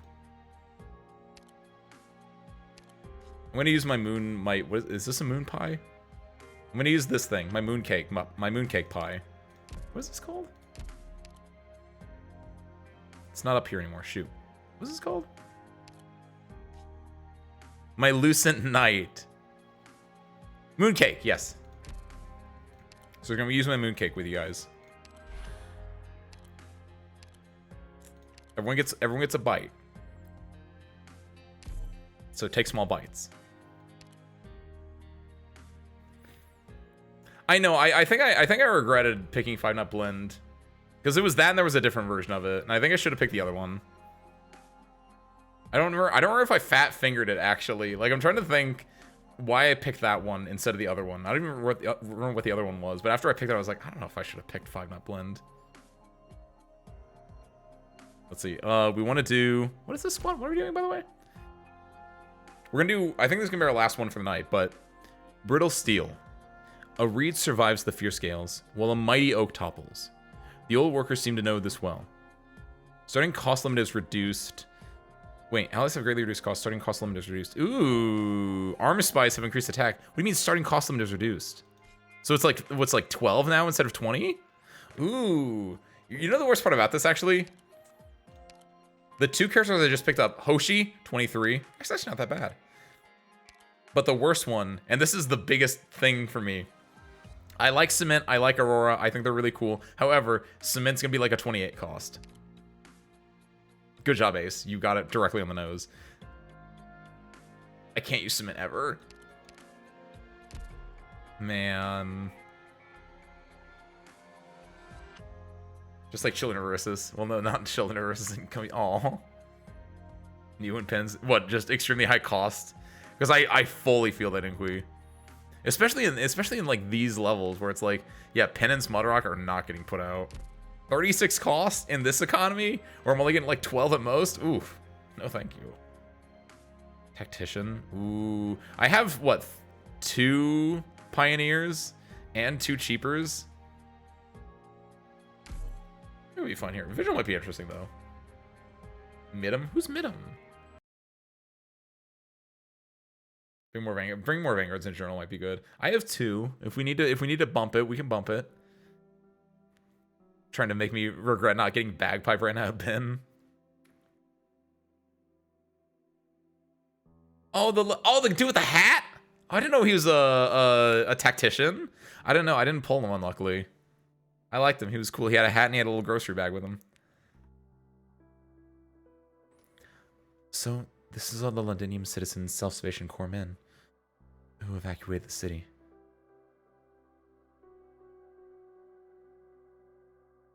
We suffered greater losses than I imagined. Some decide to stay. Even though the SOC has showed a stronghold, that doesn't mean they have a list of collaborators. We don't know exactly how bad the lake was, and a lot of our men think things aren't really that bad yet. They still pretend they can go back to their quiet, peaceful lives. Can't they see we have nowhere to run? Don't say that, Rock. Most of them aren't fighters. They're just willing to place their hope on us. Most of the people who stand with us aren't. Soldiers who don't know who they should be loyal to. Journalists who lost their jobs. Workers sick of Sarkaz's exploitation. Normal folk who have had enough. The Londinium Citizens Self-Salvation Corps were formed by men like them. To leave Londinium, the place that we called home since we were born, is a lot more than delivering intel, forgiving a few weapons, and fighting the Sarkaz mercenaries. It's to find where you belong in a real war with no end in sight, and may end up dragging any number of people into actual turmoil. This is truly horrible. This is our Londinium. We should rely on no one but ourselves to defend it. That's what we used to think at first. We thought we had been given it our all to fight that horror. But when it finally arrived, it turned out to be far more than we could actually bear. To tell the truth, I don't know what fate has in store for us from here onwards. We have some new friends now, but the enemy has now truly bared their fangs. We may soon find ourselves annihilated, become wandering ghosts that drift the wilderness, and in the end disperse all over. Chloe, stop being so gloomy. I came here only because I don't want to be handed the liberation by anyone. That's why we're all here. I'm a worker. I'm not one to talk about righteousness. All I know is that the work pieces I knock out are the most trustworthy. I want to save my city from those people hiding in the places and palaces and castles. I can't do it alone, but I found you. If we don't have what it takes together, we'll unite more people. If we still fail in that end, then fine. I'll accept that outcome. Hey, Rock! We're so far from talking about outcomes. Now hurry up and walk faster. Singing passively like this isn't good for your wounded men's health. Right. The air in the countryside should be better than inside Londinium. Based on Rhode Island's analysis, we should enter a branch of the Sarkaz supply line up ahead. We're back. Granny, what's the situation like? It's safe. We didn't run into any sentries, and there are no signs of patrols. Looks to be a maintenance access. There's some entrance there, although I have the faintest idea of what they are for. But it's strange. We couldn't find where that real supply line was. Nonetheless, the access should be more than enough for an evacuation right now. Now, hurry up, boy. Have your little friends get off their asses. One of safety doesn't mean peace forever. Okay, got it. Now I'll take a look at the equipment we took. There might be something we can put to use. The crawlers that got written off might still be usable, if luck's on our side. Granny! It's not that I don't believe in what you were doing. I'm not losing heart over this setback. We can come back, right? What kind of answer do you want me to give you? I've been cheering everyone up, but never really left this place myself. On top of that, we're leaving like this. Feist. I used to think every so often that we're actually pretty lucky. We were born in this city. We have trustworthy friends and jobs that are worth doing. And at the weekends, we can even head to the pubs in the alley for a pint, play some cards, and maybe win some change. Of course, Victoria's never been truly at peace. Things we make are sent to the border region to fight the Sargonians or Lithanians and blast holes in their bodies. Not that it has anything to do with us. All we had to do was stay in the factory, turn screws on the iron blocks. We suffered pain too. We had scars that would never heal. We never had to worry about who to kill or we would be killed by tomorrow. At the very least, we could live. Or at least pretend to. When the Sarkaz came, our lives got a little harder. When the factories were handed over, lives got a little harder again. But the way I see it, I consider us still more or less lucky enough. Just, what's your definition of lucky enough? Being able to stand here and talk about the past. But now our luck has come to an end. No one can keep winning the lottery forever. But so what? Most people aren't lucky at all. They still manage to find themselves a way out. Now, get back to work. Big deal in the core. Chopper isn't going to pack itself up. Do what you should do, just as you promised me back then. And what did you say back then? I will walk in every night. Enough, Granny! I was still... Regretting your lies now? No, I'll do it. I will still do it. Times like these, you look just like Harvey.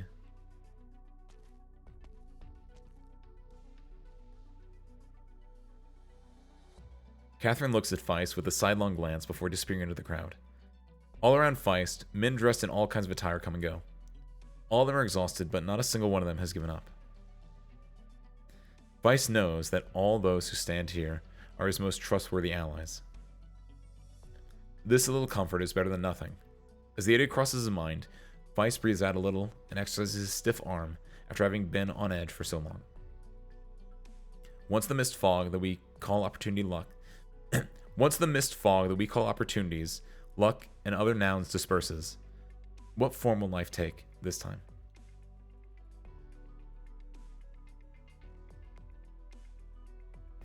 Feist decides to stop speculating and to instead experience it himself. Feist! The wounded are all in position. Now we just have to take the maintenance access and leave Londinium, and we'll be safe for the time being. We'll rebuild the Squad 11 of the Self-Station Corps when that time comes, right? Of course. Promise you. Let's go. Suddenly, Feist feels a faint tremor. What's going on? In the distance, the exit and entrance of this underground structure gradually begin to close at the same time. Why is the passage getting sealed off? Did the Sarkaz find us? Damn it! Catherine and Clovis are both over at the entrance. No! I've been listening in on the Sarkaz communication channels around us. We shouldn't be exposed. It can't be a wiring problem, right? No, these passageways have manually controlled gates. I checked before entering. I didn't see any problems with the drive system. Feist has very good eyes, and he has always been very proud of this fact. This is pretty rare in the factories, where lighting is always needed for the workers to actually do anything. Yet, at this very moment, he would rather not have seen what he saw so clearly. At the other end of the entrance, beyond the gap that is about to shut, he spots a few familiar silhouettes.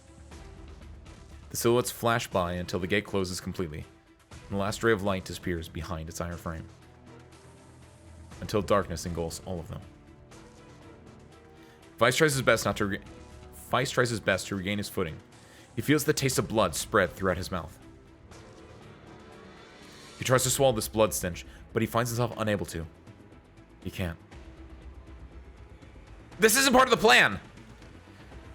Who's over there at the other side of the passage? What are they trying to do? What's the matter, Feist? Are your lips bleeding? I know who was on the other side. They're my friends. The factory workers of Munitions Factory number 11. They said they were going to check if there was any equipment left that we could take. They're the only ones who could have closed the gate. Ooh. I thought it was going to be like the Demazi. I need the Demazi to like do changeling things where they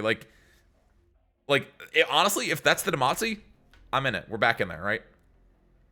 Have a good night, Inkui. Thank you for popping in. Thank you for the raid.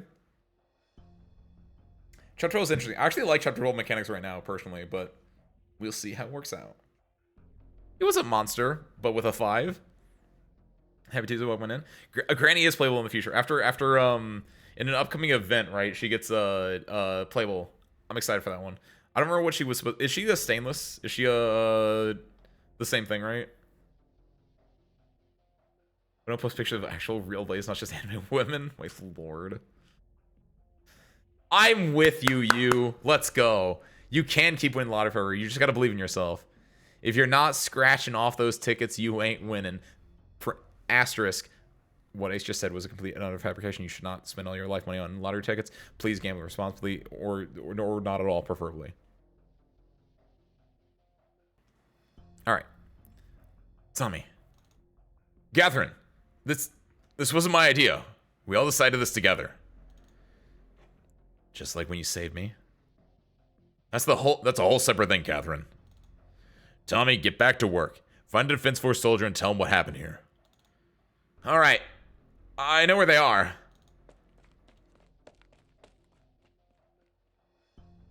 I have to say, kidnapping skills are far worse than the Sarkaz. I'm not trying to look for trouble with you, Catherine. How many years have we known each other? No surprises here. We don't want to die in the Londinian countryside killed by those monsters' arts either. I'm just a foundry worker. I can use the furnace, the choppers, and I can cast some passable parts. Well, I think my brain's read cast, and I was like, oh, like cast spells, like cast arts. Okay, but no, it means like cast, when you would like cast something in like a mold. But now they want us to leave the city and fight a war with the Dukes and the Sarkaz? You gotta be kidding. All the things that I've ever held in my hands, the only thing that even remotely looks like a weapon is my spanner. Catherine, I promise. It'll all be fine. I have an uncle who's in the defense forces. I can talk to him. See if he can plead on the factory workers' behalf. What are the things we... Ah, no, it's the weapon! Ah! This really is just you guys. This is your story moment. Except you guys are the ones trapped and not the ones selling out your comrades, I hope. What are the things we've done? We attacked the Sarkaz. We can say that it was the Self-Sufficient Corps who did it. We had no choice. Huh. You think they'll believe you? We may face harsher treatment after this, but as long as the Dukes win this war, we can go back to our lives before. We forged Londinium with our own hands. Everything will get better. You didn't used to lick the noble's boots like this. What choice do I have, Catherine? Tell me. What choice do I have? I just don't want to leave my home. Just want to walk in the streets of Londinium again. Maybe play ball with my friends every now and then. I don't want to die in a shell crater in the countryside with my arms and legs all blown off. I've seen it before. Sarkaz. They'll only get more and more brutal. My daughter might not even be able to put my dead body back together. Go, Catherine. I don't want to be rough with you. As for you, the leader of the resistance. Oh no, did Clovis get on the other side? Oh, she did, but she got away. Nice. Huh? Where'd she go? There is only a rope that has been cut in the spot where Clovis used to be. Huh? She was here just a minute ago. Where'd she... I like to imagine that Clovis used her horn to cut that rope. You mean to tell me you couldn't keep eyes on a little girl? It had to be some kind of oughts. Whatever. Let her go. Or she's just the daughter of a tailor. Just hope that she'll find a hiding place in Londinium's dark night. I really don't feel like that's right. I know that they said that earlier, that she's the daughter of a tailor, but I feel like that has to be wrong, because she's a unicorn, and that feels like that would have more power behind it. Because the unicorn's like the national animal of what? Scotland? Wales? One of those two, right? Like, ever since I saw Clovisa being a unicorn, I was like, oh, Clovisa's like important. And they were like, she's the daughter of a tailor. And I was like, that feels like a lie. That feels like it's, or at the very least, it's a fabrication behind something else. Or like her father's a tailor, but also is surprisingly like the King of Wales or something like that. I think it's Wales. It's either Wales or Scotland has that as a national animal. Made you speculate things. The same ones that I was talking about. I think I made that joke earlier too, where it's a rhino pretending to be a unicorn, but that doesn't make sense. It would be really funny though. If she did end up being a rhino, I'd kind of love that. Because you know someone who's a tailor. Oh, do you mean like? Hold on. Are you thinking about the Dragon Brother Taylor? Because that's the only Taylor I can immediately think of, and honestly, that'd be insane. Oh, Babik. Okay, if you guys are talking about that, that's a different thing. Whatever. Because my brain, when I heard Taylor, was I was thinking of the Taylor brother of the Sui siblings, right? And I was like, it's weird. It could work out theoretically. Unicorns and dragons aren't that far off when you think about it. Oh, Therese. Oh, that's interesting. I don't think they're related at all, but that is also an interesting connection. Ooh. It stinks. How many people do you think have died in the last couple of days? Don't take the alley to the north. A few infected went kaboom there yesterday. There's originium dust everywhere. Those Sarkaz bastards. Their plan was always to trap us in here and have us fend for ourselves. You went to the transport unit during the day. What did Marshall say? Place got burned down. There are nothing but steel beams left. I don't know if Marshall was in the pile of dead bodies. I didn't try to look. Hey. Forties can't all be idiots and wimps, right? All this is... So it's taking a punch directly. We're still dazed. Once we come around, Norpobor will bounce back. Perhaps the Dukes will make it here soon, when the time comes. What? When you start worshiping the Dukes? You hiding the Duke of Wellington's bloody autograph in your drawer now or something? We have to count on ourselves. We can leave this place. I'll leave the charge, I swear. The last time you swore anything, you told me you would never fall asleep while you stood night watch. I was just... Enough. Before we start dreaming, we have to find ourselves something to eat. We have Delphine and her tendency to hoard to thank for keeping the gym storerooms well stocked. Otherwise, we would likely be in this pile of dead bodies too. Kato. They're fighting up ahead again. Not here too. Let's take another route. The restaurant at the loading area might still have some supplies. We could try to buy something. Or trade. What will you do if they don't want to sell?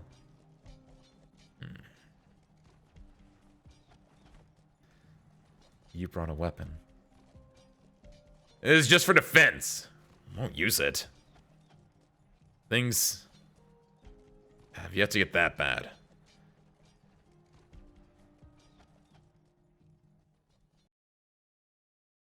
Yeah, surprise, surprise. Literally everyone is a secret tailor seamstress. Aosta even. So you were thinking Teresa, Ben thought Babik, or Kiwi was like Aosta. I was thinking the dragon one. Far too many scenes. Oh, it's 15. That's not too bad. That's pretty bad, but that's not as bad as I thought it was going to be.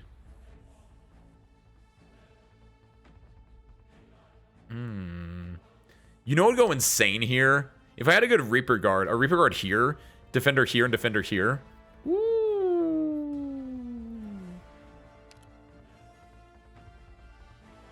Oh, this is actually interesting though. I see. Ooh, this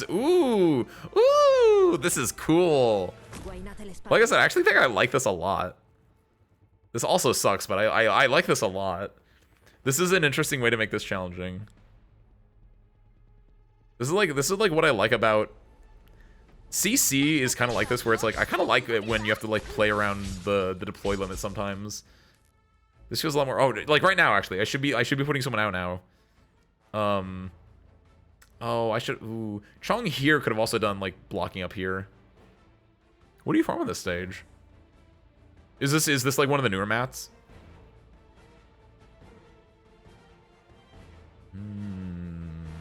Herald is actually a healer I can put out for under 15, which is really nice. I guess I can do you here. Yeah, this actually works. That's fine. It's not great, but it's not terrible. A spy hired by a mysterious employer to sabotage their rivals while disguised as civilians. Wait, what? Well, this guy... I feel like one of these is an armed spy. Huh. Great minds think alike. You can pass, and you can pass. So we're going to get up to, what, 19? So we can put Lapland and Palace down.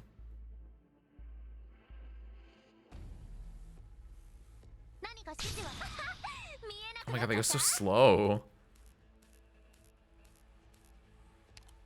Okay, here come the big boys. Oh, it's only up to it's only one per? Oh god, it's bad. Oh, it's bad.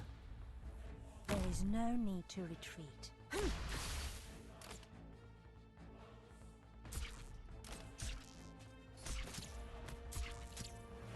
We can do this here.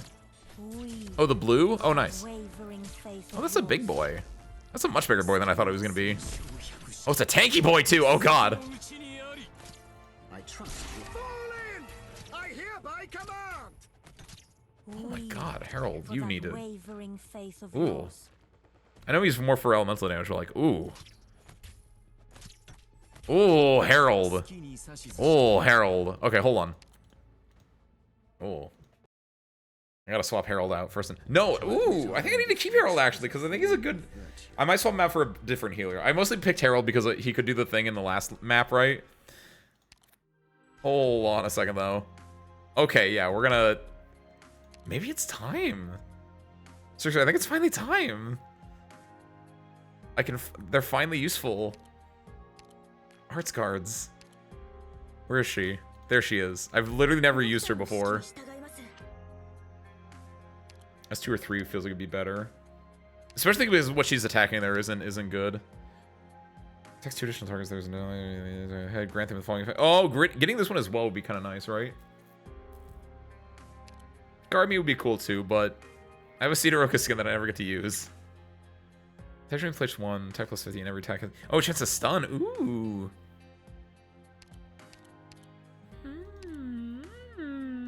I do actually like that a lot.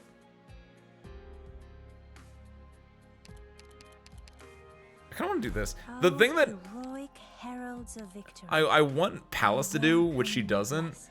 I really like Swire's instructor form a lot, because Swire just gives a buff to melee attack.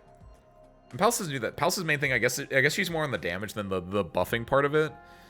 While because she doesn't give this. If she give the vigor effect to like the operator in front of her too, would be nice. But all she's really doing is just giving health to the person in front of her. And I wish there was more, which obviously this is what this is for, but she doesn't really do much to do with that. But I think S3 there is really good. We'll try Sidoroka out. Actually, do we want S1 or S2?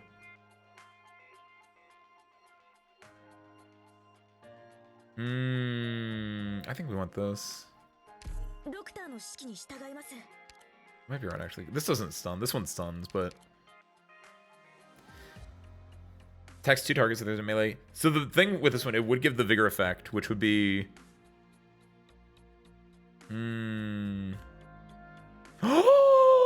Kiwi, I am a genius.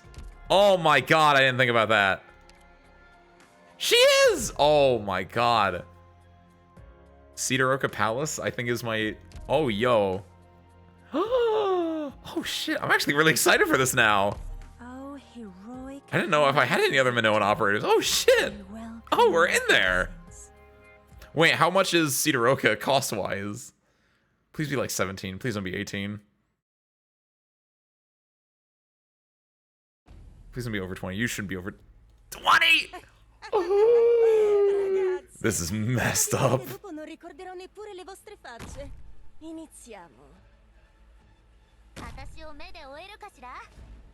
I want to go. Why are Minos operators not more broken?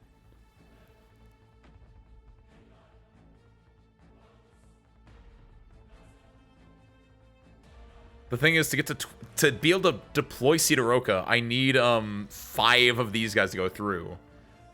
Yeah, if it was 18, I'd be fine with this cube, but it's 20. Like, this is... Oh, it's bad. I need arts damage, actually. Hold on. We can't do logos. We need a cheap arts damage that can be for under 15. I can't stress this enough. I actually do really like this restriction that's going on right now. It's really interesting. This feels like mini CC in a way, where it's not like insurmountable, but it's like these are small little challenges where it's like you have to like deal with like these cheaper cost operators, and I kind of like this a lot right now. Deploy cost.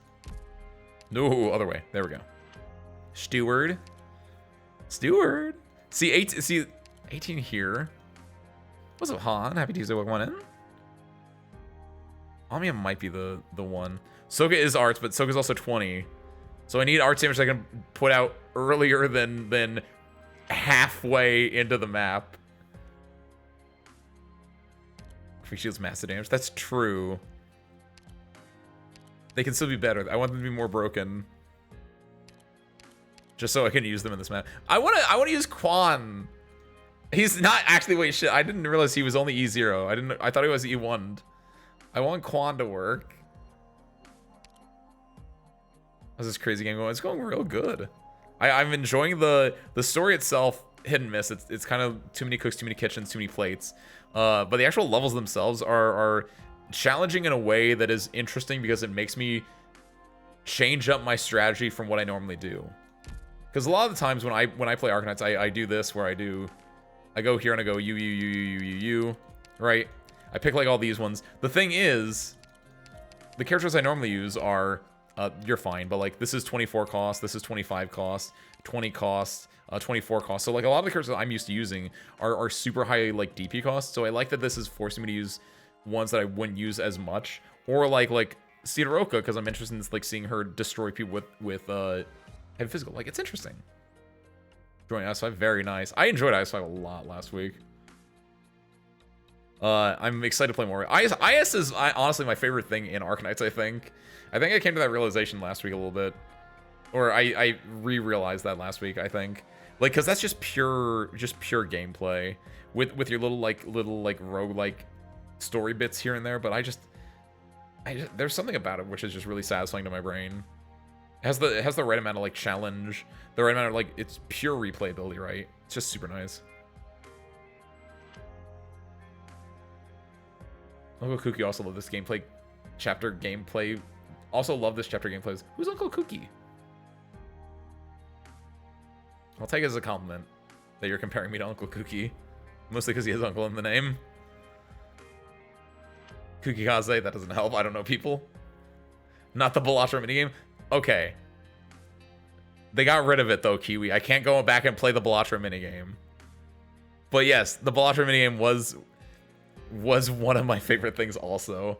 I did literally like the day after, because what was it? That was like right before I went to Frosty Faustings. And I remember distinctly twice in the hotel room at Frosty Faustings, I was just like on my phone just playing the minigame just to like do stuff. The most important Arknights content creator so far, Han, so far. Interesting though, cool. I assume, especially if you're doing like guides then as well, where it's, yeah, like these chapters make it a lot more interesting in how you have to like make your guides, where it's like using a different pool of operas and just being like, oh yeah, just do this, this, and this. Cool. I will take that as a full compliment then. Thank you. Sorry and Logos are too expensive though. Yeah, get rid of Logos, put in, I like Stewart actually. Stewart carries me in IS, so why wouldn't he carry me here? No, this is just the one that I use all the time. This is just literally my active squad that I just switch people out. This is my second squad. Right now, this is just my first 6 stars. This doesn't mean anything either. I just made these names, whatever. Punch Knights is just Lumen. Get out of here. What are Lumen and Palace doing in here? Get out of here, you two. It's just my fighters, and the Utage Knights is Utage. Like, yeah, no, these are just whatever I want them to be at any given time.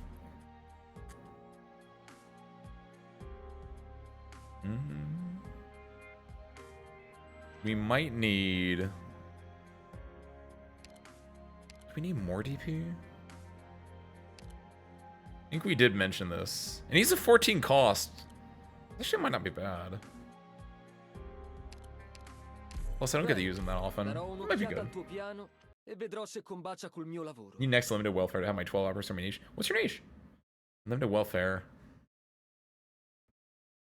You mean, Chill Chuck then? It wouldn't be... There aren't 12 agents, so it wouldn't just be agents if that's what you're looking for, but...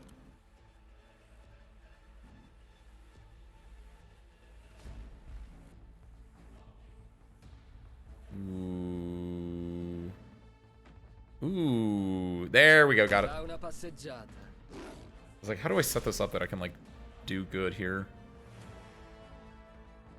I think we can wait till 10 here. I didn't realize this might be why we also mentioned it, is that tacticians are really good because they're vanguards that have this range. And this can help to uncover people more. Ah, Wakaru. Plastic Boy Skill Squad. Oh, so yeah, that is agent related then. I was right. Nice. Very nice. Oh, and also what's interesting is that they can... because this will be the one blocking, and then... I like this, actually. I see the lines. I understand. Ooh, I see. I really wish I could do, I can get Stewart out now, so this is good. Okay. Pick both forms of my ace while still enjoying the gameplay. Both forms of your ace. Both forms of your ace. I'm trying to think of who your ace might be then. Hold on, give me a second. Oh, is it? I was gonna say Texas, but I was like, Texas isn't really her base form. Are you using it? Are you just using like Sword Ring then? I guess does that count as a fast deployment skill? Un'eliminazione pulita. Thank you, Kiwi. I'm glad you understand me. Un'eliminazione. Diamo fine a questo trambusto il prima possibile. Ah, I see. Ooh, that wasn't good. You know what will be good though? First off, start gaming. Second off, this is Sidoroka can save me. This is my first time ever using Sidoroka. She can save me. Why is guys?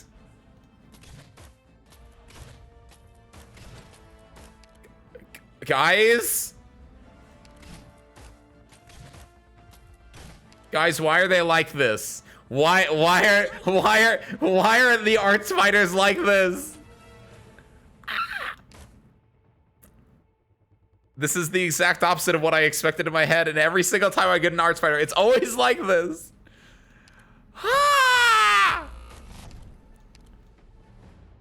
This is why arts fighters suck. This is why I will always hate arts fighters. They're awful. Why is it like this? It's absolutely insane. That should have been it. That should have been like the... He's got E-resistance. What do you mean? What is this?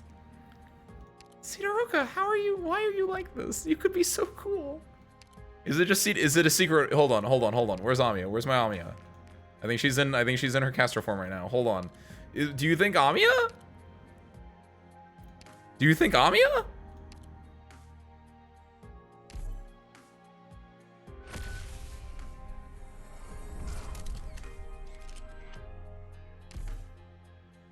$19. Ugh. Oh no, that's actually cheaper. Never mind. That's good. Do this one. She does have more offensive skill. Sidoroka feels like she's more defense. This is more attack too. This is messed up. I guess this is an E2 unit versus an E1 unit. Sure, whatever, but...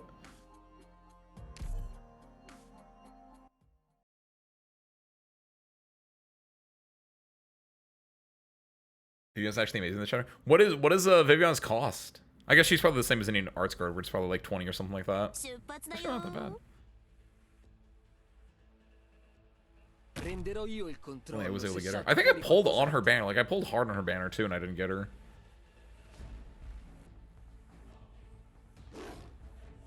Right? Because what was her? It was her and No, I didn't. No, I don't think I did actually. Because I would have been this Williamson banner. I think I probably only did the 10. That's surprising. I don't think the flags are the thing killing me with DP. The DP is specifically because I'm capped out at 15. I can't do anything until then.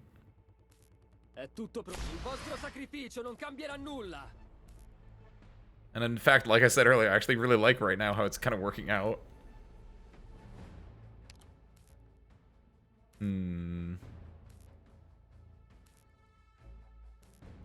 It's more so that I'm just disappointed with how my Sidoroka went.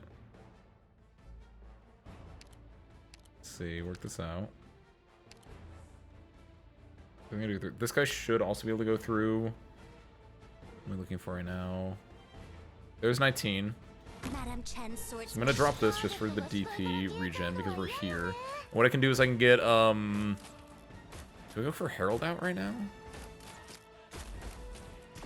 What's her skill? 39 for her skill. She's halfway there.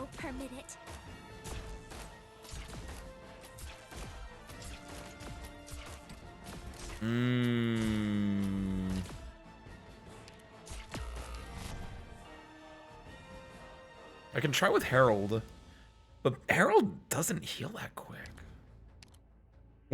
How much is Talopsis? Forse ho sottostimato l'operazione. We can try Telopsis. Do you have Mountain? I do have Mountain. He's an IE2'd. I don't think Mountain would do anything crazy. Keep Steward in there. I might need Steward. I'm actually really surprised how difficult this dude is. It must be because he just has a lot of health, actually. Like, defense is obviously high, but, like, even my arts guards aren't doing that much, so it must just be he's just a fat boy. Yeah, oh, he's fatter than this guy. Yeah, that makes sense. Shoot, I didn't realize how much A health actually meant. Play Pokemon? I did way back when. Diamond, Platinum, Pearl was the last one I played. I know references of Pokemon, depending, but I made a Trick Room reference earlier. Yeah, get rid of Herald, swap in, I think swap in Telops. I don't know why I keep thinking Telops is a supporter. 16? Yeah, that should work. Because I think what I can maybe do is, because her stuff starts with kind of fine, I can try doing, we'll see if Ami can survive, especially if Telops drops her big heal, maybe? Yeah, it's the HP. Operation commencing. Let's go. Drop this, drop this.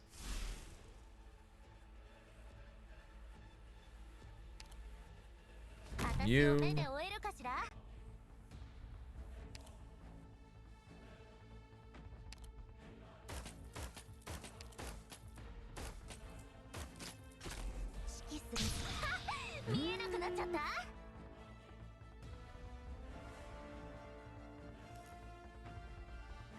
I could also do that.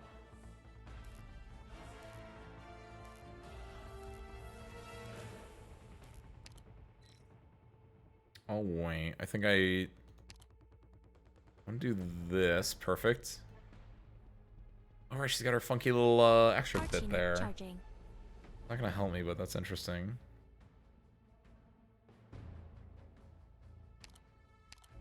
Gonna drop. I probably shouldn't drop that yet. It's gonna be a while until this guy pops out. There, we can do Amiya now. Okay, yeah. This will work. This will work. Telops will have her thing up in time as well. We'll hold off on using Vigil skill until that as well. There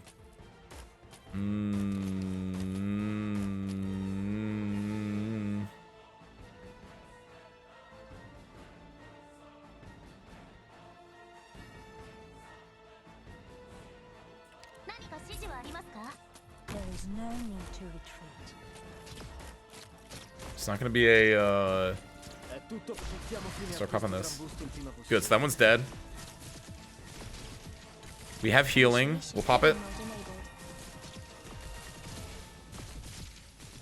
There we go. And then we can start using this to stun. Yeah, like, let's get those stuns. Oh, this works. This works. This works. Woo! Okay, sick.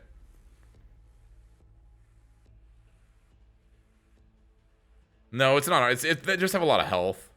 It's about keeping them alive as well.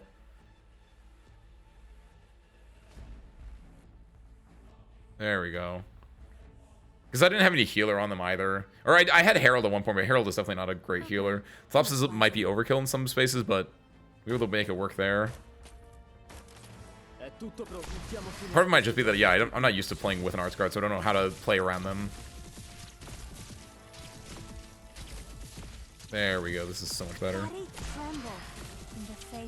And then, yeah, pop this. Oh, big boys, though. Big boys. We're doing mostly fine, though. It looks like we're fairly healthy. Yeah, nice. Okay, sick.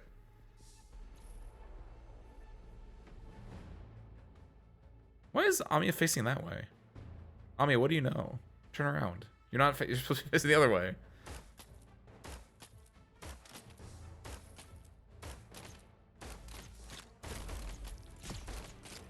Oh, asking me if I've never used Suitor. I don't own her. My cheat button is Texas Alter.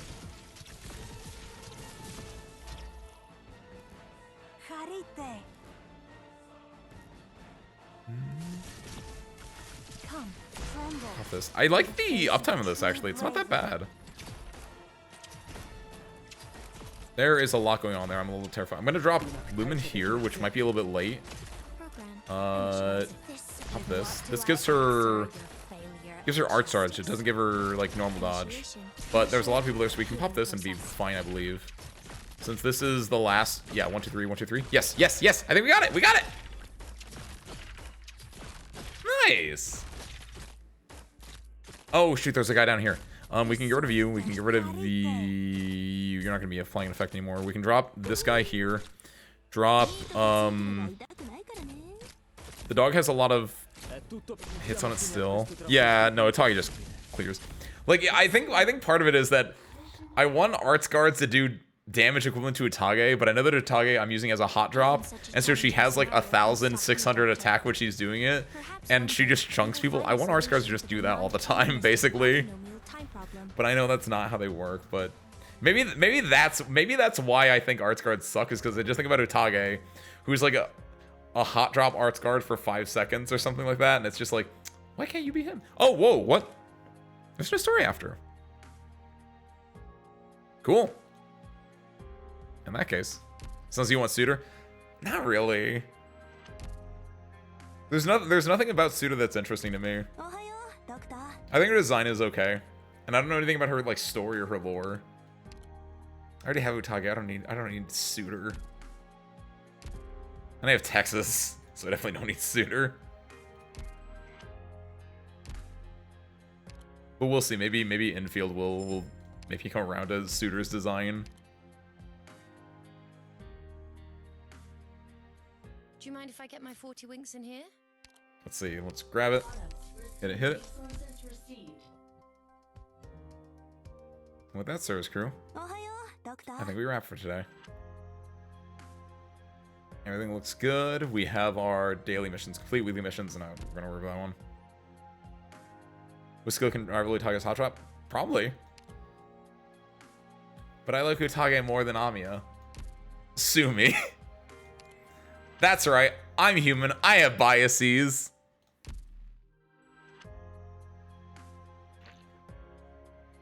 Alright, so screw.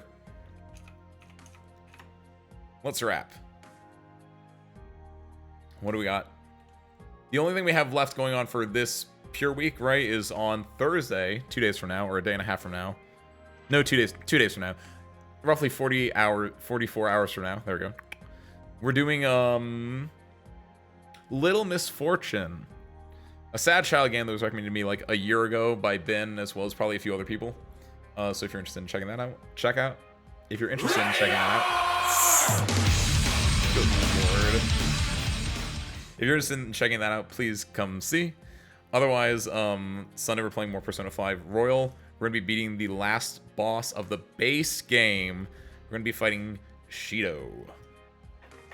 And then next week we're playing, I think we're playing Multi-Blood on Monday. I don't know for a fact, but I'm leaning towards probably Multi-Blood Monday. And then next Tuesday, more Arknights, more main story. I think an event reruns next week in Arknights. I think it's like the next week or the week after. Arknights start GG. Yeah, Vulture, Dirty Money begins this week. Yeah, Sad Cat event. I'm gonna call it Dirty Money's the best name. I'm always gonna call it Dirty Money from now on, by the way. But yeah, come Wakes of Vultures reruns in like 2 days.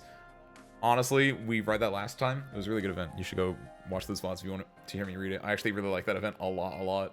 But yeah, we're just gonna. I'll probably just do that off screen, just redoing those events. Because yeah, we're gonna be doing the main story because I want to catch up on main story a little bit. Thank you, Kiwi. Pretty much always look at the map and then make a squad, but I think my most used is probably Skalter. Just because she's a good, like... No, is Skalter not the hot drop? I don't know what Skalter does, TBH, because I don't have her either. PM Eunice, but my net is garbage for online play. Eunice is super duper fun. But yeah, if your net's bad, I would hesitate to recommend it. Especially because if you're not hooked up to, because they added a Wi-Fi in a Canter Kiwi. Like, I absolutely adore Eunice. I think it's a really good game, especially if you know basics about fighting games. Even if you don't, you can still get into it. But like, it's a fighting game that is, really rewards knowledge of how your opponent will play a fighting game. Is kind of my thought on it. I really enjoy it. But also, if you're gonna play fighting games online, make sure you have your wired internet connection. Is my biggest thing that I ask. Or that, yes, or go to your locals / play with your friends locally, because it is super fun. I cannot stress enough, I would highly recommend Unist. Especially because there was a new patch, and Tsurugi got some good stuff in it. And I did the good combo a few times yesterday. Thumbs up. Chesto! Chesto! That's right, great. Not on base. What do you mean it's on my notifications right now? Oh, you mean up here? That the sad cat. Oh, it is. Shit, you're right. I just went to Arknights GG because I was like, I just wanted to look it up and I knew there was a, because Dungeon Meshi is in 2 weeks. It's in like 12 days from now. But yeah, that's all I got for now. If you're interested in any of that upcoming stuff, please go check it out. Otherwise, I'm going to send you guys over to someone. Don't know who.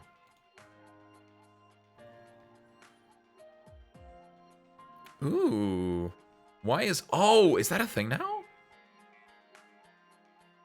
Oh, this is interesting. So sure, they changed what... They changed what the browsing page looks like. This is weird. Ooh. I'm browsing Arknights and you can just click on people's streams here. Ooh, I don't know if I like this. This is weird. Oh, that's weird. Okay, perfect.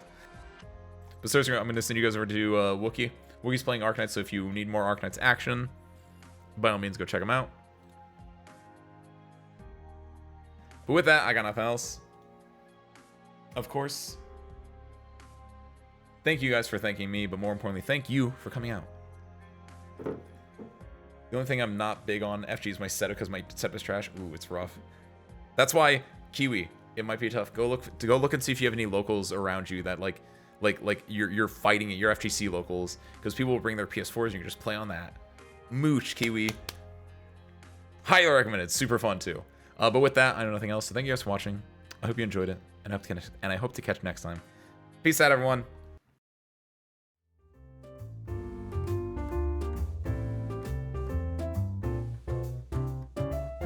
And go sign in 3, 2, 1. See you there.